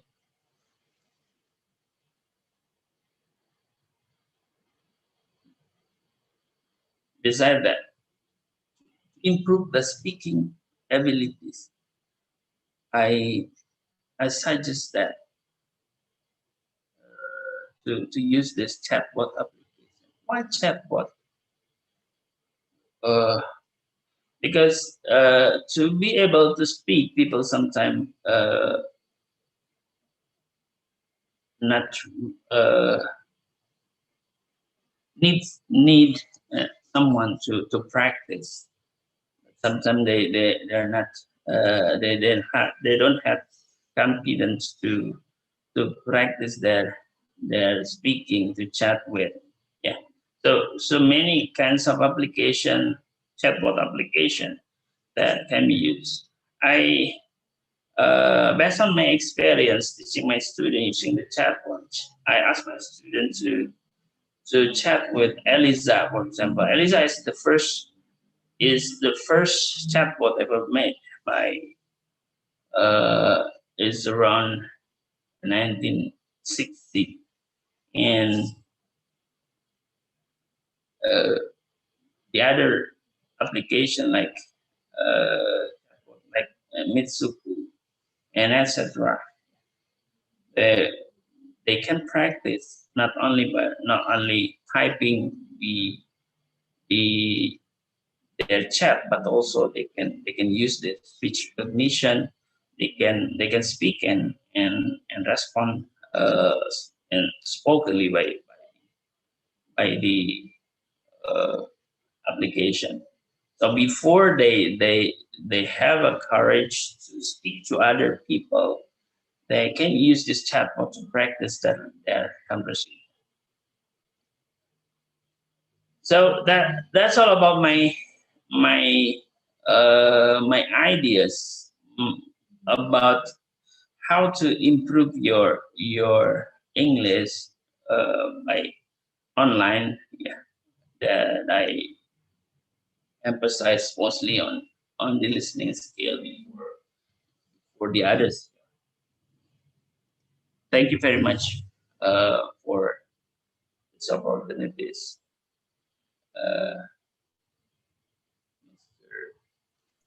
Dino. Right. Thank you so much, Dr. Hakim, for your presentation. And I guess a lot of our audiences here in Zoom and our live broadcast, both in Facebook and YouTube, have learned a lot of things from you, particularly the teachers who are into teaching English as a foreign language. Right. Thank you so much. Now we will move to the second plenary speaker. But before that, if you have some questions for Dr. Hakim, you may put it in our chat box, and later, if we still have time, I can read it and ask it in your behalf. So our second plenary speaker has a specialization in microbiology, and she finished her postdoctoral degree at the Oklahoma State University in 2002 and served as a lecturer and researcher at the University of Texas Houston Medical Center. She is currently the Dean of the Faculty of Biotechnology in Atmajaya Catholic University in Jakarta, Indonesia. To discuss innovations in handling sciences, please welcome Dr. Diana Elizabeth Waturangi. Dr. Waturangi.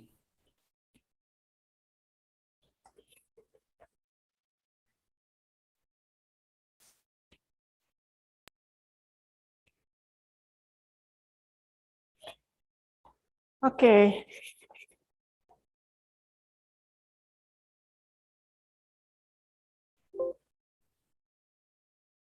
Yeah, good afternoon, everyone. I would like to thank for the organizing committee to invite me to share during this conference, especially to Dr.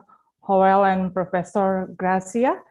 At this moment, I would like to share about innovation in handling science.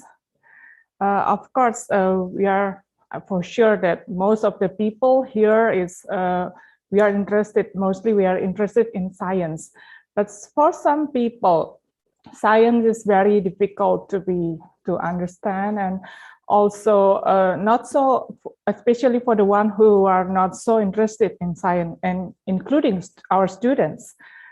So in this session, I would like to focus, especially the example is more in life sciences. My background is in biology, especially in microbiology.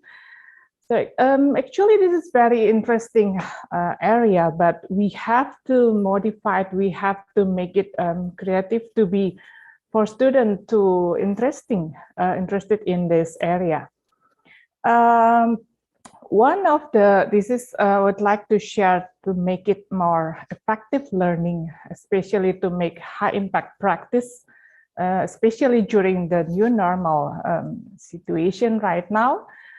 There are 5 steps that we need to follow. It's firstly, we have to rethink and make a modification or also make it more innovative for our learning outcome. And also the second is make it learning lifelong, and also to leverage technology to provide consistent, effective, and also communication and engagement from the students.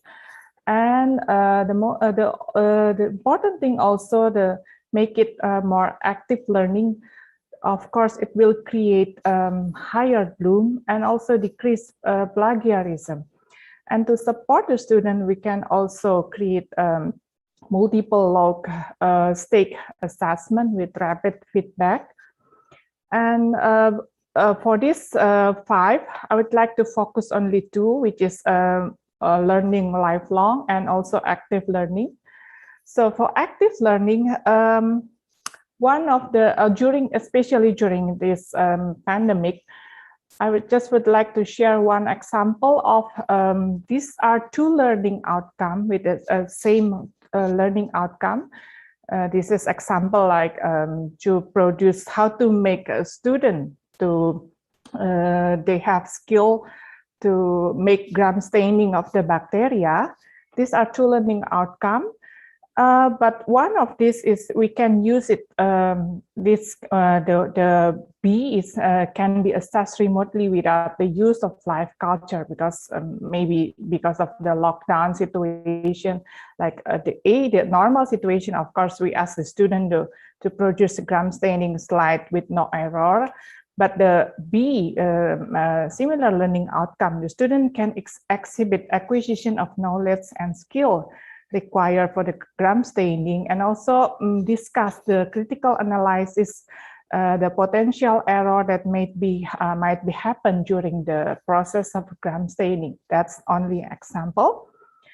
So I would like to share, this is developed by American Society for Microbiology, which is a course based undergraduate research experience, and it can be applied also for high school students and also many kind of class, especially because the concept is to involve the student for the simple research. So not only the courses, but also including the lab activity. It will increase the effective student engagement and of course improve the understanding of the concept of the science. For the cure, which is called for course-based research experience, it's usually called cure.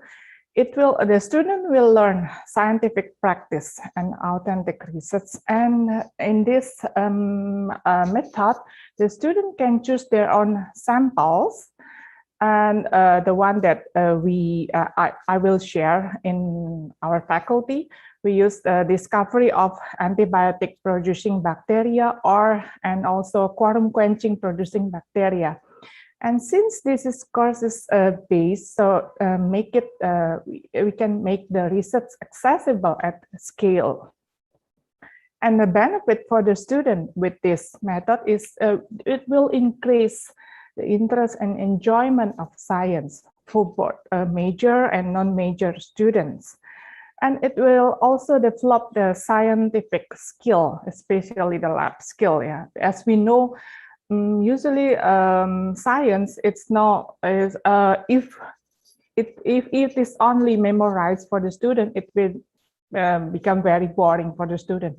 But if we include supplemented with activity, and it become more interesting for the student. And it also develop confidence and also engagement to the scientific community for the students. I would like to share the example of CURE program in our faculty. This, since my class is in microbiology, one of the topic that I use is how to teach the student about cell and cell-to-cell communication between bacteria, which is called quorum sensing. But there is also, we know that other bacteria produce a compound that can inhibit this communication. And this mechanism called quorum quenching. So quorum sensing and quorum quenching. So the student can have this bacteria is a Chromobacterium violacea, which if they can communicate and then they can produce a pigment color, purple pigment color. So if the communication is inhibited, the pigment cannot be produced. So the concept is to teach the student how important is the communication, and it will affect the lifestyle of the bacteria with a very simple lab activity. So when the communication is interfered by other compound produced by other bacteria, so the lifestyle of the bacteria will be changing. So they isolate. It can be used with agar medium, or also can be used with rice, because then we can see the purple pigment during the incubation. But if the communication is inhibited, then there is no purple color in the medium. And other example that we also use to make it more engagement for the students interested in science, we teach how to make the student to study about the symbiosis between marine organisms, especially fish, and the bacteria that produce luminescence. So the student can isolate the bacteria from many kind of marine organisms. They can choose which fish, and then after isolate the bacteria, usually they are very happy because they can see the luminescent bacteria in the dark room, and they can make fun of this, like drawing picture with the bacteria or writing, usually like celebrating happy birthday or something with this bacteria. But they can learn so much, but with fun activity. And other example is we ask the student to take a variety of leaf and then isolate the bacterial leaf inhabit the surface of the leaf, which is called phyllosphere bacteria. But we ask them to focus only for ice nucleation bacteria. What is this bacteria? Is they have the capability to freeze the water even on the temperature that freezing cannot be happen. So they isolate the bacteria on the leaf, and then they use the water, or we can use buffer also, like very cold water. And then this example, like that. So the water, very cold water, and then they use the bacterial suspension from the leaf, and then the water become freezing at the temperature where the freezing cannot be happen. So they are very happy, something, because this is like magic for them. After that, they are very excited in this. Sorry. And beside the active learning, I would like to share also about make it learning lifelong. Okay, of course, we see from this picture, we don't want like our science class become very boring and then most of the students are sleepy, right? But we want most students interested and happy with the science in this regard. Yeah, as we know, there are barrier, or there are big gap within science and most of the people. So one of the tools that can be used to fill the gap or to the barrier is, one of that is using art or using humor. Usually I use cartoon, and this I would like to share about art in science communication. Because I think when we deliver science class, we have to think also not only like scientists, but also as because communication is an art. Because science is difficult to understand, and talented communicator of science is very important, who can use simple language so that students can understand as many as possible. And communication is the most important skill that scientists never taught. And we spend a lot of time to study about science, but we only have a little time to learn about human mind, painting, poetry, and which is affect the emotion of the people. Yeah, we know this is all prominent scientists. They are very expert in science, but they also expert in argue, and also to face public opposition and how to share their idea, their finding. I would like to make simple. This is there are some steps in science communication, which is finding an impact and finding audience, and also crafting a message, which is can be memorized like why, who, and what. So an impact, an ideal impact, it's ideally it should be specific achievable and measurable. For example, this is one example, like the impact is I want each student can identify and label part of the cell. That is the impact, the good impact, which is specific, achievable, and measurable. And what about the audience? Of course, we have to realize our audience is very diverse. Our student is very diverse. They are very diverse on the level of knowledge, also investment, and also how much our audience, our student know and care. And usually in the academic environment, they have a high level of knowledge, but we have to realize sometimes also maybe we have like non-major students, or also maybe we talk to public audience. Of course, they have little knowledge and less investment. So that's why we need to motivate and provide background of scientific information and gather information as much as possible about the student. And the tips, especially for public education, is we use general over specific technical. And the third is the why, and then what? The third is why. What is the message? Crafting a message. We can use one example is like narrative storytelling.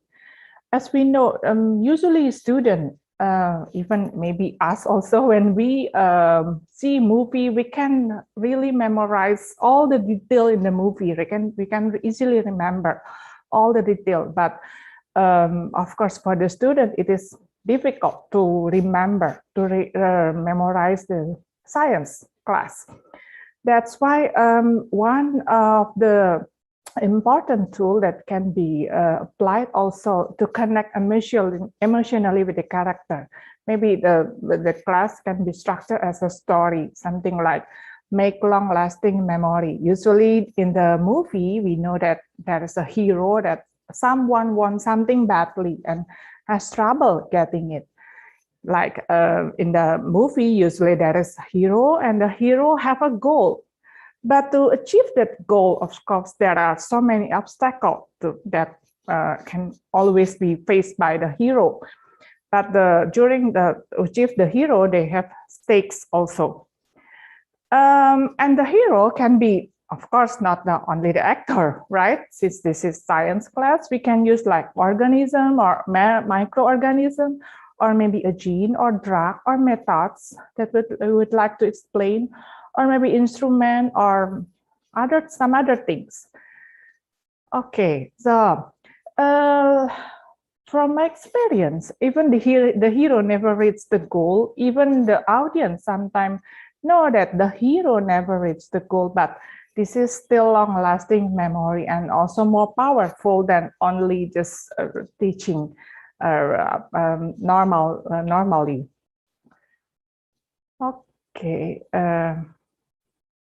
Okay. So using the something like art or maybe humor, this is one of the tools that can be used to fill the gap or the barrier, especially for science. This is just to share one of the example that sometimes I used to teach. I used to teach how is the diversity of the microbe between mesophil or normal bacteria and the bacteria that can live in very high temperature. So even they love each other, like the basophil bacteria, normal bacteria, temperate bacteria love each other with thermophile bacteria. They cannot live happily ever after because of the different lifestyle. Usually the students love it, and then they can easily memorize about it. And this is also one of the example, like maybe just to make student just to make it more fun. Like when we isolate, when we separate the bacteria in the plate, in the agar, especially we isolate them from the family. Maybe they're crying each other, so we make it like a movie or something, like a story, like a little short story. And the students all make it more interesting. And then so they don't think only the name, Latin name of the microbe that very difficult to memorize and not so interesting. So they think the this organism as a organism as a being that's this lifestyle of the bacteria. Okay, this other example that I use also this to explain about the genetic modification of the organism. Once the microbe has to, after the modification of the gene, then they become changed, or maybe the social life can be changed for the microbe that already modified with the genetic modification. So they maybe the student, and this can help the student to understand that not so difficult to understand about the genetic modification. And one other thing, this is I would like to share if I want to explain about the how strong relationship between human and the gut microbe bacteria in the human intestine, because there is very strong relationship between human and the gut microbe. So it can be analogy with married with gut microbe. As we know, like wedding vow, it's for richer, for poorer, and sickness and health. And that's the relation with between human and the gut microbe, because they never leave us apart, right? Because they always faithful with us from the baby and until the human die. That's only example how to make science the one of the area that difficult for the student, make it more interesting and also active learning, and also try to be lifelong learning. As one of the tools that can be used is art or also humor.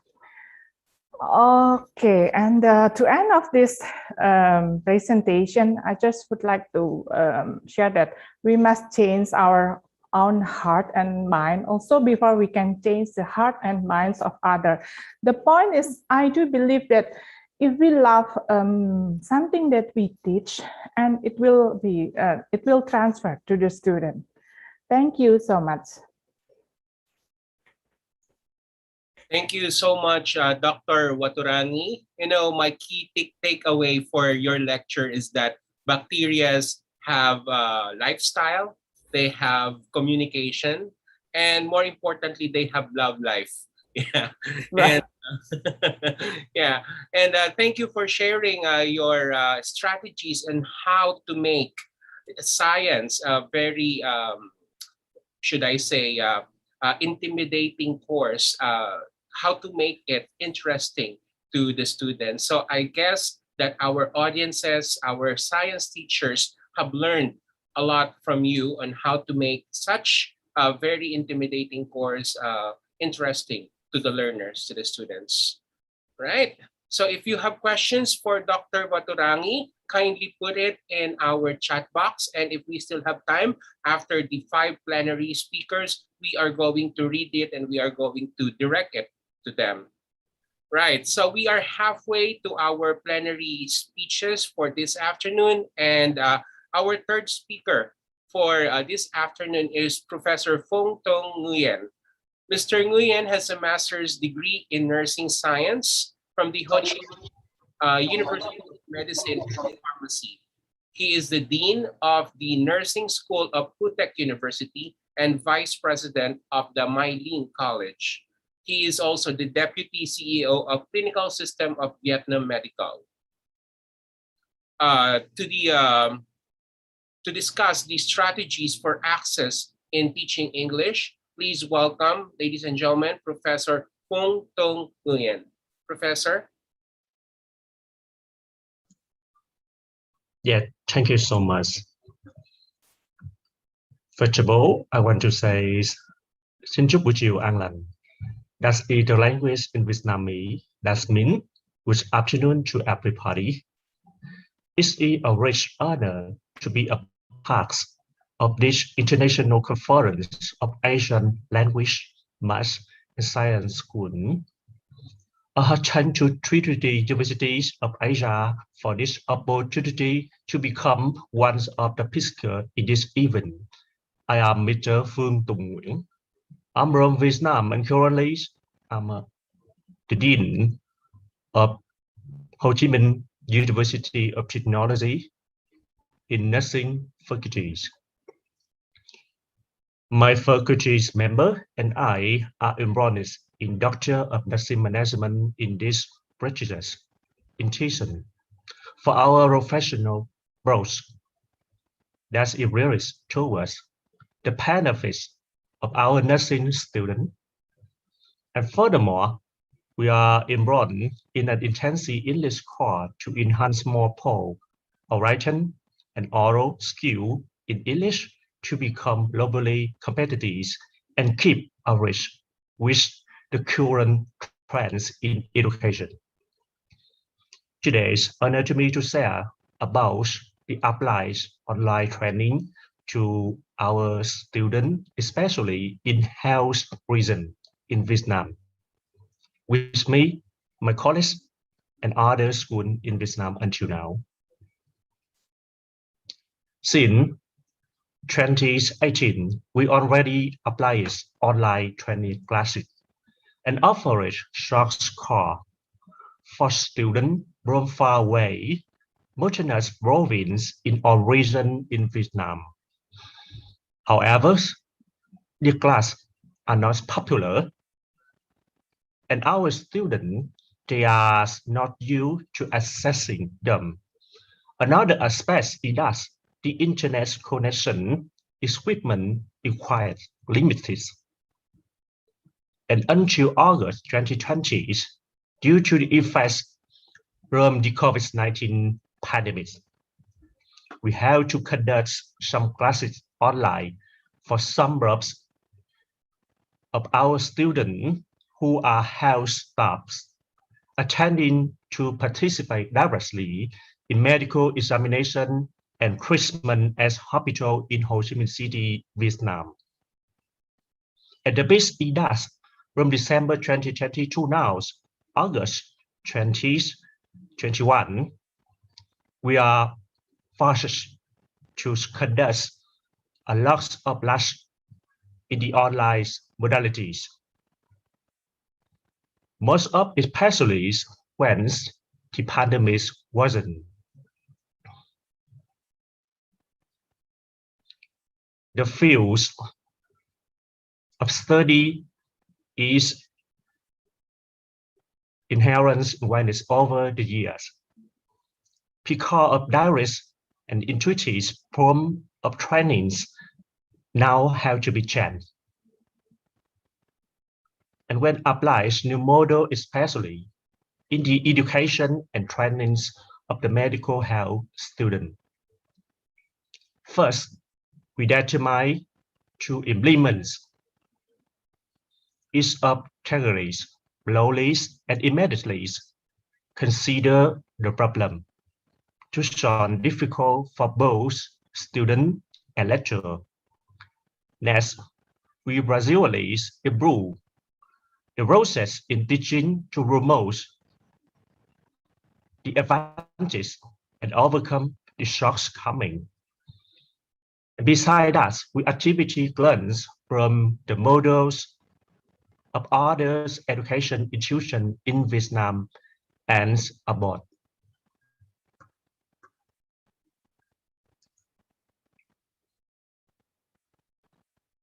With students in nursing region or in health region generals, I think what's different is often difficult at first, but the hardest part is the idea of how to start. We are really interested in explaining to students the current situation. Socials need to continue to work hard to complete the training program from least relentless resort to support future needs. That means they have to commit and overcome unprecedented challenges.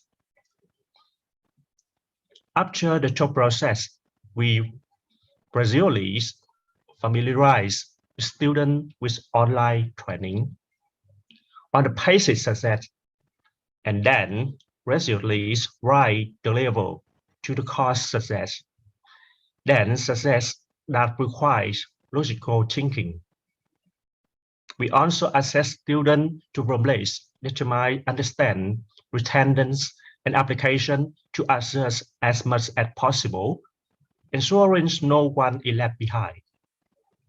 On the other hand, our students also have many difficult cases in terms of equipment, connectivities, technology skill. So we relied on the IT support team and support them, which manufacturers.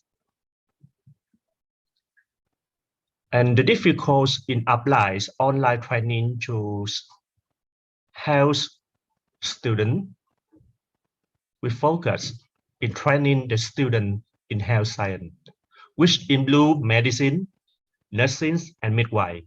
We always have to focus on three areas: theory at the lecture hall,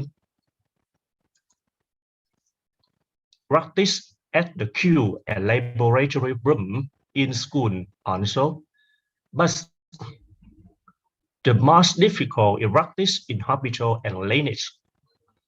They are really challenging for us when we have to apply online method in teaching to our students.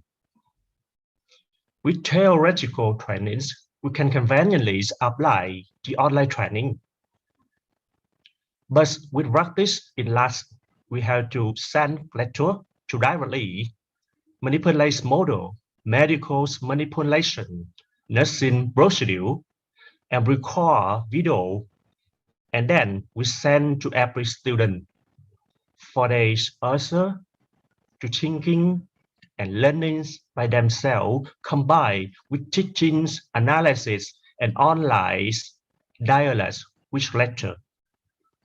We have done that, but it is not possible to train children to manipulate. It's just stop at the level students know how to practice, but not yet achieve the extent to which they can perform the operation in right way. It's very difficult. And the most difficult stage is that students need practice in hospital with patient. Temporarily,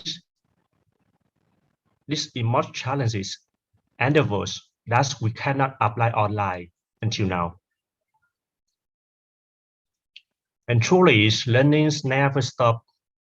I would like to inspire everyone with Joshua Marin's inspirational words that say, challenges are what make life interesting, and overcoming them is what makes life meaningful. That's in my sense, which rituals appearance from me. And after that will be the presentation by me, which applies some theory in management, nursing, and changing in management of nursing practice. Thank you and take care.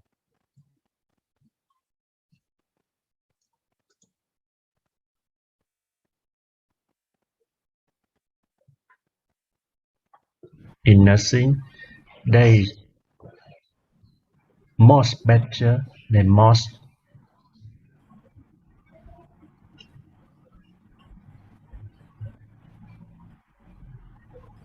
I mean, they must be effective in patient communication. And I also want to change in thinking about communicate to patient.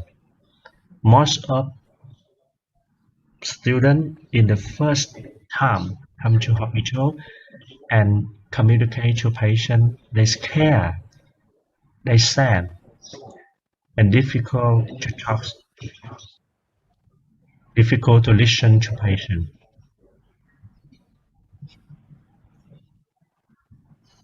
That is the real situation, and I understand about that.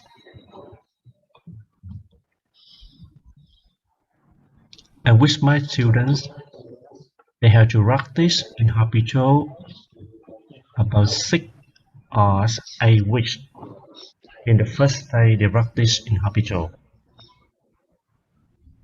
And my purpose, they have to get better communicate, better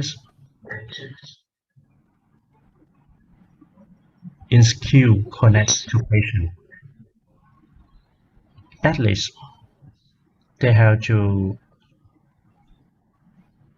get the easier in connect to patient and their family. And if I want to do that, first of all, in reason, I have to collect all of my students in the first time they come to hospital and talk about that and and talk to them about the importance of communications well to patient in hospital. It can be the most important requirement help them to get the good practice stay and get good achievement after clinical practice also.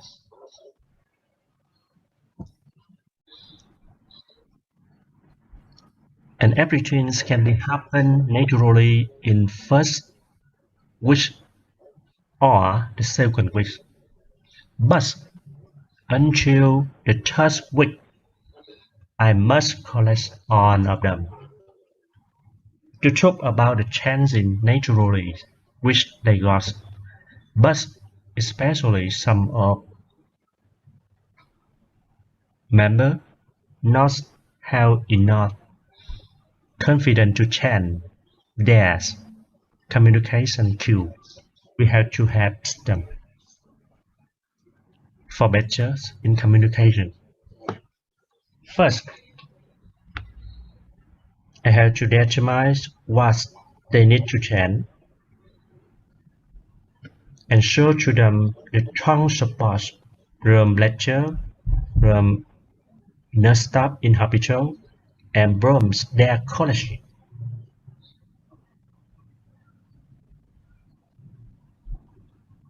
What the other students help them to get more confident.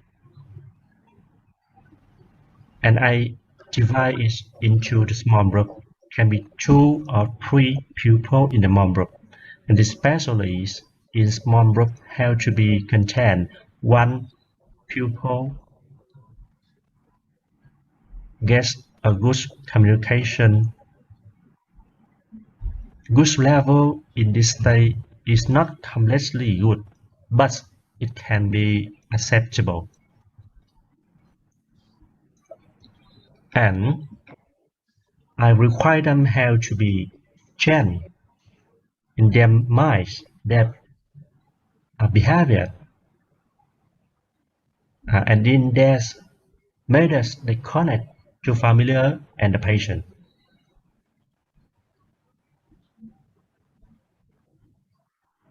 And I also to understand the concern of the student. Example, they scare when looking into the eye of patient and their family. They cannot answer exactly what patient and their family ask to them. And it can make they feel unconfident. And I have to talk to them what need to change.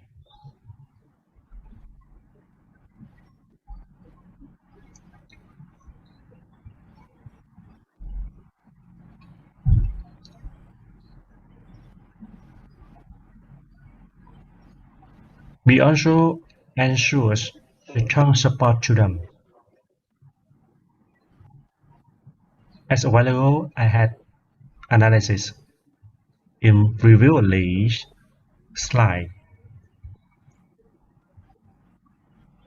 and also realize the need for change and understand from my student why they not get the confidence enough to be a good student in communicate to patient now. But I also to them not to be worried why you have to change. And now when I apply to change,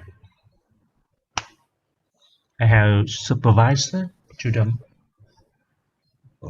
look to them, take care to them when they take care patient.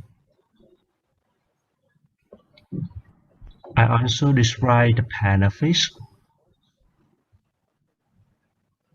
Of course, I have to choose them in the individual environment and also explain exactly how the change will affect to everyone.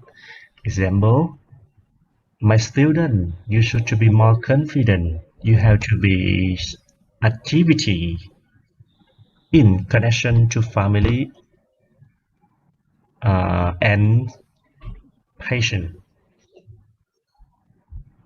because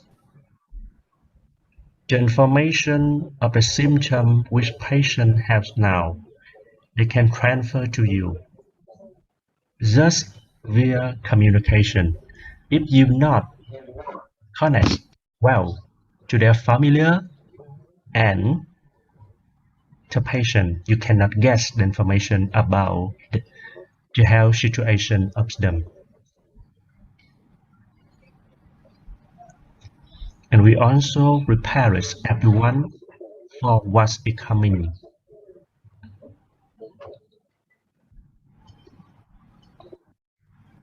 And the student have to try to apply. And also try to dispel rumor. Wrong information can be has the negative effects to our student. They have to understand and fight to it.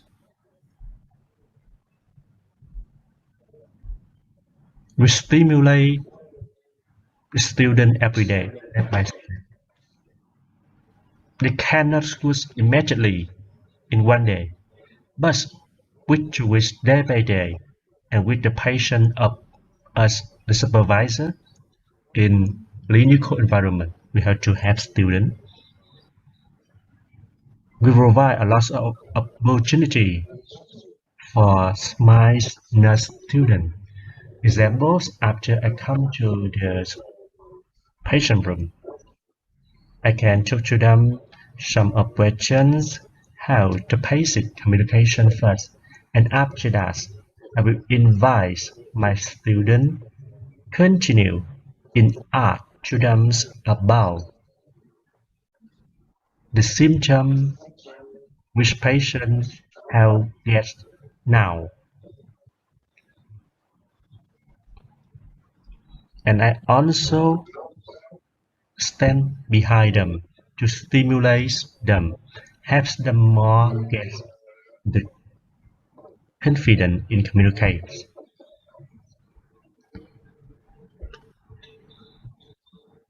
And also involve them in the process.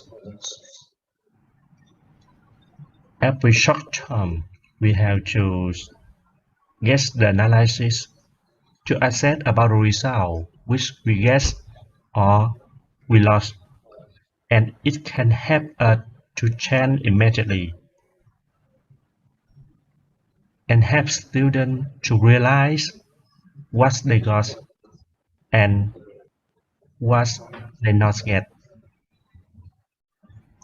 And they have to control themselves which they plan about the change.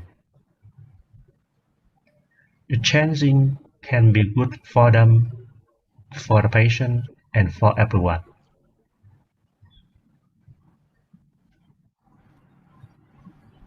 And after that, we will continue to resist, stay. In this stage, after my student gets the better communicate skill, in patient communication. We also identity what support the chain and also clarify the barriers to sustain the chain. What for?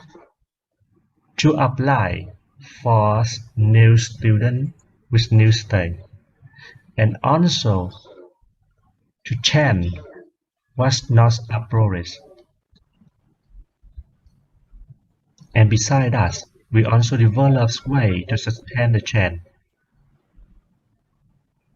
We have to stimulate, we have to get a gift for student get a good achievement, and we have to get the continue at least support to the student still not get good achievement also.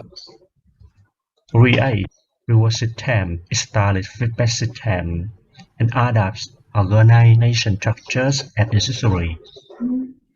And all of it can help our students can get a good habit, good ability, better than the old day for the new day and future. And finally, we provide support and training to them by maintaining the good and friendly environment practice in hospital between the student improve and offers the repetition to other people, especially to our students. Help them to more confidence by stimulation. Non-stop stable beside them. And that's the ways I have applied living theory in changing management. Especially, I have the analyzing what methods I have applied to change my abilities of my student in communication to patient. That's all. Thank you so much for your listening to me. And I also request your contribution to me, listen to you, and hope our sharings in order can be help our development in healthcare environment and expand the good effect to patient, their familiar, between the nurse staff, between the nurse student, in academic environment and regional environment. Thank you so much. And in nursing, they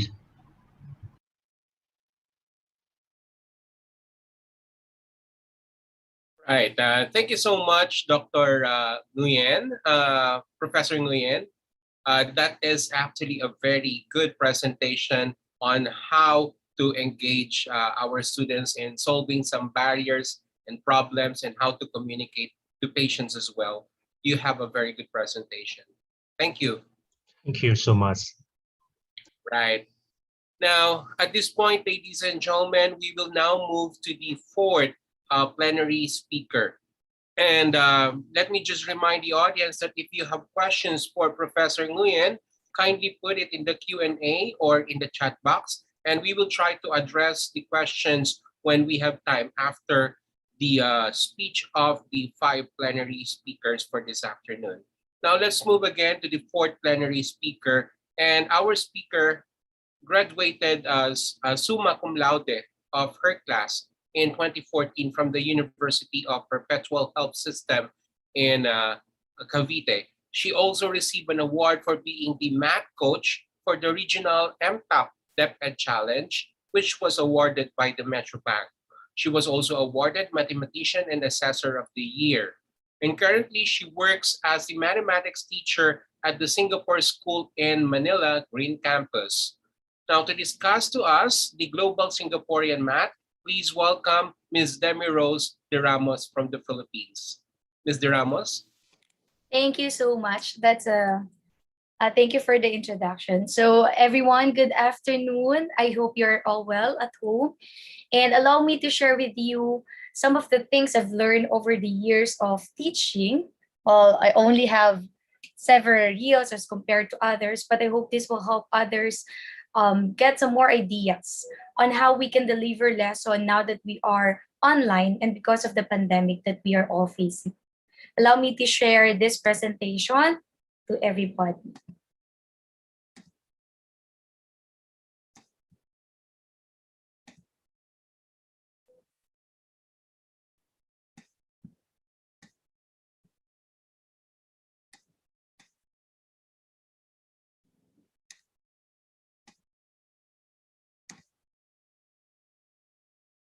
Okay.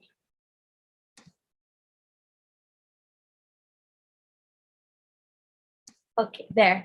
So after receiving the invitation, actually, I'm overwhelmed and I keep on thinking, what should I share to the audience or to the participants of the international conference? How can I be of help to them in this situation where we are all trying our best, okay, to deliver quality education as we deal with our students online? So actually, before presenting to you my presentation, I made a presentation a week ago. But then yesterday, as I check on it, I realized I have to change it a little bit and make it more engaging, not just for me, but also to you listeners. So you will also get a little of an idea on how we can share our our lessons to our students. My presentation is a bit for lower levels. This could be for grade schools or high school. Okay, we are here to talk about Asian educational ways or methodologies to bridge the gap. Okay, now that we are facing a new normal, I know how challenging it is to work online. Okay, like us today, it could have been a better experience if I am in front of you, if we are facing each other, but due to the pandemic, we are not given permission to. And as educators, we have to move forward and cope with that change. And allow me, Teacher Demi, to share with you some of the best practices we are doing in school, okay, from Singapore School Manila Green Campus, and also from the previous school that I've been with before, that's Xavier School, Novali. Okay, so in this presentation, you will see different tools, materials, strategies to deliver lesson to the students to make it fun and engaging. All the approach will be under the curriculum of Singapore, where we basically started with CPA. I hope everybody is familiar or at least has few ideas how the Singapore curriculum teaches or deliver their lesson. So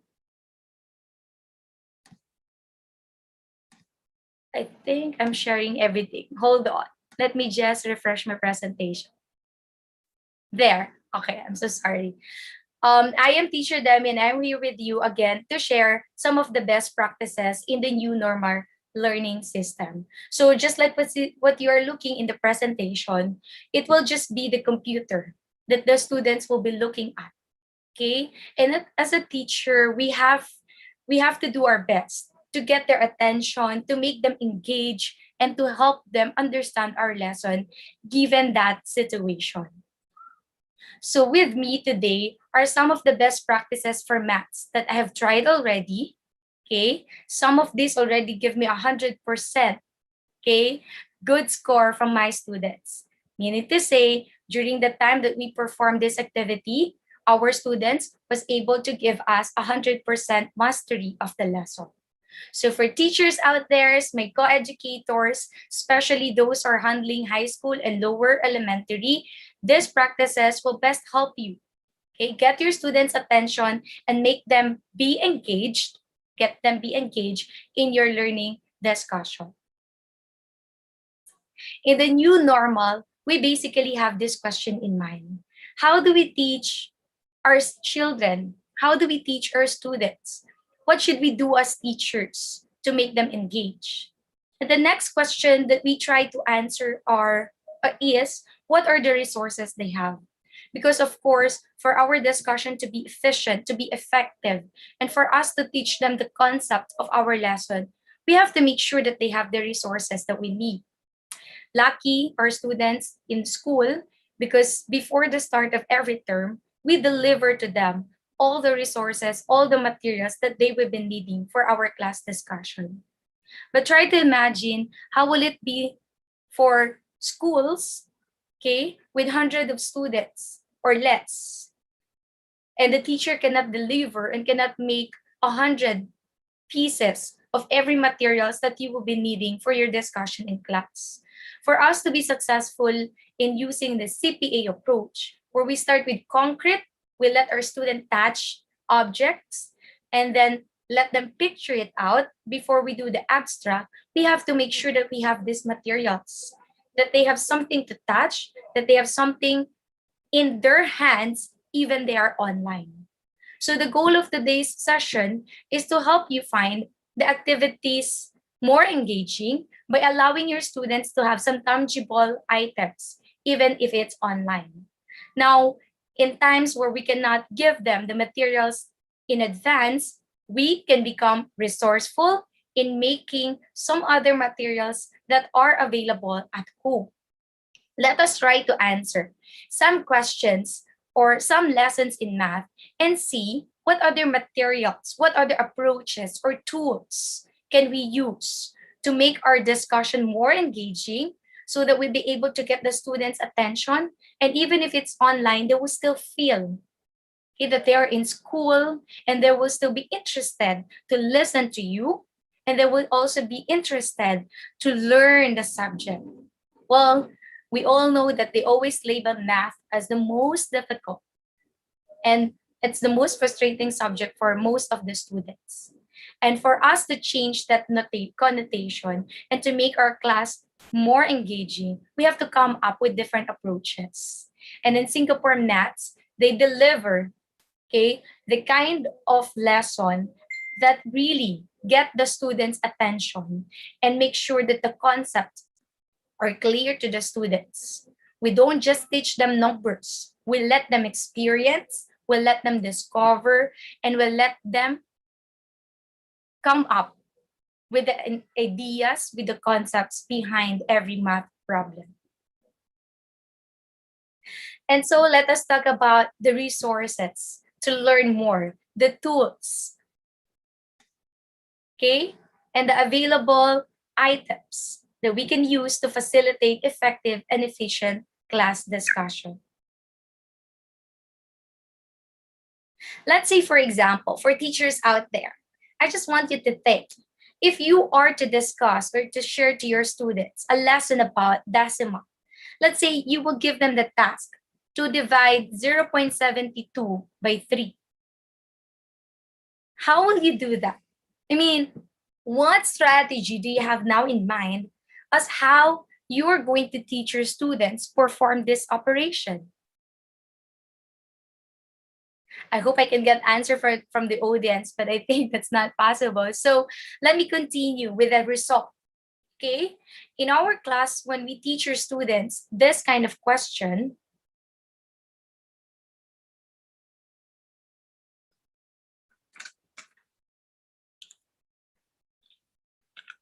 okay, when we teach our student this kind of question, we let them have something to touch. So like what I said earlier, our students were given materials even ahead of the term. So in their package, they will just bring out this number disc and the laminated place value chart.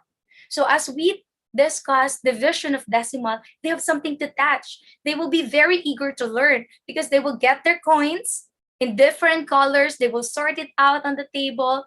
And you know what they will do? Even before you ask question, they already have something to share about, I have the coins like this, I have arranged my coins like this, and then they are very engaged. Now, what are we going to do if we are not so privileged enough to give them materials ahead of time? As teachers and educators, it is now our duty to be resourceful. You can actually ask your students to just get a paper, a plain paper. They can cut it in any shape, but of course, if you can prepare it ahead of time and make it circular to make it like a coins, it will be better. So allow them to do this. It could be a pre-assessment, a pre-activity, or you can do it with them in one of your sessions.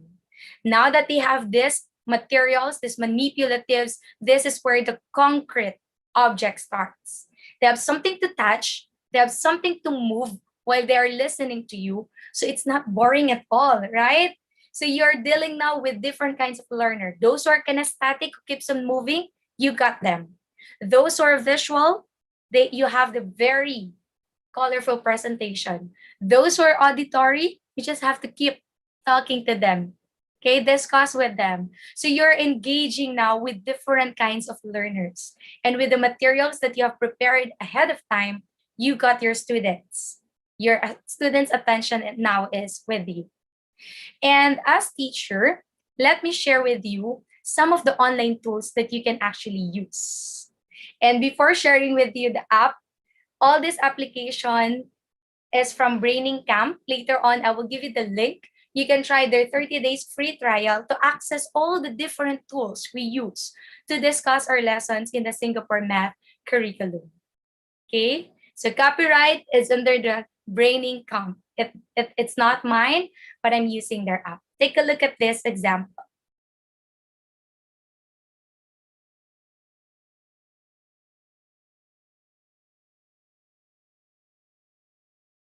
Oh, this is where you divide 0.72 by 3.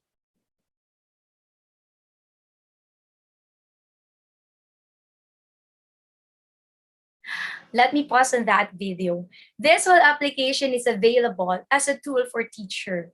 You can present it to your student while your student are using their tangible circles in moving the coins. So at the start of your activity, you can ask them to prepare the 72 centavos and then ask them to group this into 3, provided that you have this squares or boxes where they can put the coins. And after that, for them to get the answer, they just have to count it, put together all the coins that are inside that first column. And there they have the answer. So I think if we teach our students this way, they will not say that math is difficult. And they will not say, oh, it's boring. I don't want to listen to my teacher, right? So we just have to find ways to make it interesting, to make it engaging for them. And this is through the CPA approach. We give them concrete things to touch. Let's give them the picture. This is how it looks like in the picture before we teach them the abstract. The abstract is the traditional way we are very used to, where we write 0.72 divided by 3 and just answer it on a paper. Before teaching them the abstract, let them see the picture. Where is it coming from? What is the vision really for? What do we do with the numbers as we divide? So having this an example, make your students really engage with your discussion. And I hope mathematics teachers out there will also try to use this in discussing division of decimal to their students in the coming sessions. Okay, let us try. Sorry. Let us move to another question. So let's say, for example, we are done with the division of decimal. You were able to deliver already. Okay, yes, that's right. You let them visualize how 0.72 look like. Thank you, Ma'am Loida, for your answer. So now let us try to do 4 fundamental operations. Yeah, I think that's going to be a good tool. So I have someone to talk to. You can type your comments, your answer to some of the questions I'm going to raise through the chat box. Thank you. So let's say now your lesson will be about 4 fundamental operations. Let us remove the old types of just adding numbers, writing numbers on the board, and telling our students, oh, 7 plus 6 is 13, without even them making realize what is the value of 7, what is the value of 6. And when you put it, why is it 13? It doesn't make sense to them. Let them do it on their own. Let them discover how to add, how to subtract, how to multiply, or how to divide. For the 4 fundamental operation, we basically ask our students to have some counters. We call it counters. Counters are some objects that they can use to count as counters. So in school, they have these circular counters. We have the counting blocks for them. But again, if, for example, we are in a public school settings where these materials are not all available, we can be resourceful. They can just get stones, dried lips, toys at home, Lego, anything available that your students can use to count. So they can be their counters. So it's really doesn't matter if your student is rich, if they are not so privileged to have all these materials, because as teacher, it is our duty to make these materials available for them. So we just have to be resourceful. So again, you can use stones, you can use lives, you can use toys or anything available at home. And let me share with you a short video how we usually perform this kind of operation. This video is already performing operation with negative and positive integers. So we use coins or counters. Simple division of whole numbers with counters. 10 frames, giving students strategies on how to add or perform operation with counters. So this is also called group of tens. In this given lesson or with this tool, we let our student understand that 7 plus 10 can also be written as 10 plus 6. We'll let them move the counters to complete 10 as a whole number. And then the remaining number will be added to that. So they have the picture of what really 7 plus 9 is. We don't just give them the answer, but we let them count it on their own.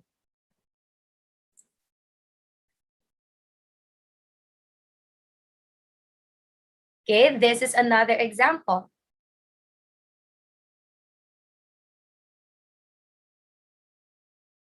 This is the tool we use to discuss and to let students understand how multiplication works.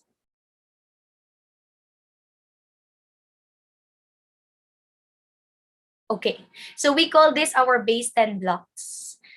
Yes, there are many lucky schools, even public school, were able to provide this kind of materials to their students.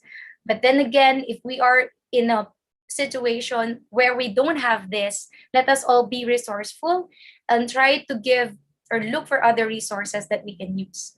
Now, in the absence of other resources, as teacher, you might want to check on this tool. So even those students without materials will understand the concept behind mathematics. Let's say, for example, the 13 multiplied by 12. Why is 12 multiplied by 13 156? As I grow, before becoming a teacher, when I was still a student, I just know it's 156 because I follow a certain pattern. That's how my teacher taught me to multiply numbers. But I don't have a clear picture that it represents this amount of number as shown on the screen. So if we can give this to our students, surely they will love math and nobody will say that it's difficult or challenging because they see the importance, they see the picture, and they also have the chance to touch it, to move it, and to discover things with their manipulatives. Okay, so those are some of the strategies and tools that you can use, materials, in discussing basic fundamental operations. Okay, next. This one, I intendedly added this so at least I can touch the high school teachers because my expertise really is in the lower primary. But to give you just some video, short video clip on how you can teach your students deal with multiplication and division of polynomials, you can ask them to start with algebraic tiles. I hope mathematics teachers, okay, for high school have tried already to use this tool or these materials. So algebraic tiles, you can buy it, but again, if you don't have the resources or money or fund to do that, you can just plainly cut out papers, label it as x squared, as x, positive, negative, same with the small cubes as your units. So look at the example here. Isn't it nice for students to understand the 2 multiplied to x plus 3 is the same as the picture, rather than just us telling them that 2 multiplied by x plus 3 is 2x plus 6. I hope you get my point, that I'm trying to give you here a picture on how our students will deeply understand what we are discussing in class. Because if we do it this way, we get them. We're getting their attention, and we'll let them learn in the process. They don't just follow what we say, they don't just do the pattern that we give, but they understand what they're doing. Okay? And there is an online app under the Brain Comp again that you can use to facilitate or to discuss this with your students. Here is a short video clips for you.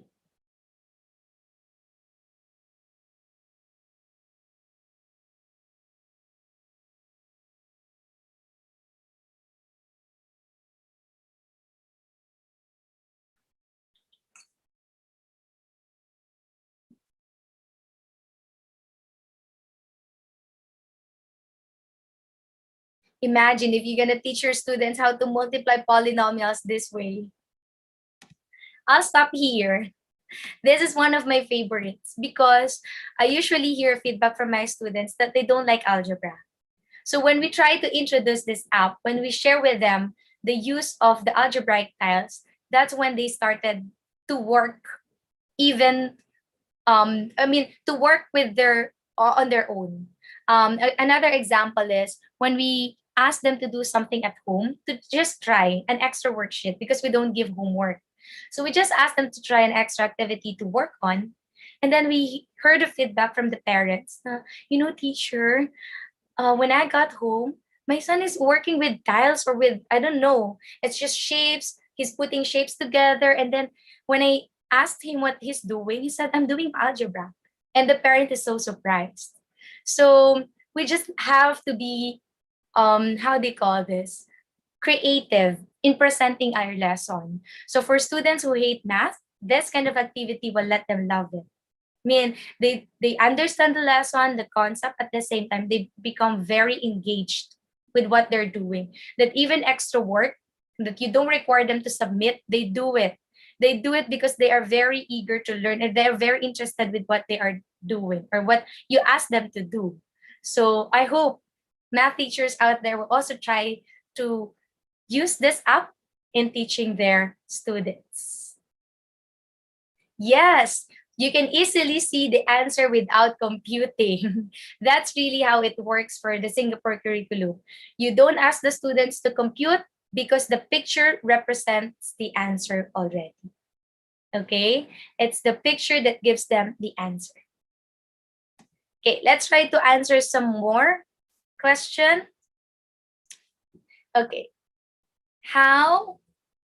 this one.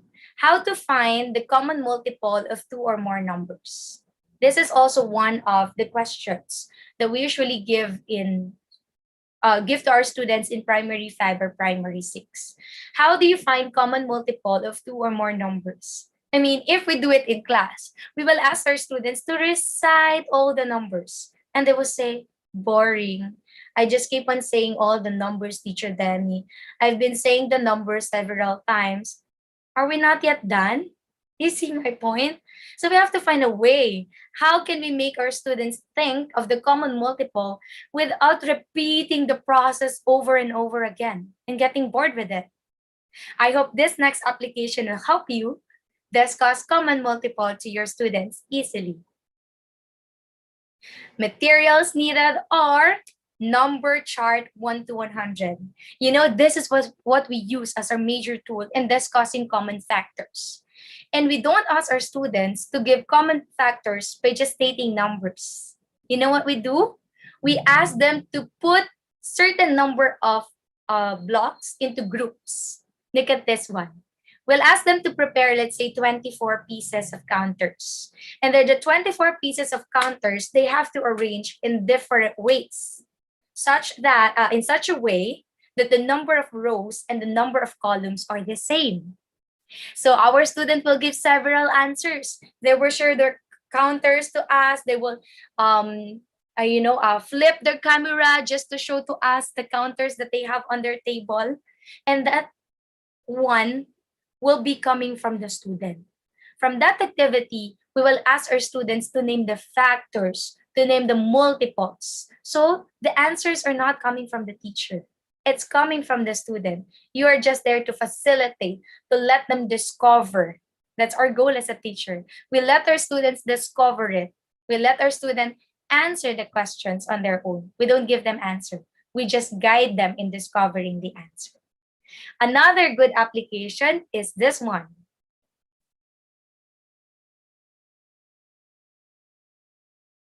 Finding multiples of 5.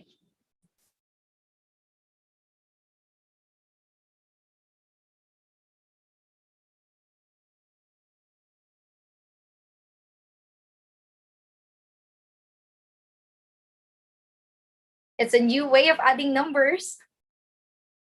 Here comes the multiples. Oops, there you go.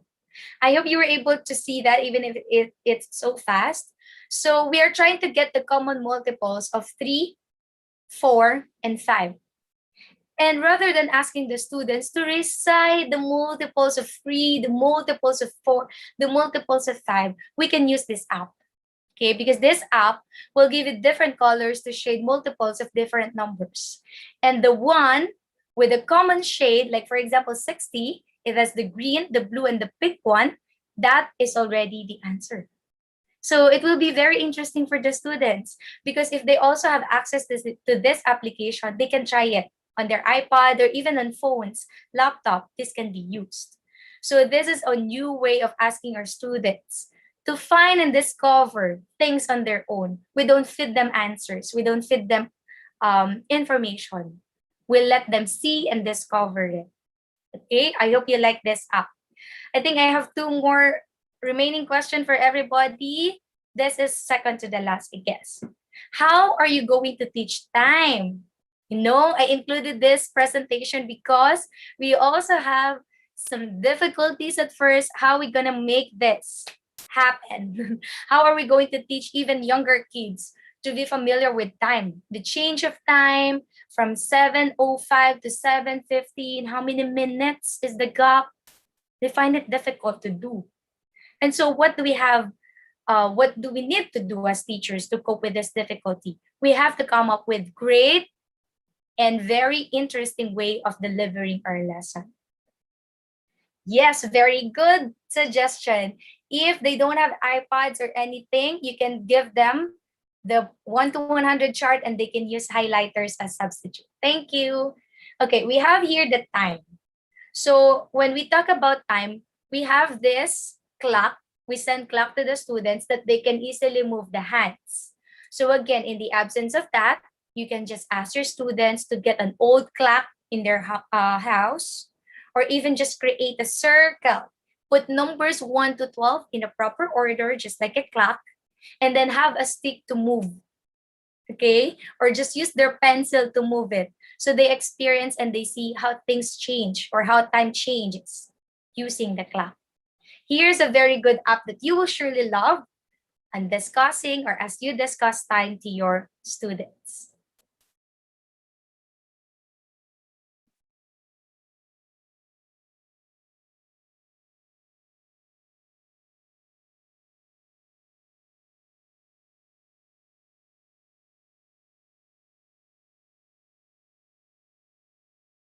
It will show the change in time with number line.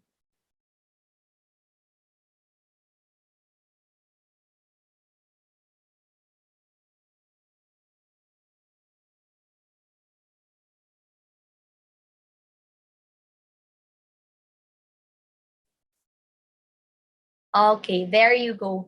Actually, you can do a lot of things with that app, but because of the limited time, I just record the trial version of the application. So I think if we're going to use that application and let students see the change of time by counting every minute and changing or showing a clock picture into a number line, they will understand how to count the change in time or how to get the difference between 2 given time. You have the starting time and the end time and the minutes it took you to complete that change. Okay. Next, we have How will you teach patterns?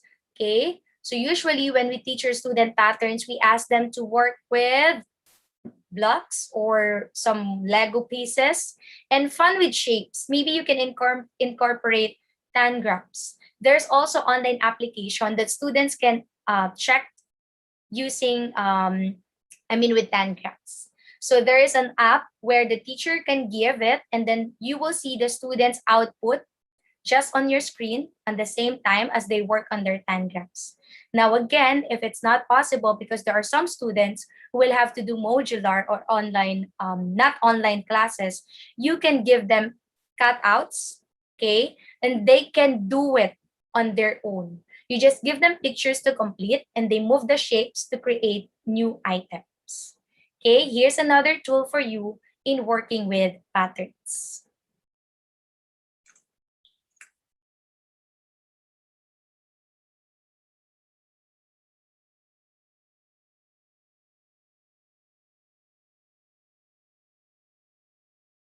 Number patterns.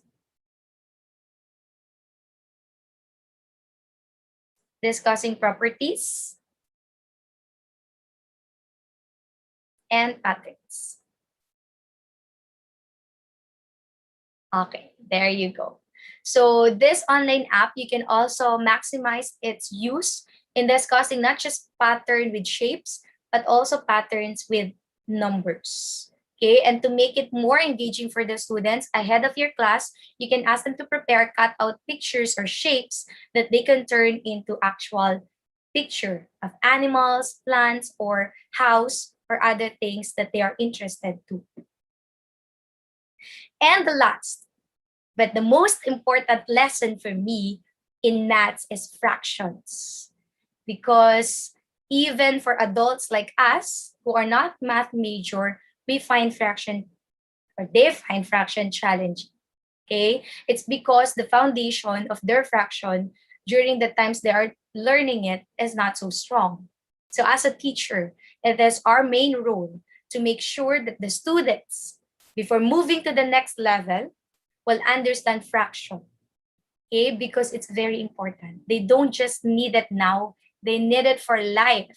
When you apply for work, the test, it has fraction. When you answer something for a company exam, there is fraction. So let's take a look at how fraction is discussed using Singapore maths approach.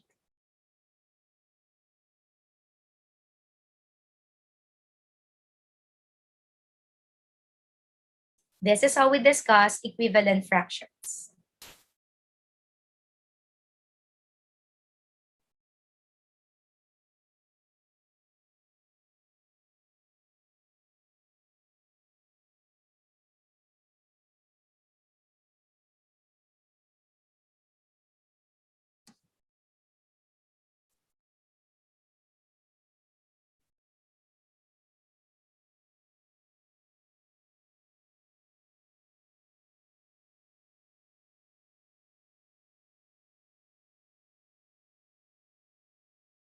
I would like, sorry, the answer is not yet given, but I would like to highlight this part of adding fractions.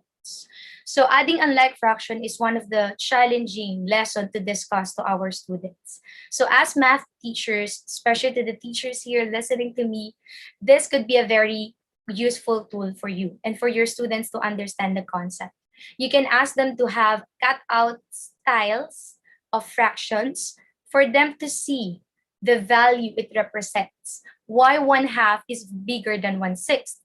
6 is bigger than 1. Some student will say that. But why is 1/2 bigger to 1/6? They have to see the picture. They have to see it in the actual, so they will understand and value it. Okay? And this one is a very good way of introducing or discussing your lesson. So 1/2 plus 1/3, why is it 5/6? So you can ask your students to have these cutout papers. They themselves, they can find the exact tile that will fit into 1/2 and 1/3 when put together. The crucial part here is the tile should really be cut exactly on the same portion.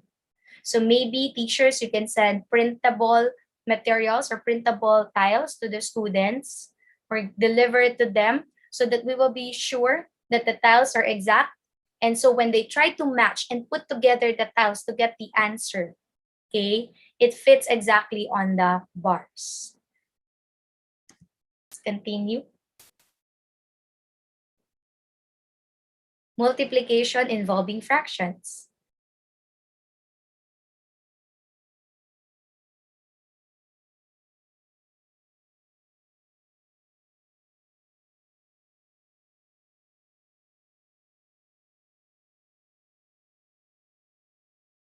There you go.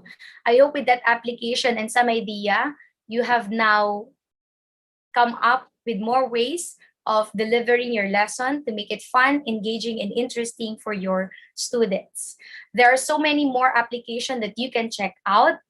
Please visit the Braining Camp. This promotion is for free, and all copyright of the application is under the Braining Camp app.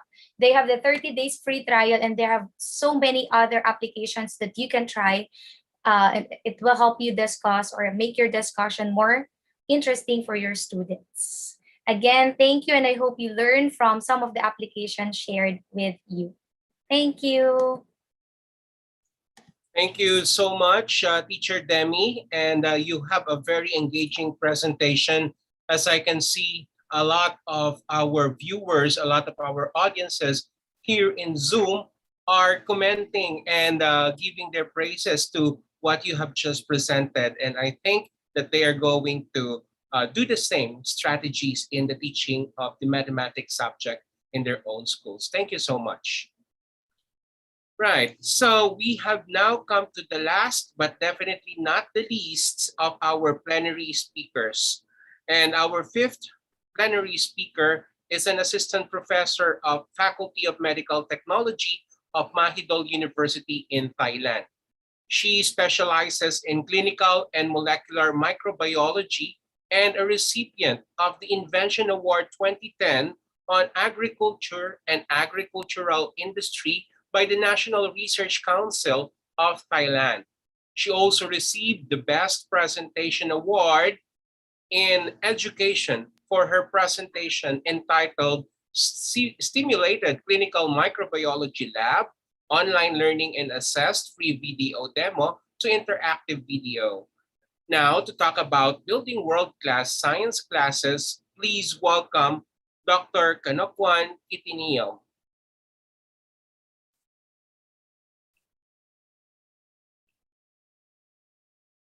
Thank you for your introductions. Okay, may I share my slides?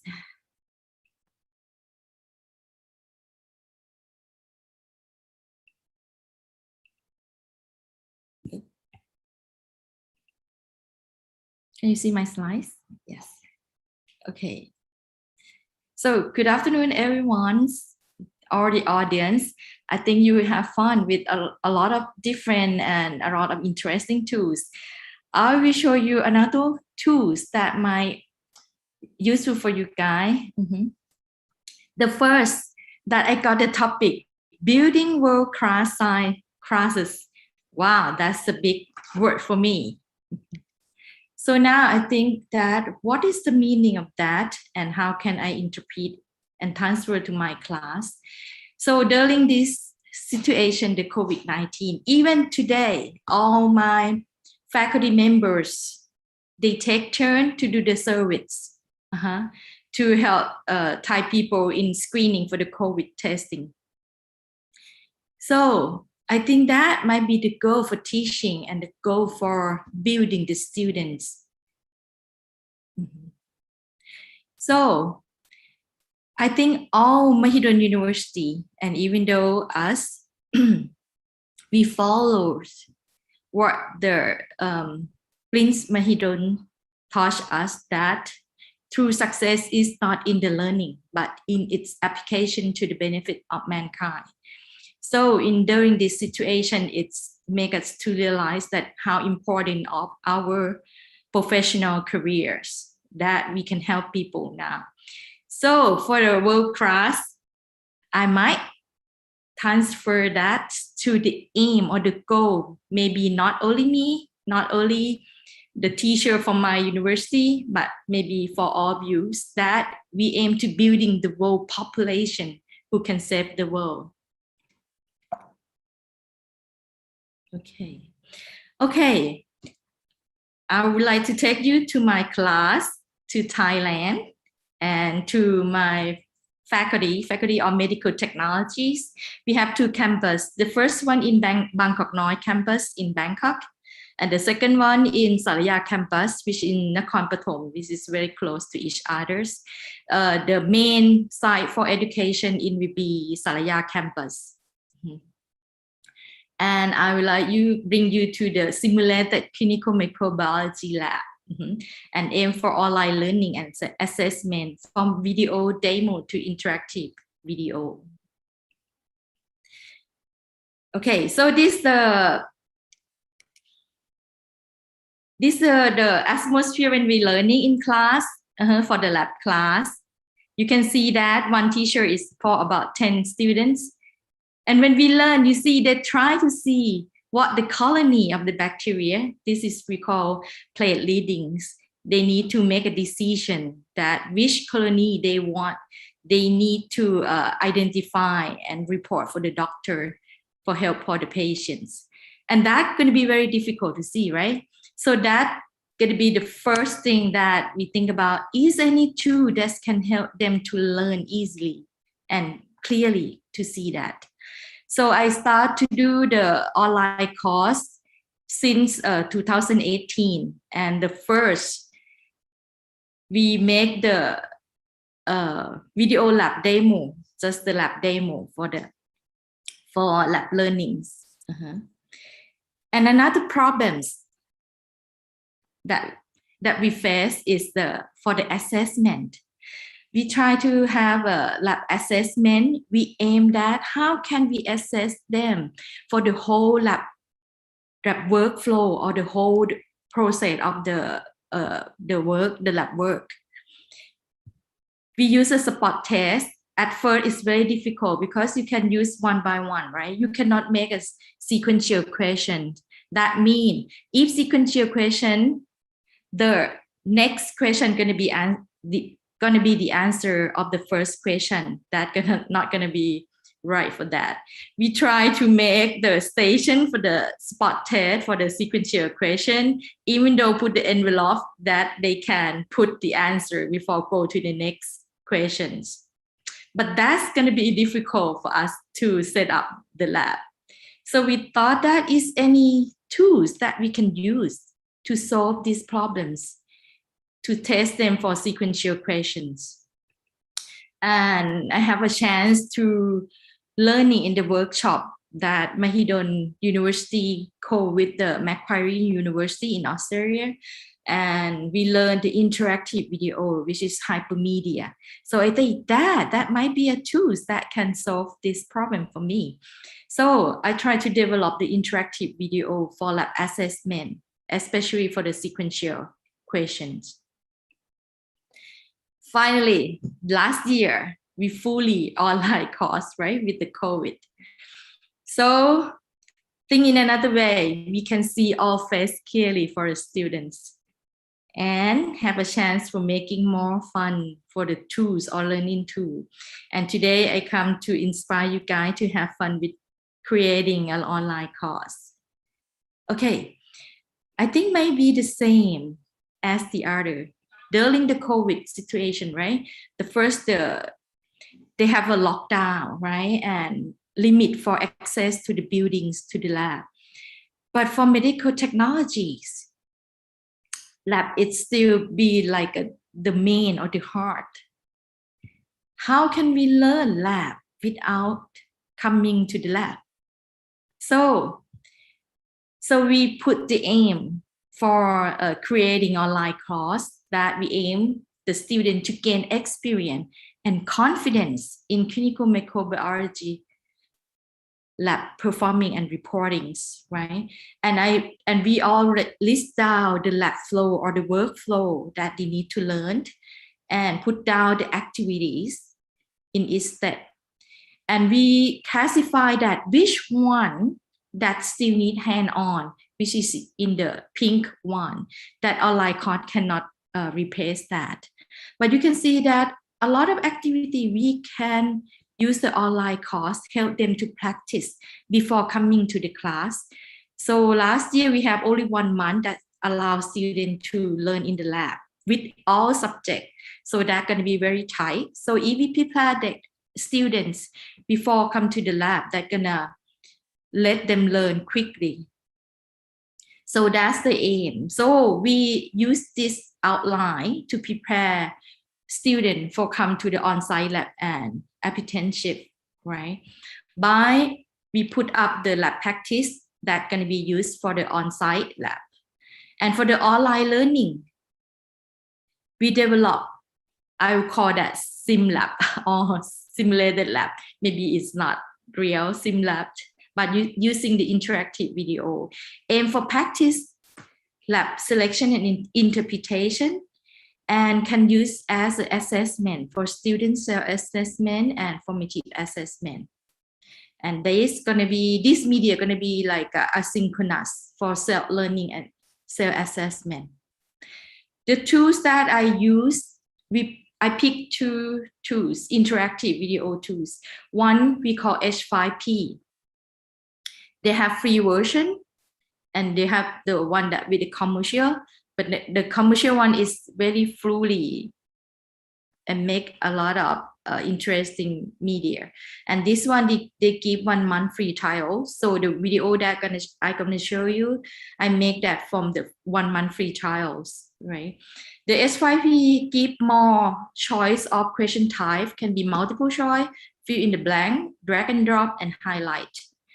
Another one is the Edpuzzle. Edpuzzle, they have the basic is for free, that limit for 20 videos that you can make. And the question type, you can do only multiple choice or only the fill in the blank. So I use these two to compare each other and use in the different aspects. Let's see. Okay, so I still keep the learning tool for lab demo. I still have the lab demo, right, by using the video. For the interactive video, used for H5P, used for the lab assessments that can be self-assessment. And Edpuzzle, I use this for interactive lecture. Interactive lecture is mean that normally when you teach in class, you always give the question to recheck that the student understand or not. That can do the same things. And the key concept that I use for design the medias or learning tools, I try to film or record the video by feel like if the student watch the video, that's gonna be feel like oops, sorry. Can you still see? Yes. Okay. That means that the student look at the video and feel that they do that lab by themselves. So it's like a self-virtual perspective. I will call it semi-3D, because when you look at the colony, you need to look at the character, hemolysis, or the grace or not, what the color. So if you look at the 2D picture, it cannot distinguish or differentiate the difference of the colonies. The second, I try to use a reference standard and the current practice used in class. Someone say, hey, you can go and search for the video that available in the online and use that for teaching. Yes, I said yes. But the thing that I found that sometimes they use different media or different techniques that we taught or practice in Thailand. So the best way is we make it by our own. So that's come up that I make that video by myself. The third, in the video, we know that the student, when they learn this, they usually have a mistake or misunderstood in which point.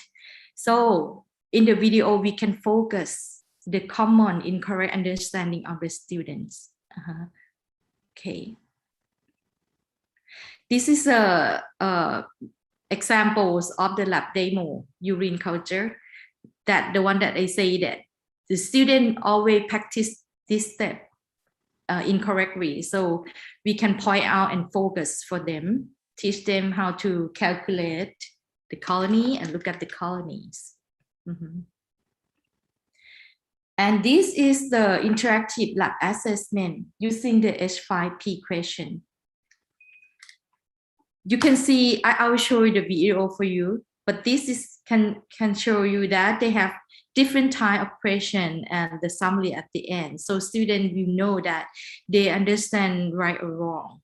And so I will show you the video example of H5P.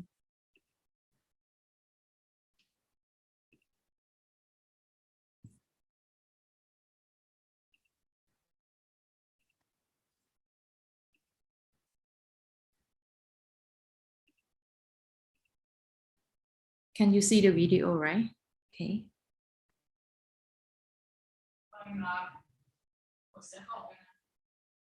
Okay, so you can see that this video that I demo how to use that, right? So during the video, we can ask the question. This is the specimen collection. They can choose true and false. If important question, we will let them go until they make it correct. This is they can choose the media they're gonna use for culture.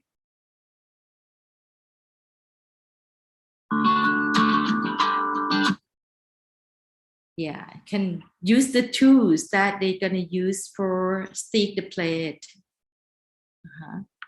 Use drag and drop.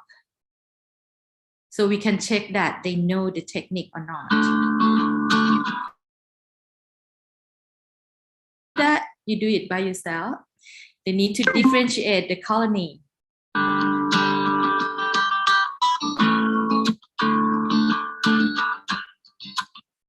And can fill in the blank with the characteristic and count the number.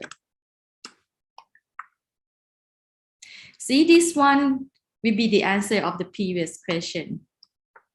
So we can use as a sequential questions.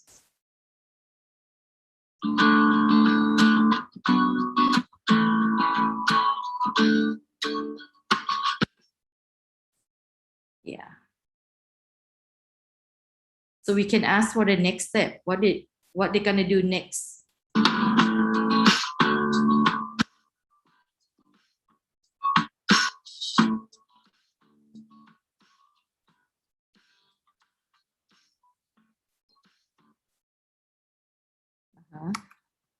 They need to tell what the character it represents for or look like which kind of bacteria.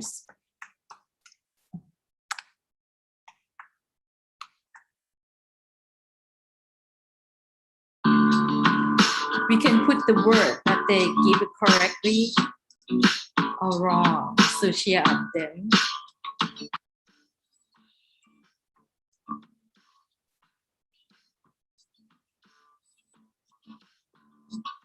It's going to be the next plate, right? That we need to be correlate each other. Think about the family of bacteria. Yes, they can check for the answer also or redo that also. Depend on how we set up for the question.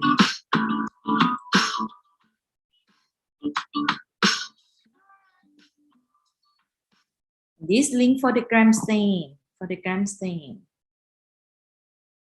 And think about which media they're going to use to identify.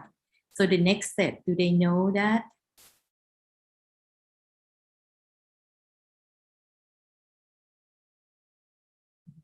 Can check for the answer. And read the biochem, right? And they can see that what score that they claim. And the last one is the summary, right? And then can check for the score.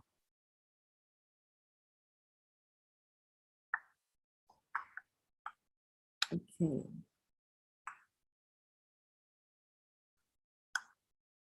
Okay.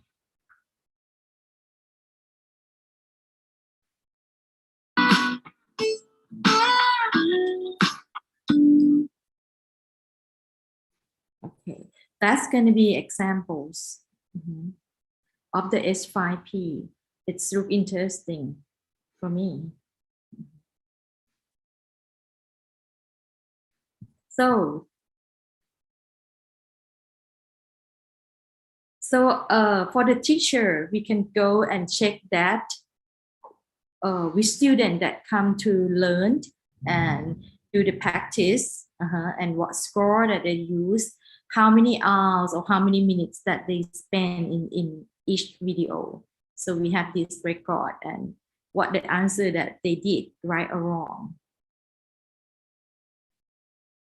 So the next tools is Edpuzzles. This is the free one. I use that for the lecture, interactive lectures. So they can give the score right or wrong when they click the answer. So let's see the video.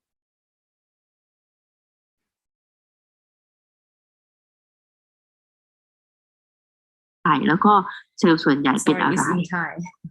มี So the นักศึก teacher ษาลอง teach พิจารณาดูนะคะ and then ว่า ask เรา question. ควรจะแนะนำให้คุณหมอเนี่ยส่ง CSF ขวดที่1ขวดที่2และขวดที่3ไปที่ห้องแลบไหนนะใน3ห้องแลบคือเพราะเชื้อนะคะเขา So they ก็ ask ส่งไปห้องแลบจุลชีวะถ้าเป็นฮีโมโตตรวจเลือดนะคะก็เม็ดเลือดก็ส่งไปฮีโมโตหรือจะส่งไปเคมิสตรีเพื่อตรวจโปรตีนชูการ์นักศึกษาคิดว่าเราควรจะส่งขวดที่1ที่2ที่3เป็นแบบไหนดี So they คะ ask which bottom of CSF to send to which lab.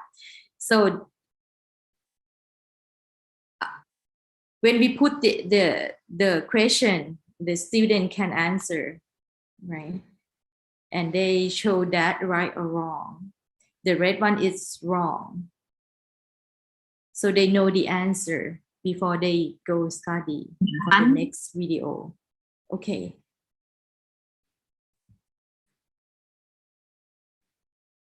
And the same, that teacher can go to the record as well to check that how many students that watch and answer the question, how many score that they use, how many hours that do they spend, and when do they learn. Also the answer that they answer the questions. Okay, so I tried this and evaluate, called evaluation and for students. So I asked that for them to evaluate the online lessons and media by using the 5 levels, right? This is compared, the gray one is 2018 to orange one is 2019. These two is used only video lab demo in the class. And in the blue one is 2020. This one adding lab demo and interactive video, right? When we ask about quality and interesting of the medias, you can see that in 2020 is give the good one more than the other years, right? But anyway, all three, even though lab demo and interactive video give for the benefit for in-class learning. So last year we did the interactive video. So I asked students that to compare between interactive video by using 5 HP, which is in the red, and Edpuzzle, which is in the blue one. All show the good for help to understand, listen, user-friendly and interesting, right? But easy to use, going to come to the H5P, going to be more than Edpuzzle. But Edpuzzle give more interesting. And ask them for open question for like and unlike. They say, okay, I will say that, okay, mean good. So they say good that they have insert the question to the video and keep explaining after they do right or wrongs, right? And cheer up for continue doing. It's good and interesting. Unlike it's at the first beginning of the use, they say it might be difficult to get into the Edpuzzle because they don't know how to do that. And sometimes they say if you use more app or program, sometimes they recommend to use an easier question for that. Okay, and some video is not completely. Anyway, they say it still need a hand-on and lab practice as well. And this one, I try to ask students to evaluate themselves for the competencies. And if look at only for the lab, right? This is compare 4 years, right? 4 year. In 2017, which is the blue one. This one is only in class only, no video or online. 18 and 19 only the lab demos video, and 2020 is have interactive ones. You can see the lab skill, it's still increased, not lower than the usually they did. Even though 2020 they have only short time of the lab work in on-site lab, right? I think should be all. So the key message that I would like to leave it here, it's the most important thing. It's not the tools you use, but it is your learning designs and passion to reach learning outcome of students. And I would like to thanks for Trinity University and conference committees to give the honest to me to invite me to present and sharing the small class to everyone's. And thank you for Mahidol University for granting the MU Spark grant and let I learn and experience with the online course and MU Macquarie University projects, and also Department of Clinical Microbiology and Applied Technologies, Faculty of Medical Technologies, all teaching team, and also Ajahn Chutilot that give opportunity for me today. And finally, for all our students that play and learn with us, with me. So thank you for your attention, and hopefully, and open for any question if you have. Yes. Right. Thank you so much, Dr. Kitinio, for that wonderful presentation. And I can see from the comment section and the chat section of our Zoom that a lot are saying good things about the different applications and assessment tools that you have presented. And at this point, may I invite the other plenary speakers in our Zoom room, and there are some questions coming from the audience. So may I ask the technical team to please feature us or give spotlight to the plenary speakers for this afternoon, if they are still here. All right, so Dr. Hakim is here, Dr. Kitiniom, of course, Dr. I saw a while ago Dr. Wadurangi, and of course Teacher Demi Rose, right?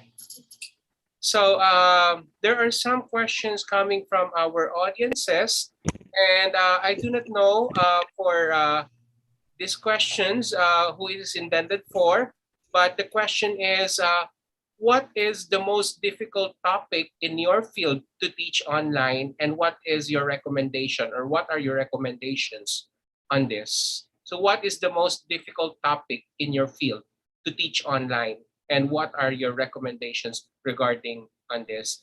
Is there anyone from our plenary speakers who would like to answer that question?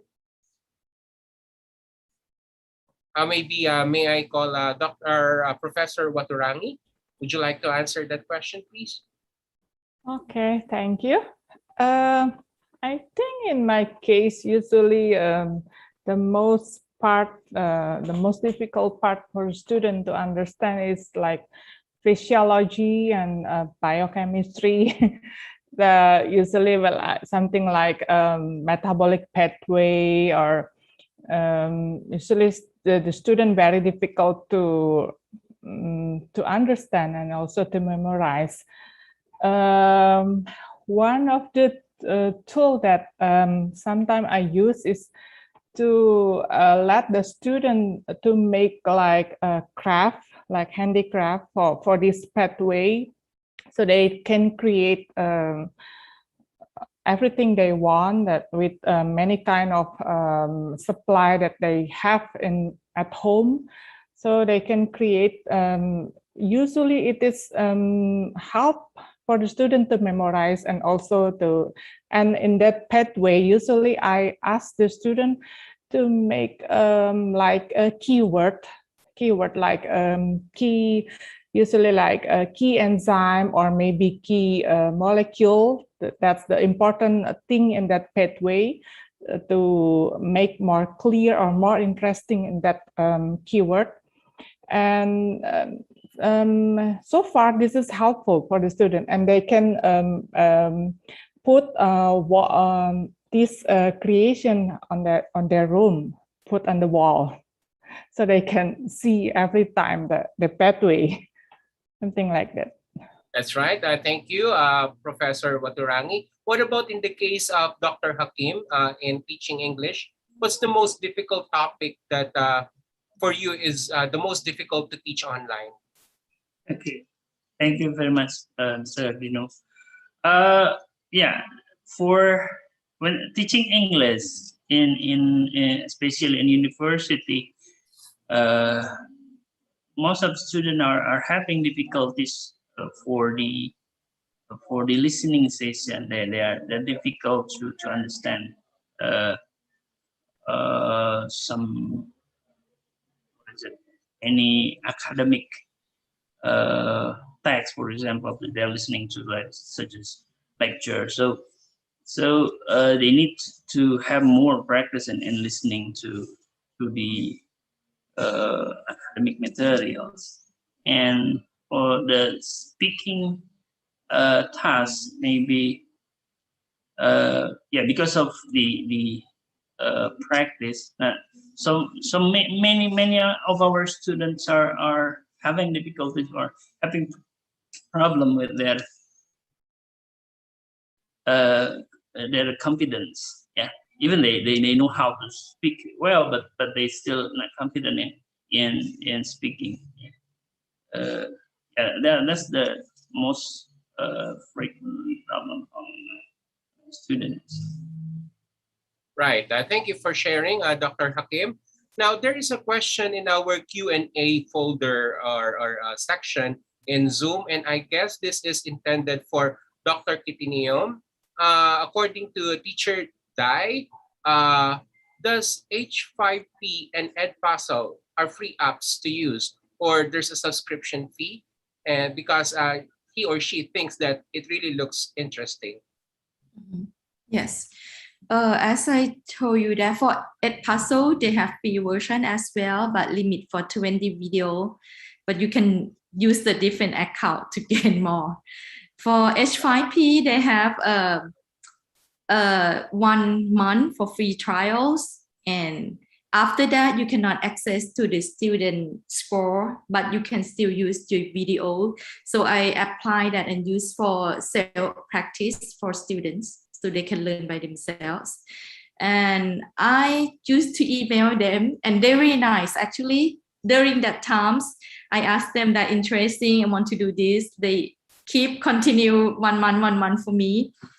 And if you pay, it's going to be, as far as I know, $75 per month, $570 per year for H5P. And Edpuzzle might be 11 something $ per month. Yes. And actually, I don't get paid anything for promotion. Actually, H5P interesting because they have many tools in that. Actually, I interesting to subscribe for that one too. Yes. They should give you a but try for the free trial first, and you will be fun. Right. Thank you, Dr. Kitinium. I was saying that HP5 should actually give you a discount for promoting their I should say that. Thank you. Yeah. Now, the next question is for Dr. Nguyen and Professor Nguyen and teacher Demi Rose de Ramos. Let's have Professor Nguyen first. In your career as a teacher, what is the best strategy that you have used in teaching which you believe you can be very proud of? Let me repeat the question. In your career as a teacher, what is the best strategy that you have used in teaching which you believe you can be very proud of? Professor Nguyen?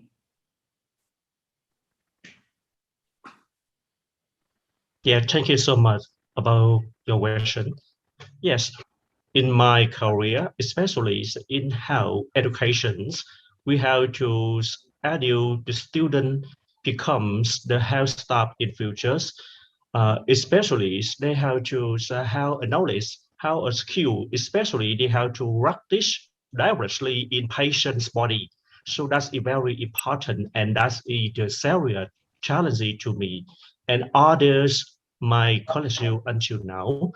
But now and futures, I think we, your country and my country, and all of us, we have to face choose the difficult challenges by the pandemics, by the limits, by distance, and a lot of students cannot join into the class directly.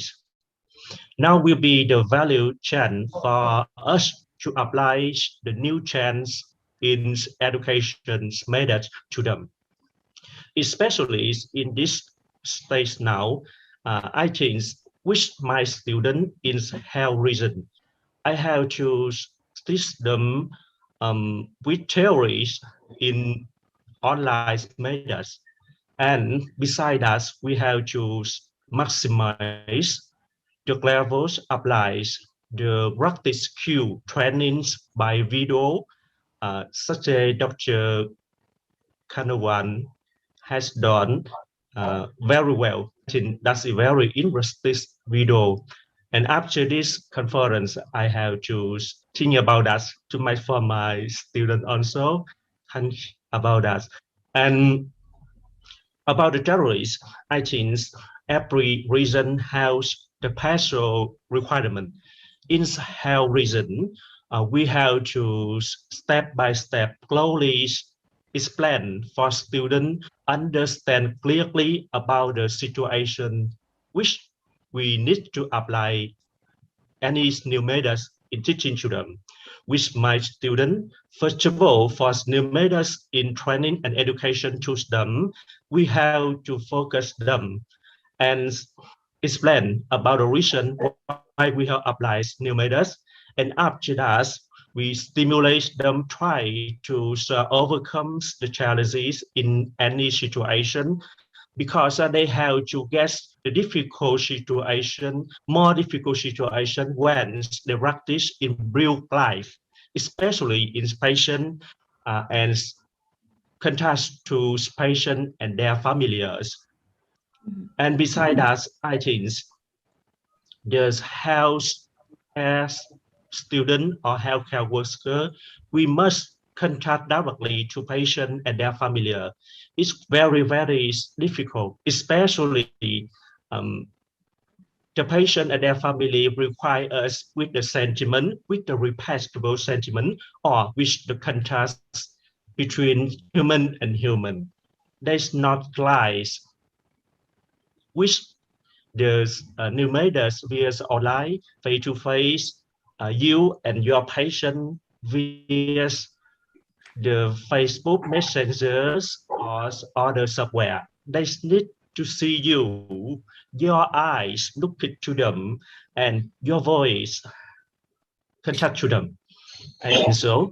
And besides that, I think about the terrorists, we need to develop step by steps the equipment in every university institution to satisfy the requirements of new state. And besides that, we need to prepare for students. They have to immediately change the methods in learning every pandemics new can occur or appear in future. I think that's. Thank you so much. And I want to listen all the idea. Thank you. Yeah, thank you, Professor Nguyen. The same question goes for Ms. De Ramos. Yeah, what is something that you are very proud of? I think it is I'm very proud of coming up with different strategies and methodologies to deliver quality education to my students, even it's online. That's the major challenge I encounter. So when we switch from face-to-face to online, math is one of the subjects that we really have to work on. So before they have all the materials in school, they have all the manipulatives. And as we start the online classes, we do not have anything. So I have to find different ways, online tools, and that's when I discovered the one I shared with everybody.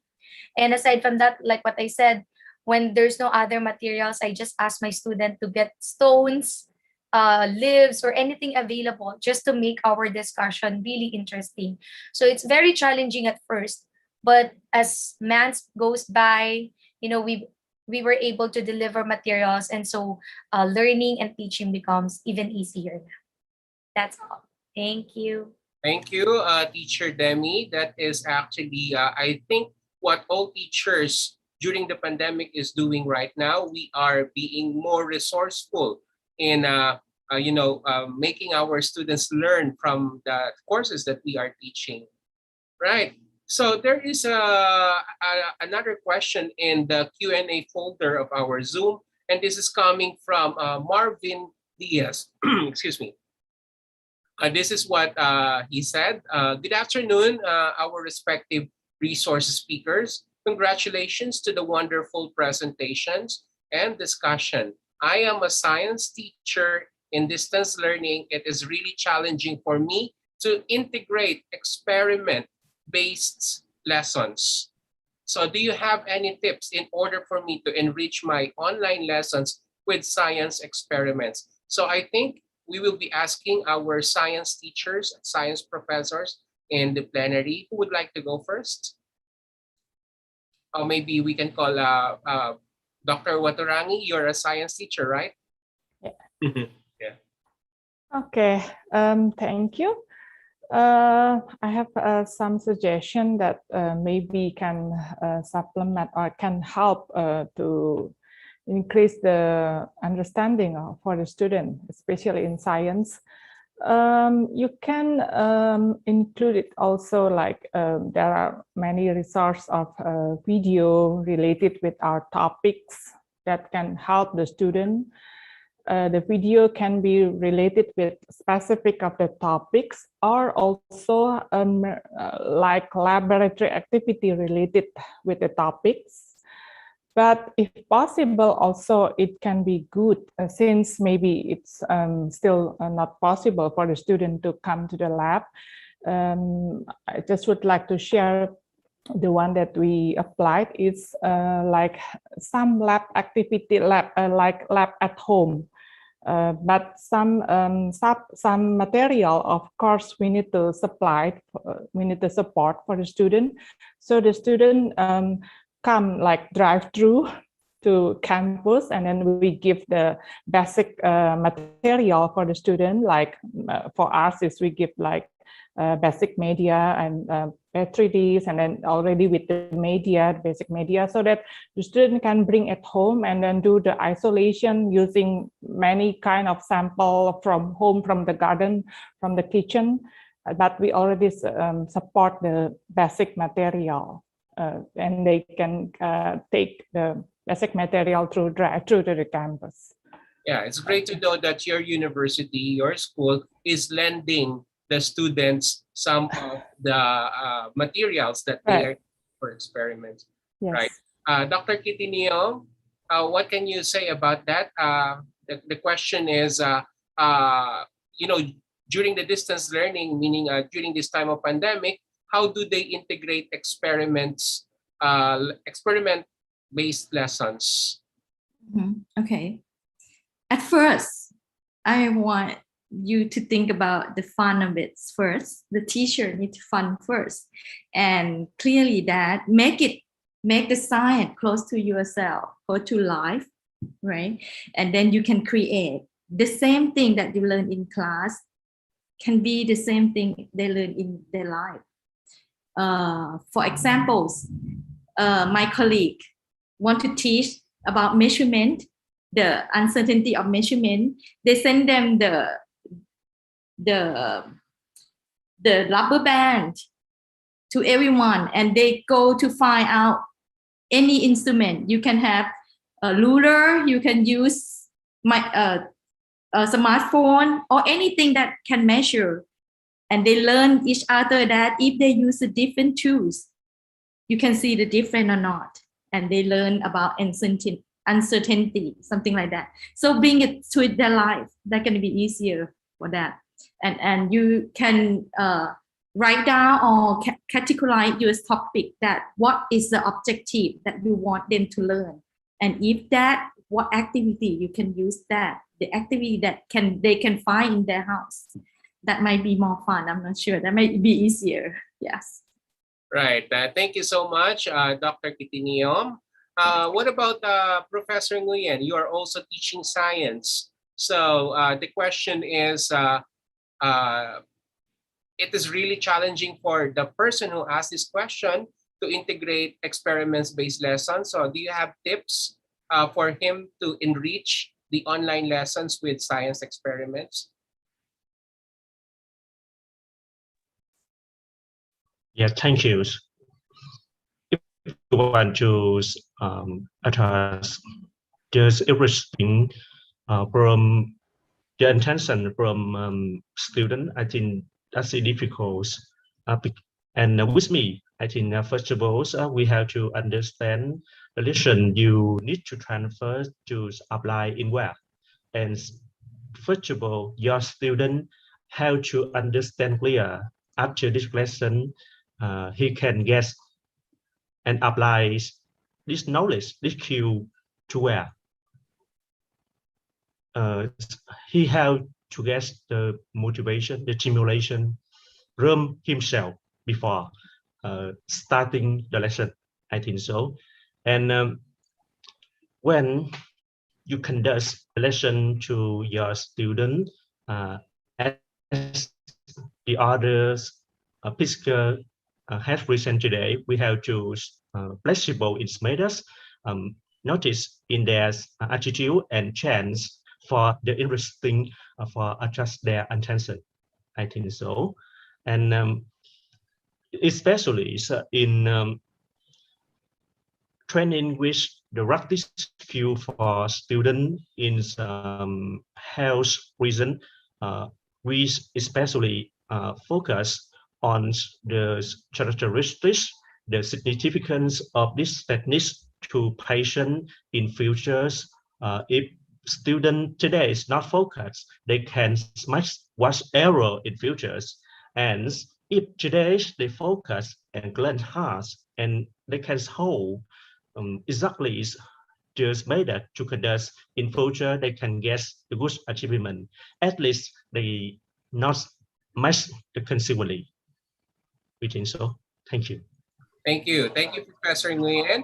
Now, we are down to our last two questions. The second to the last question is both for Dr. Hakim and Ms. Demi Rose de Ramos. The question is, how can we assess our students effectively during this online setup? How can we assess our students effectively during this online setup? Dr. Hakim, would you like to go first?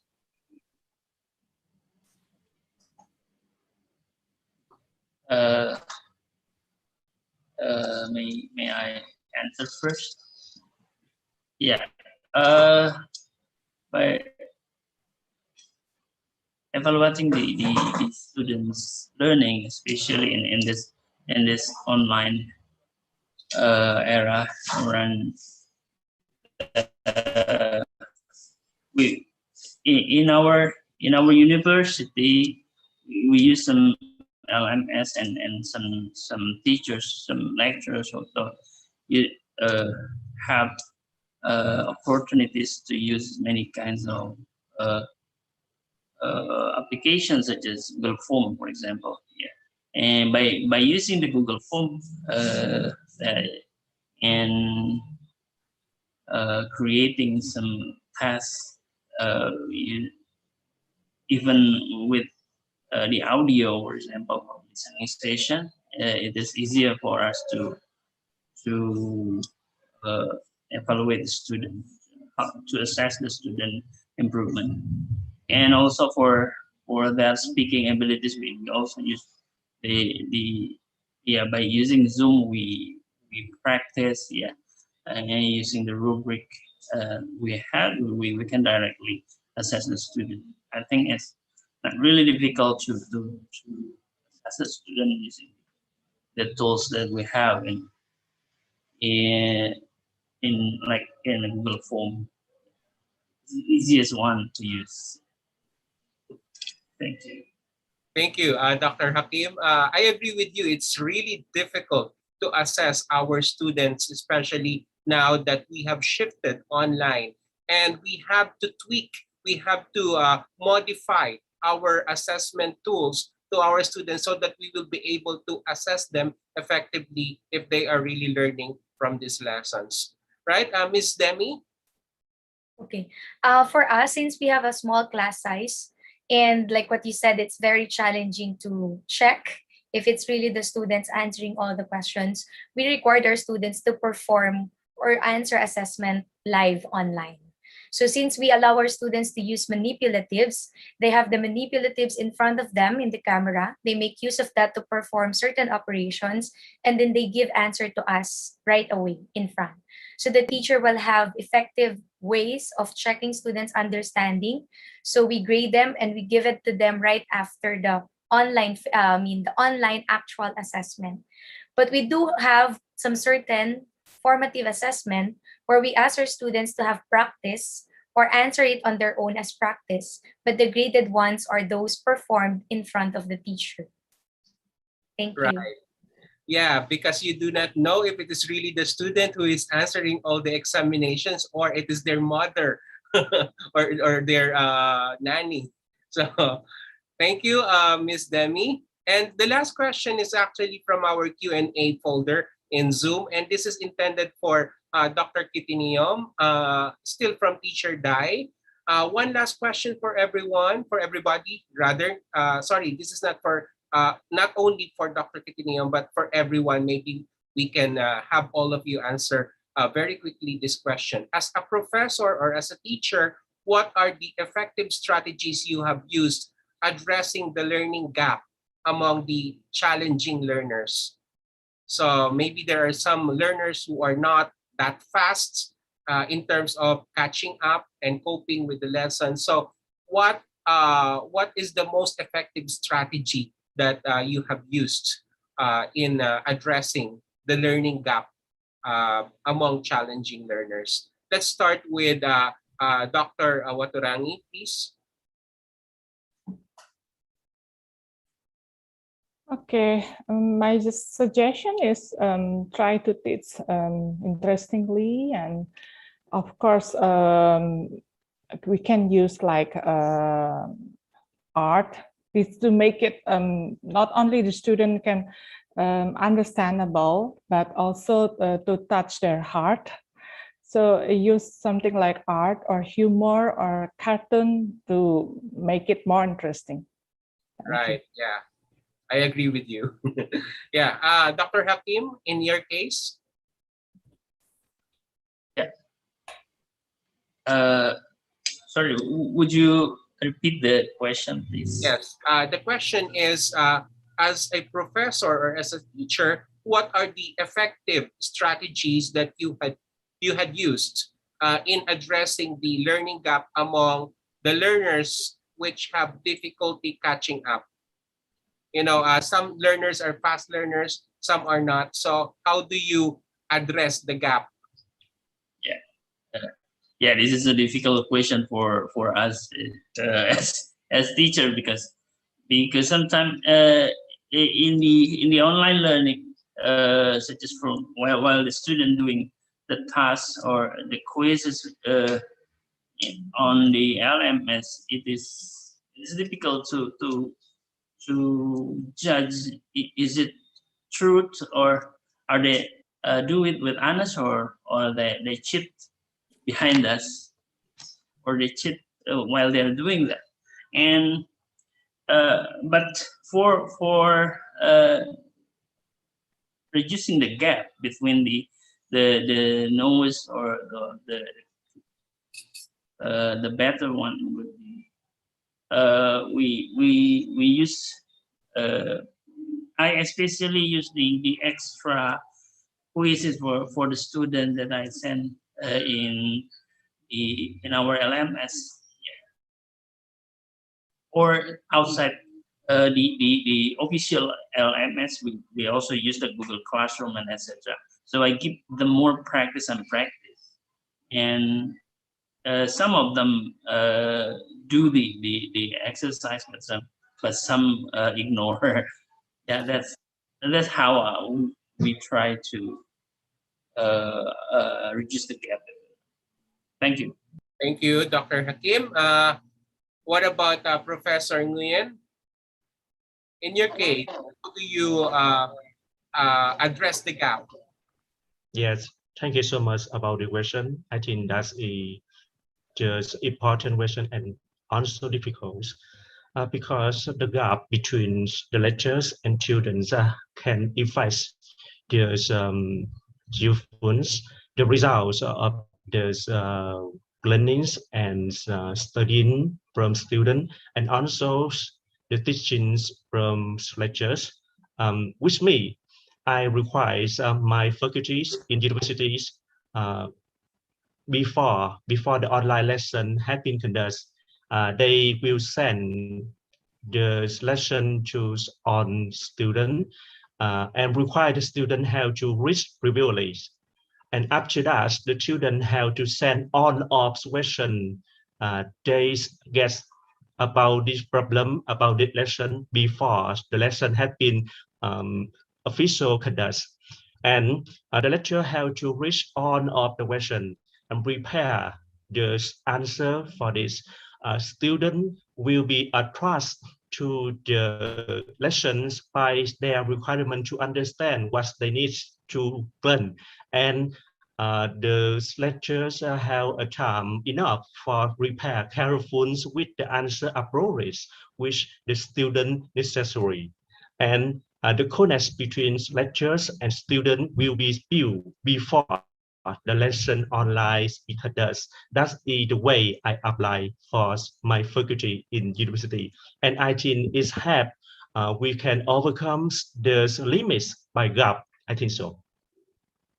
Thank Right. you. Thank you so much, Professor Nguyen. What about from the point of view of Dr. Kitinio? Okay, so for the gap, right, for the learning, different learning style or learning levels, right? The first thing we have the media for students to repeat learning. The second, I try to open the channels for students to come to us. That mean make it like a comfort zone as well. So ask them what is the good channels for them to ask the questions. The third, I monitor them from their learning and question. If they found something different, I will ask them. And the last one, I think this one I use for every student. I try to inspire them. Because we learn, we are like a professional, medical professional careers. And that very important. I always told my student that you're gonna go and work for taking care of people. That means you need to take care of yourself first. You need to know that first before you go out and take care of the others. So I try to inspire them that everything that they do, it's important, and just do it. And we try to back up them. So keep the comfort zone for them. Yeah, I'm not sure. Oh, it's another one. I try to let them to work as a team, or the good one can be a tutors. So they can help each other. Sometimes it's easier for maybe the language they might know from each other or understand from student better than from teacher. Sometimes we use that as right. Yes. Your approach, right? Yeah. Yeah. Ms. Demi, what about in your case? Okay. For me, I would agree with all their answers now. Actually, one of the effective ways is to group them. Have different learners in a group, fast, a middle average, and a slow learner, and that let them learn from one another. Another thing that I usually do is I put operations or formulas into songs so that everybody can relate. That even the I mean, if we have slow learners, they can still cope up. They just have to repeatedly sing the song and they will be reminded of the steps or the things that they have to do to successfully perform a certain operation. We also give our students extra activity, especially if they are a bit behind from the schedule or the lesson. So they can on their own ask their teachers personally with certain topics. We give them a remedial class, individual activity, and then for a regular discussion to have effective assessment for all kinds of learners, we give them individualized instructions. Let's say, for example, we really have advanced students. We give them challenging questions so they will not get bored. And those with difficulties, we start giving them questions based on their level. So easy questions, when they got the answer, we put them into the next level, and then we keep on challenging them. That in the coming days, you can also reach the level 5 or the level 6, and you can finish everything. So they will be very eager to be on that level, and so they pursue, they keep on improving themselves too. So with that, we reach the gap between the fast and the slow learner. Thank you. Very well said, Teacher Demi. And that's the end of our question and answer for our plenary speakers. Thank you so much, Dr. Hakim, Dr. Waturangi, Dr. Kitinium, Professor Nguyen, and Ms. Demi Rose de Ramos. Thank you so much for all your answers. You have been an inspiration to our audiences here in Zoom and even in our live Facebook live stream and YouTube. And at this point, we will now be awarding the Certificate of Appreciation to our plenary speakers. So we will now award the Certificate of Recognition to Dr. Hakim, and let me read the citation. The Global Education and the Industry Relations Office and the Languages and Contemporary Human Studies Department of the College of Arts, Sciences and Education of Trinity University of Asia present the Certificate of Appreciation to Dr. Rahman Hakim as plenary speaker on the topic Enhancing World-Class English Online on the International Conference of ASEAN Language, Mathematics and Science Schools during the ASEAN Fest 2021, which was held online with the theme ASEAN Online Pedagogy in Bridging the New Normal. So given this Tuesday, the 31st of August 2021, via Zoom, and this was signed by Associate Professor Gracia D.G. Sarao, the academic head of the Department of Languages and Contemporary Human Studies Department, as well as Associate Professor Caleb Conyate, our MC this morning, who is the manager of the Global Education and Industry Relations Office, also signed by Dr. Howell T. Ho, the Dean of the College of Arts, Sciences and Education, and Dr. Gisela D.A. Luna, the Vice President for Academic Affairs, and Dr. Wilfred Yu Chu, the President of the University. Thank you so much, Dr. Rahman. Thank you very much, Dr. Lin. Thank you. Thank you. Now, the same certificate is presented to Dr. Diana Elizabeth Waturangi, plenary speaker for the topic Innovation in Handling Science, also signed by Professors Sarao and Conyate, Dr. Howell Ho, the Dean, Dr. Gisela Luna, the Vice President, and Dr. Wilfred Chu, the President of the University. Thank you so much, Dr. Waturangi. And also the same certificate is awarded to Professor Fung Tong Nguyen for his topic, Strategy for Access in Teaching English, signed by Professor Sarao, Professor Conyate, Dr. Ho, Dr. Luna, and Dr. Chu. Same certificate is presented to Ms. Demi Rose de Ramos for discussing the topic Global Singaporean Mathematics with the same set of signatories. Thank you. And of course, no, not Ms. Demi Rose, sorry, we have the wrong certificate. That is presented to Dr. Kanapuan Kitiniom for her discussion of I forgot the topic of Dr. Kitiniom, but it is something to do with the video online and offline. Yeah, so congratulations and thank you so much to our dear speakers, Dr. Hakim, Dr. Kitiniom, Dr. Watarangi, Professor Nguyen, and Ms. Demiros. Thank you so much. We cannot really fully express how thankful we are for your presence and for sharing your expertise in our international conference. Right. Now, at this point, we will now have sharing of outcomes. Yes, we will be asking one of our audiences to share the takeaways that she had for this seminar, for this plenary session this afternoon. May I call, is this Dr. Adelina Sebastian? Are you the one who will be sharing the outcome? Yes, sir. Go ahead, ma'am. Good afternoon. Okay. Good afternoon, everyone, especially to our talented and expert speakers. No, today is really a red letter day for all of us, especially for all the teachers who are with us since this morning. We learned a lot from you. We learned a lot of practices, best practices that you are doing in your respective countries. I'd like to start with what I got from the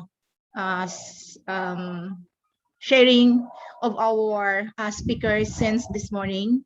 I'd like to start with our Honorable Mayor Joy Belmonte, that it was very clear on her speech that despite the fact that we are into this kind of situation, the local government of Quezon City is doing its best, trying its best to support the needs of our learners, especially in Quezon City. And on the part of Senator Win Gatchalian, he mentioned about the result of the NAT, which is somehow disappointing, but it was a challenge for all of us educators, especially here in the Philippines, to better improve the delivery of our teaching learning experience, especially to the learners or to the students. And glad to also mention that our DepEd, or Department of Education, does not stop from making plans, like for example, the continuity learning plan that they are trying to share to all the different public schools in the Philippines for us to be able again to deliver the quality of education that is expected from us. And on the part of our CHED Commissioner, Dr. Adamat, what I like most in his sharing was that the different peace initiatives that he did and what they are doing, especially to our Muslim brothers and to other minority groups, because that is a very important thing if we want our society to improve in all aspects. There must be peace that must be felt by everyone. Now, in our afternoon section, from our 5 experts, like what I said a while ago, we'll learn so much from you, from how we will be able to improve the teaching of English, science, math, and even in the tertiary level. I'd like to focus on the following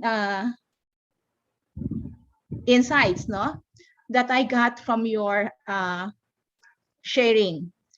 First, that if we want to be understood by our students, we have to use simple language. Communication is very important in making our students understand the concepts that we are trying to discuss with them.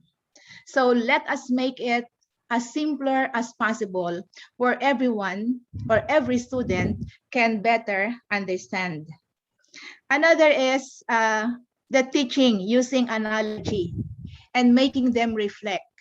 No, it is a good practice for us educators to make the students realize and see the relevance of what we are teaching them inside the classroom, even if we do not have that face-to-face way of delivering the teaching learning experience. But it is important that we have to contextualize whatever concepts, whatever competencies that we want them to understand to their daily activity.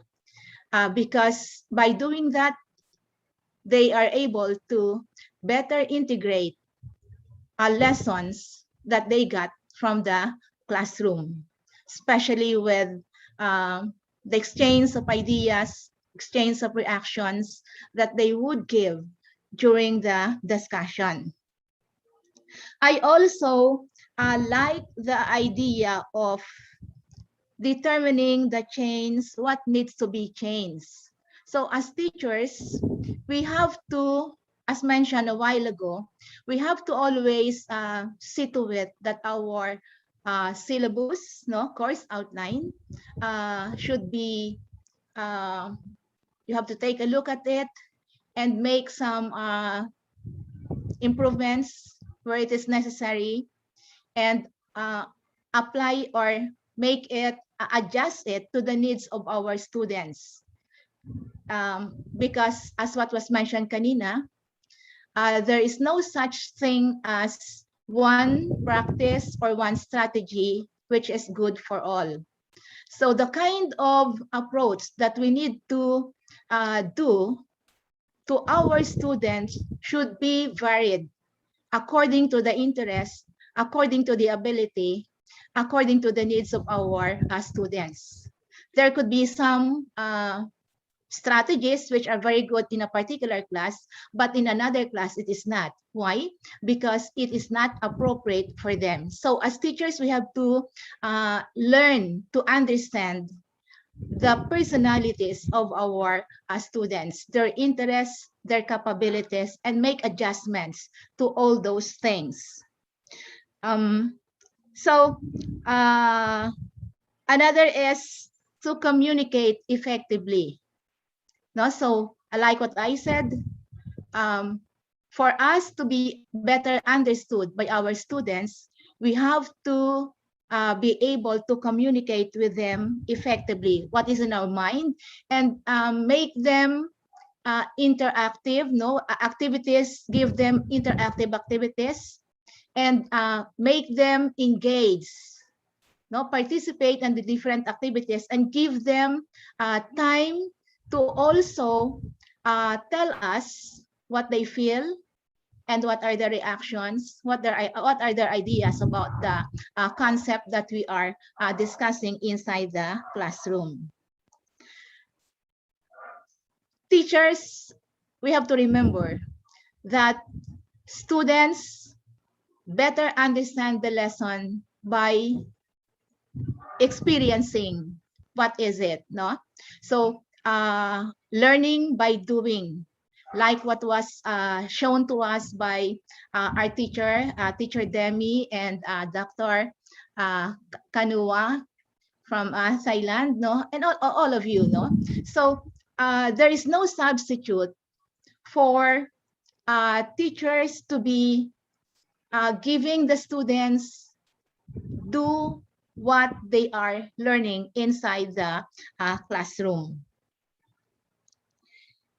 And like Dr. Kit, Associate Professor Kit mentioned kanina, or this morning, before going to class, we have to be able to practice and see to it that we are focused on what we are going to deliver inside the classroom. Students should be given interactive and engaging activities because that is how they would enjoy their stay inside the classroom, especially that we are on a virtual classroom. We do not know what they're doing. So we have to make sure that every day of our session with them will be something that is exciting, that they would always be looking forward to meet you the next meeting by making them engaged and providing them creative activities.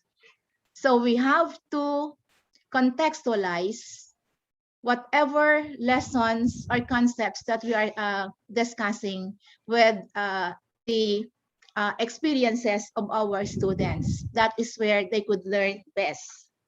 So in this trying times,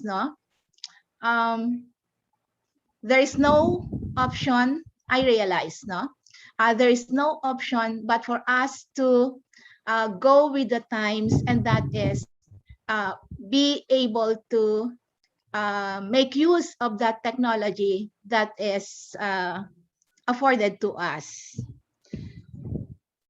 and be the best teacher that you can. So that's one very important insight that I got from all the speakers. Be the best teacher that you can, especially in this trying times. And like what I said, make your students be interested in meeting you the next session. Now, I'd like to borrow the quotation from Nelson Mandela, in which he said, "Education is the only tool that can change the world." And I think everybody agrees with that. And this is the reason why we are having this kind of initiative, because we want changes would happen in the world. We want a better world, and the best instrument for us to do that is none other than education. So teachers, I am encouraging you to have that passion and commitment in making education the best thing that could change our world. Good afternoon, and thank you so much for all our speakers. We are very, very so fortunate to have you. Thank you very much. Thank you so much, Dr. Adelina Sebastian, for the wonderful sharing of your takeaways in this whole day seminar from this morning until right now at 4:13 p.m. Philippine time. Now, before we move to the raffle, so please do not go away because we have a raffle. I would just like to ask our plenary speakers to please join the dean of the college and other key officials of the university for a photo opportunity just before we leave the room. So can we have a photo opportunity first? So may I also ask the key officials of the university to open their camera for this photo opportunity. Dr. Sebastian, maybe you would like to also open the your camera. So can we have everyone's camera in the panelist camera to open them? Right. So tech committee, are we ready for photo opportunity? Okay. So Dr. Capacete, would you be willing to open your camera? That's it. So tech committee, can you please take a photo, or should I do that? Let me have it in my MacBook also. Right, yeah. One. Wait. Ready. Okay, One. ready? Go ahead. 2, 1. One more. Smile. Okay, wait. Ready? 3, 2, 1. Right. Thank you so much once again to our dear panelists and to the officials of the university. We will now proceed to the raffle items that we are going to give to our Philippine participants. So we have prepared some items to be raffled to the participants coming from the Philippines. And this is courtesy of our major sponsor, which is the Globe Telecom. So we will be giving away 3 units of power box. That's power bank with water bottle, and we will also be giving 3 units of prepaid home Wi-Fi and 2 units of extra base Realme earphones. Right. So we will be raffling first. Okay, we will be having for raffle first the which one? The power bank and the bottle. Okay, the water bottle. So can we show the wheel, the name wheel?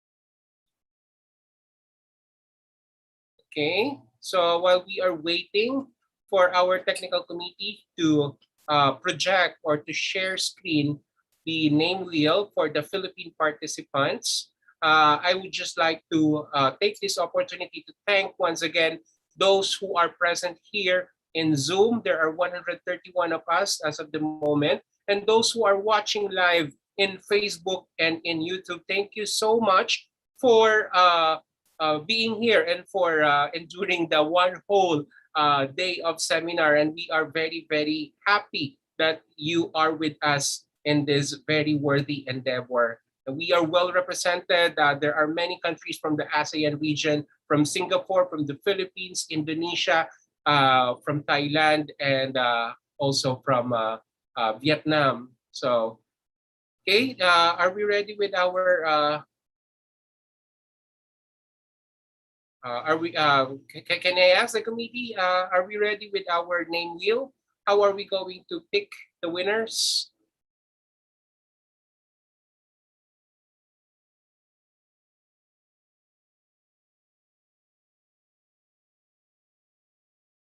Right, so what are you going to win? There are 8 items that we are going to give today for the Philippine participants. So it will be 3 units of power bank with bottled water, water bottle, sorry. And also we are going to give 3 units of prepaid home Wi-Fi system. And then we are also going to give you 2 units of Realme earphones. Right? Can we see the name wheel now? Our dear technical committee, probably the first to say, wow, will win. I do not know. Technical committee, anytime now, please do present and share screen the name wheel. Okay, there it is. So what we are going to raffle first will be the power bank and the water bottle.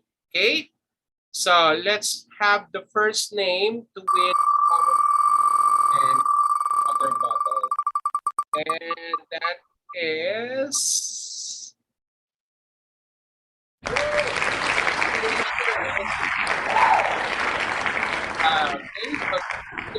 you have just won a power bank and a water bottle. Okay, so technical committee, make sure that you are writing down who the winners are. Right, so another one to win power bank and water bottle is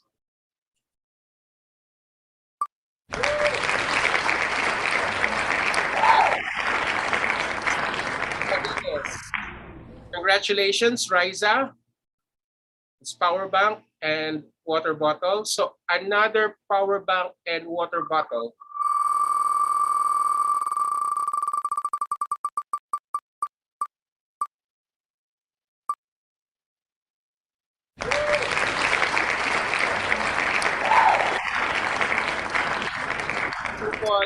One power bank and water bottle. Kindly do send a private message if it is possible here in chat to our organizers. Look for Gracia Sarao, or maybe you can just comment that you are the winner so that our technical committee can connect to you.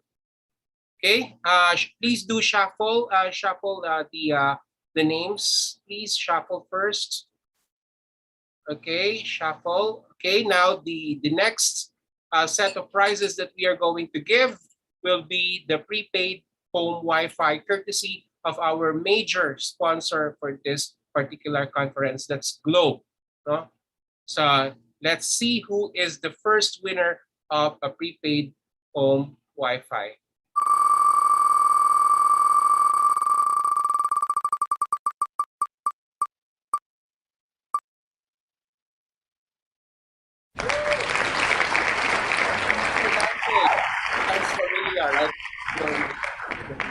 Arnold Adante, yeah, you've just won a home prepaid Wi-Fi from Globe. Congratulations, Arnold. Okay.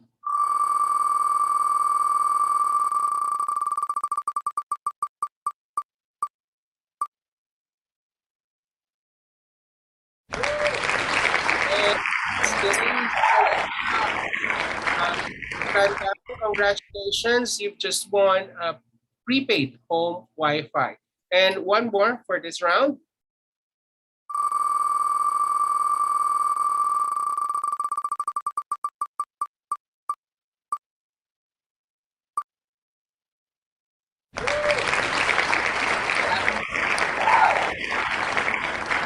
Congratulations.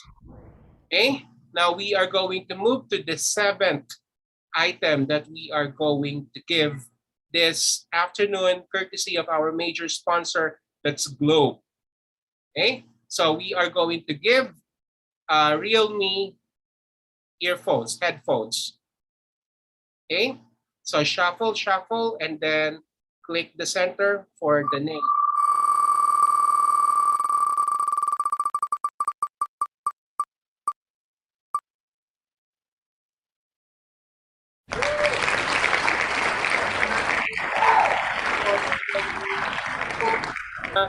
Regalo. Wow, you already have a regalo, a gift, early gift, because tomorrow is Christmas season in the Philippines, right? Congratulations. And the last name that we are going to pick for this afternoon to win a Realme headphone is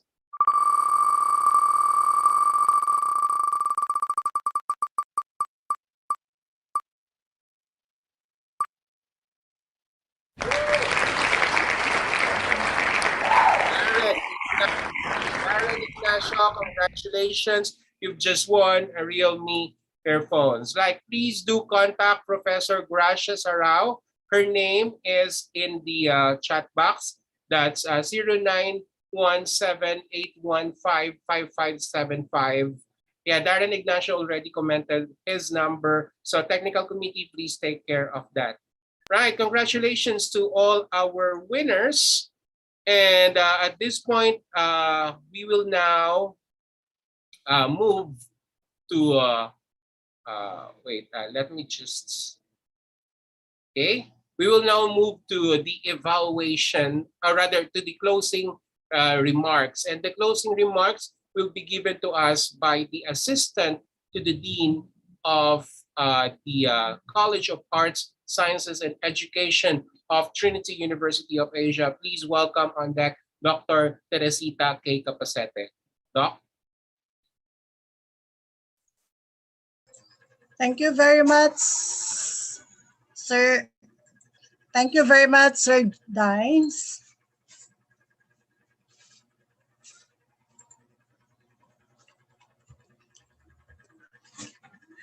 Let me recount some lines from a childhood song.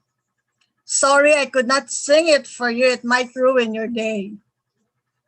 It's a world of laughter, a world of tears. It's a world of hopes and a world of fears. There's so much that we share that it's time we are aware. There's just one moon and one golden sun, and a smile means friendship to everyone. Though the mountains divide and the oceans are wide, it's a small world after all.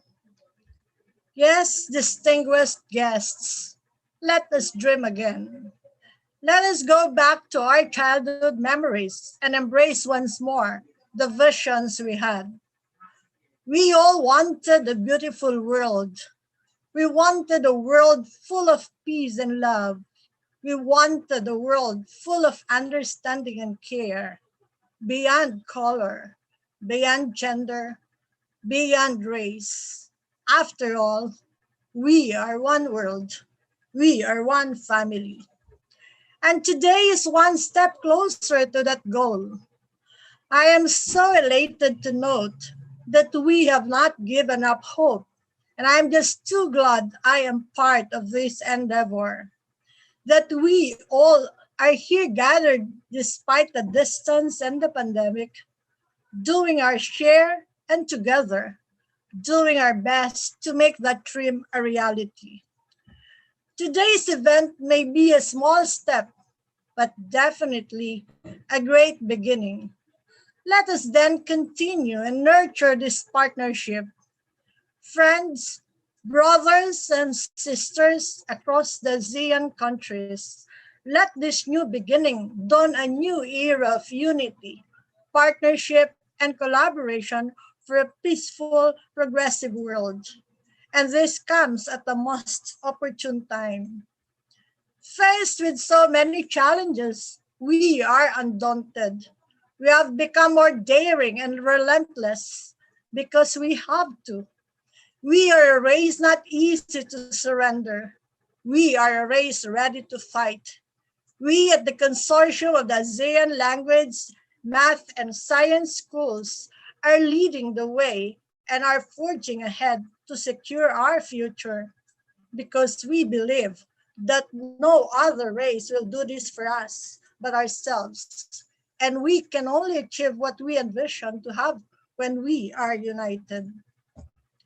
We can do this because we have this immense faith in our capacity to rise, face the challenges, and become victorious in the end. Just like what our forebears did for us in our glorious past. As ASEAN, we belong to that race. And what about our theme? ASEAN pedagogy and bridging the new normal. How does it roll out in our event today? Pre-pandemic, we have been trying to incorporate the use of technology in our classrooms, but obviously the pandemic has fast-tracked the process. We were immersed into the online setup sooner than we thought, and we were quick to adjust to the new system. The borderless classroom we just dreaming about a few years ago has now become the new normal. Definitely, it has its advantages and disadvantages. But whether we like it or not, even after the pandemic, this will already stay. And so we have to be ready to embrace it, as clearly explained by eminent speakers. In fact, this has made this world even smaller. Just a click of a button or a few punches in the keyboard, we are already transported to a different world. And this is how it will be from now on. It may be chaotic at times, but we know that we will overcome this. The great Henry Adams believed that chaos was the law of nature, which to a great extent we agree with. But he also added this very important aspect of man. Order was the dream of man. And in putting order into this chaos, if I may add, education is the key.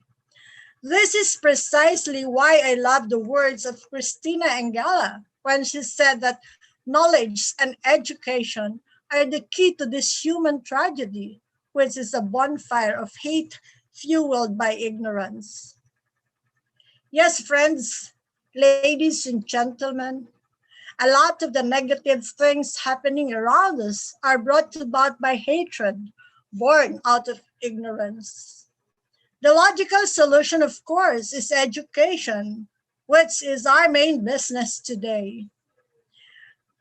To reiterate what Dr. Sebastian has said, this whole idea was in fact succinctly forwarded by Nelson Mandela when he said that education is the most powerful weapon which you can use to change the world, which was profoundly seconded by Malala Yousafzai, the young Arab girl who was supposed to be denied of a good education, which she courageously fought against in the face of death when she said, and I quote, "And if we want to achieve our goal, then let us empower ourselves with the weapon of knowledge, and let us shield ourselves with unity and togetherness." Indeed, education is the key to empowerment. Why do we do this? Let me end with these wise words from Debshas Midra. We are the children of this community. We want love, friendship, and unity. We want peace, joy, and compassion. We love this world with great passion. This is our world. This is our sweet home. Yes, ladies and gentlemen, we are one family. We are one ASEAN. We are one world. It's a small world after all. It's a small, small world. To finally put this most wonderful event to a close for now, and a fitting tribute to our ASEAN forebears, let us be reminded of the ASEAN dream.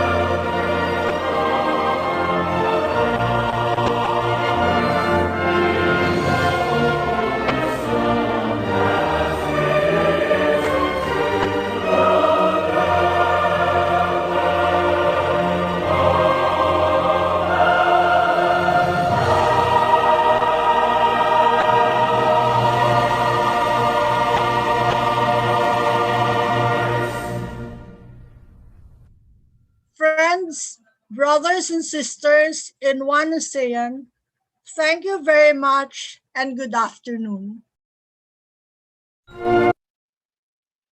Thank you so much, Dr. Teresita Capacete, the Assistant to the Dean of the College of Arts, Sciences, and Education of Trinity University of Asia, the Philippines. And at this point, ladies and gentlemen, may I just remind you to kindly fill out our evaluation forms and reflection form. The links are actually posted in our chat box. Please do fill out our evaluation form and the reflection form so that we will have a feedback on what you have learned today. And we would also like to acknowledge the we would like to thank and acknowledge the following people who have made this event possible. So we would like to thank the Office of Senator Sherwin Gatchalian, the office of Honorable Mayor Josefina Tanya Joy Go Belmonte, office of Dr. Ronald L. Adamat, and the office of Dr. Justado M. San Antonio. Same thanks and gratitude is extended to the offices of Dr. Wilfred Yu Chu, the University President of Trinity University of Asia, Dr. Gisela D.A. Luna, the Vice President for Academic Affairs, and Ms. Matilde Asuncion, the Vice President for Administration and Finance of Trinity University of Asia. Also, we would like to acknowledge the hard work of Dr. Howell P. Ho, the Dean of the College of Arts, Sciences, and Education of Trinity, and also Associate Professor Caleb Don E. Conyate, the Manager of the Global Education and Industry Relations Office, and Associate Professor Gracia D.G. Sarao, the Head of the Languages and Contemporary Human Studies. They are the backbone of this program. And same gratitude is given to the different deans and heads and of different units and colleges of Trinity University of Asia. That includes Dr. John Michael O. Lorena, the Dean of the St. Luke's College of Nursing, Dr. Mark D. Francisco, the Dean of the College of Medical Technology, Dr. Rufo B. Agarao, the Dean of the College of Allied Health Sciences, Dr. Fernando V. Trinidad III, the Dean of the College of Hospitality and Tourism Management. Also, we would like to thank Dr. Ferdinand Bunag, the Dean of the College of Engineering and Information Sciences, Dr. Maria Victoria U. Rosas, the Dean of the College of Business Management and Accountancy, Dr. Juliet K. Bukoy, the Dean of the Graduate School, Associate Professor Julius Somera, the Principal of the Basic Education, Dr. Maria Antonia C. Capili, the Director of the University Research and Development Center, and Associate Professor Myra M. Ramos, the University Registrar.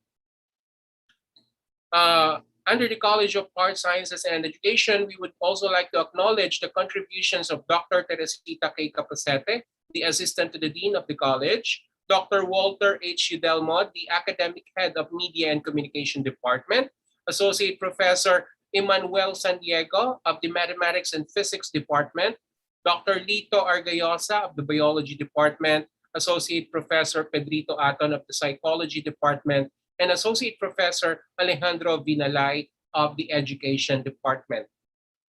Same gratitude goes to Dr. Heidi Ferrer, Dr. Adelina Sebastian, Ms. Jen Liang, Ms. Luwalhati Domingo, Ms. Jinky Gamit, yours truly, Assistant Professor Divino Cantal Jr., Assistant Professor Mary Christine Cada, Mr. Raul Ketua, Mr. Gil Mariano Razon, and Ms. Jennifer Razimo.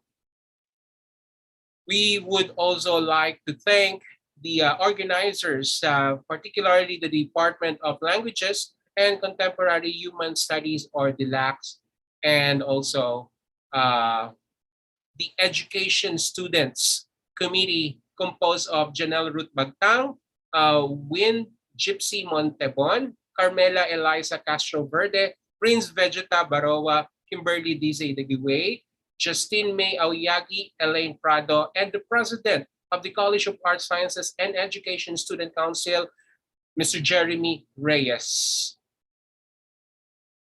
We would also like to thank Globe, our major partners, Globe and Entrego, and also our exhibitor, Novolab. And ladies and gentlemen, that ends our program for this day. Once again, thank you so much for watching us, for joining us, for being with us, and for learning from our whole day event. This is the international, this is the International Conference on Language, Science, and Mathematics Schools for the ASEAN. So once again, my name is Assistant Professor Dino Cantal of the Media and Communication Department of Trinity University of Asia, saying, God bless you all. Thank you so much. Please stay safe and healthy, and see you again next year for another ASEAN 2022 conference. Thank you so much. Goodbye, everyone. Please do not forget to answer the evaluation.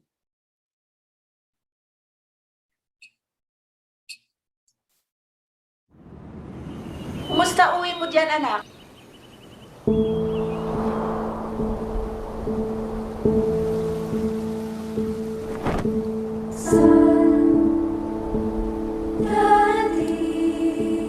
Ang mga salita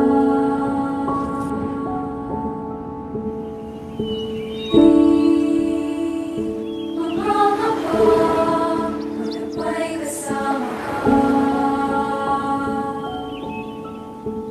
Aking sinta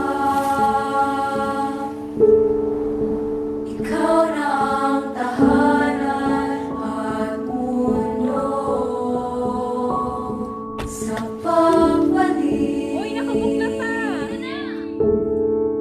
Mananatili na sa piling mo Mundo'y magiging ikaw Magiging ikaw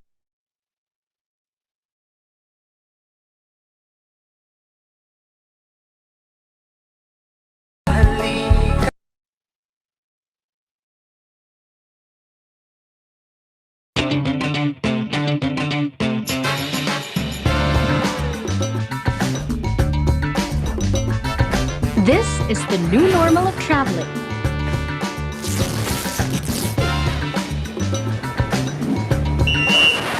Ma'am, sir, kalat niyo ho. Where spectacular beachfronts are your own private island, far from the madding crowd. Unsay crowd? Walang crowd, oy! Commune with paradise in the crystal clear blue waters or on the outer white sand. Beach volleyball tayo! Sino yan? Paano siya pumipito? May watching na lang pala. Ma'am, sir, marshal po ako. Bawal po sa beach yung hindi nag-PPBA. Kailangan po ng at least one basketball player apart. Gets nyo? Ha? Eh paano namin maaalala yan? Lagyan nyo kaya ng sign. Wow ha, cancelled na lahat ng fun? Of course not. You're free to chase all kinds of exhilarating experiences. Basta po may PDA. Eh kung ikaw ang i-PDA ko. Accelerating experiences you say. Gaya ng... Kayaking, running on the beach, banana floating, Banana boating. Just remember PDA. water cycling, sand castling, jamming. As long as there's face masking. Bisikleta in, jetpacking, coconut watching. Influence.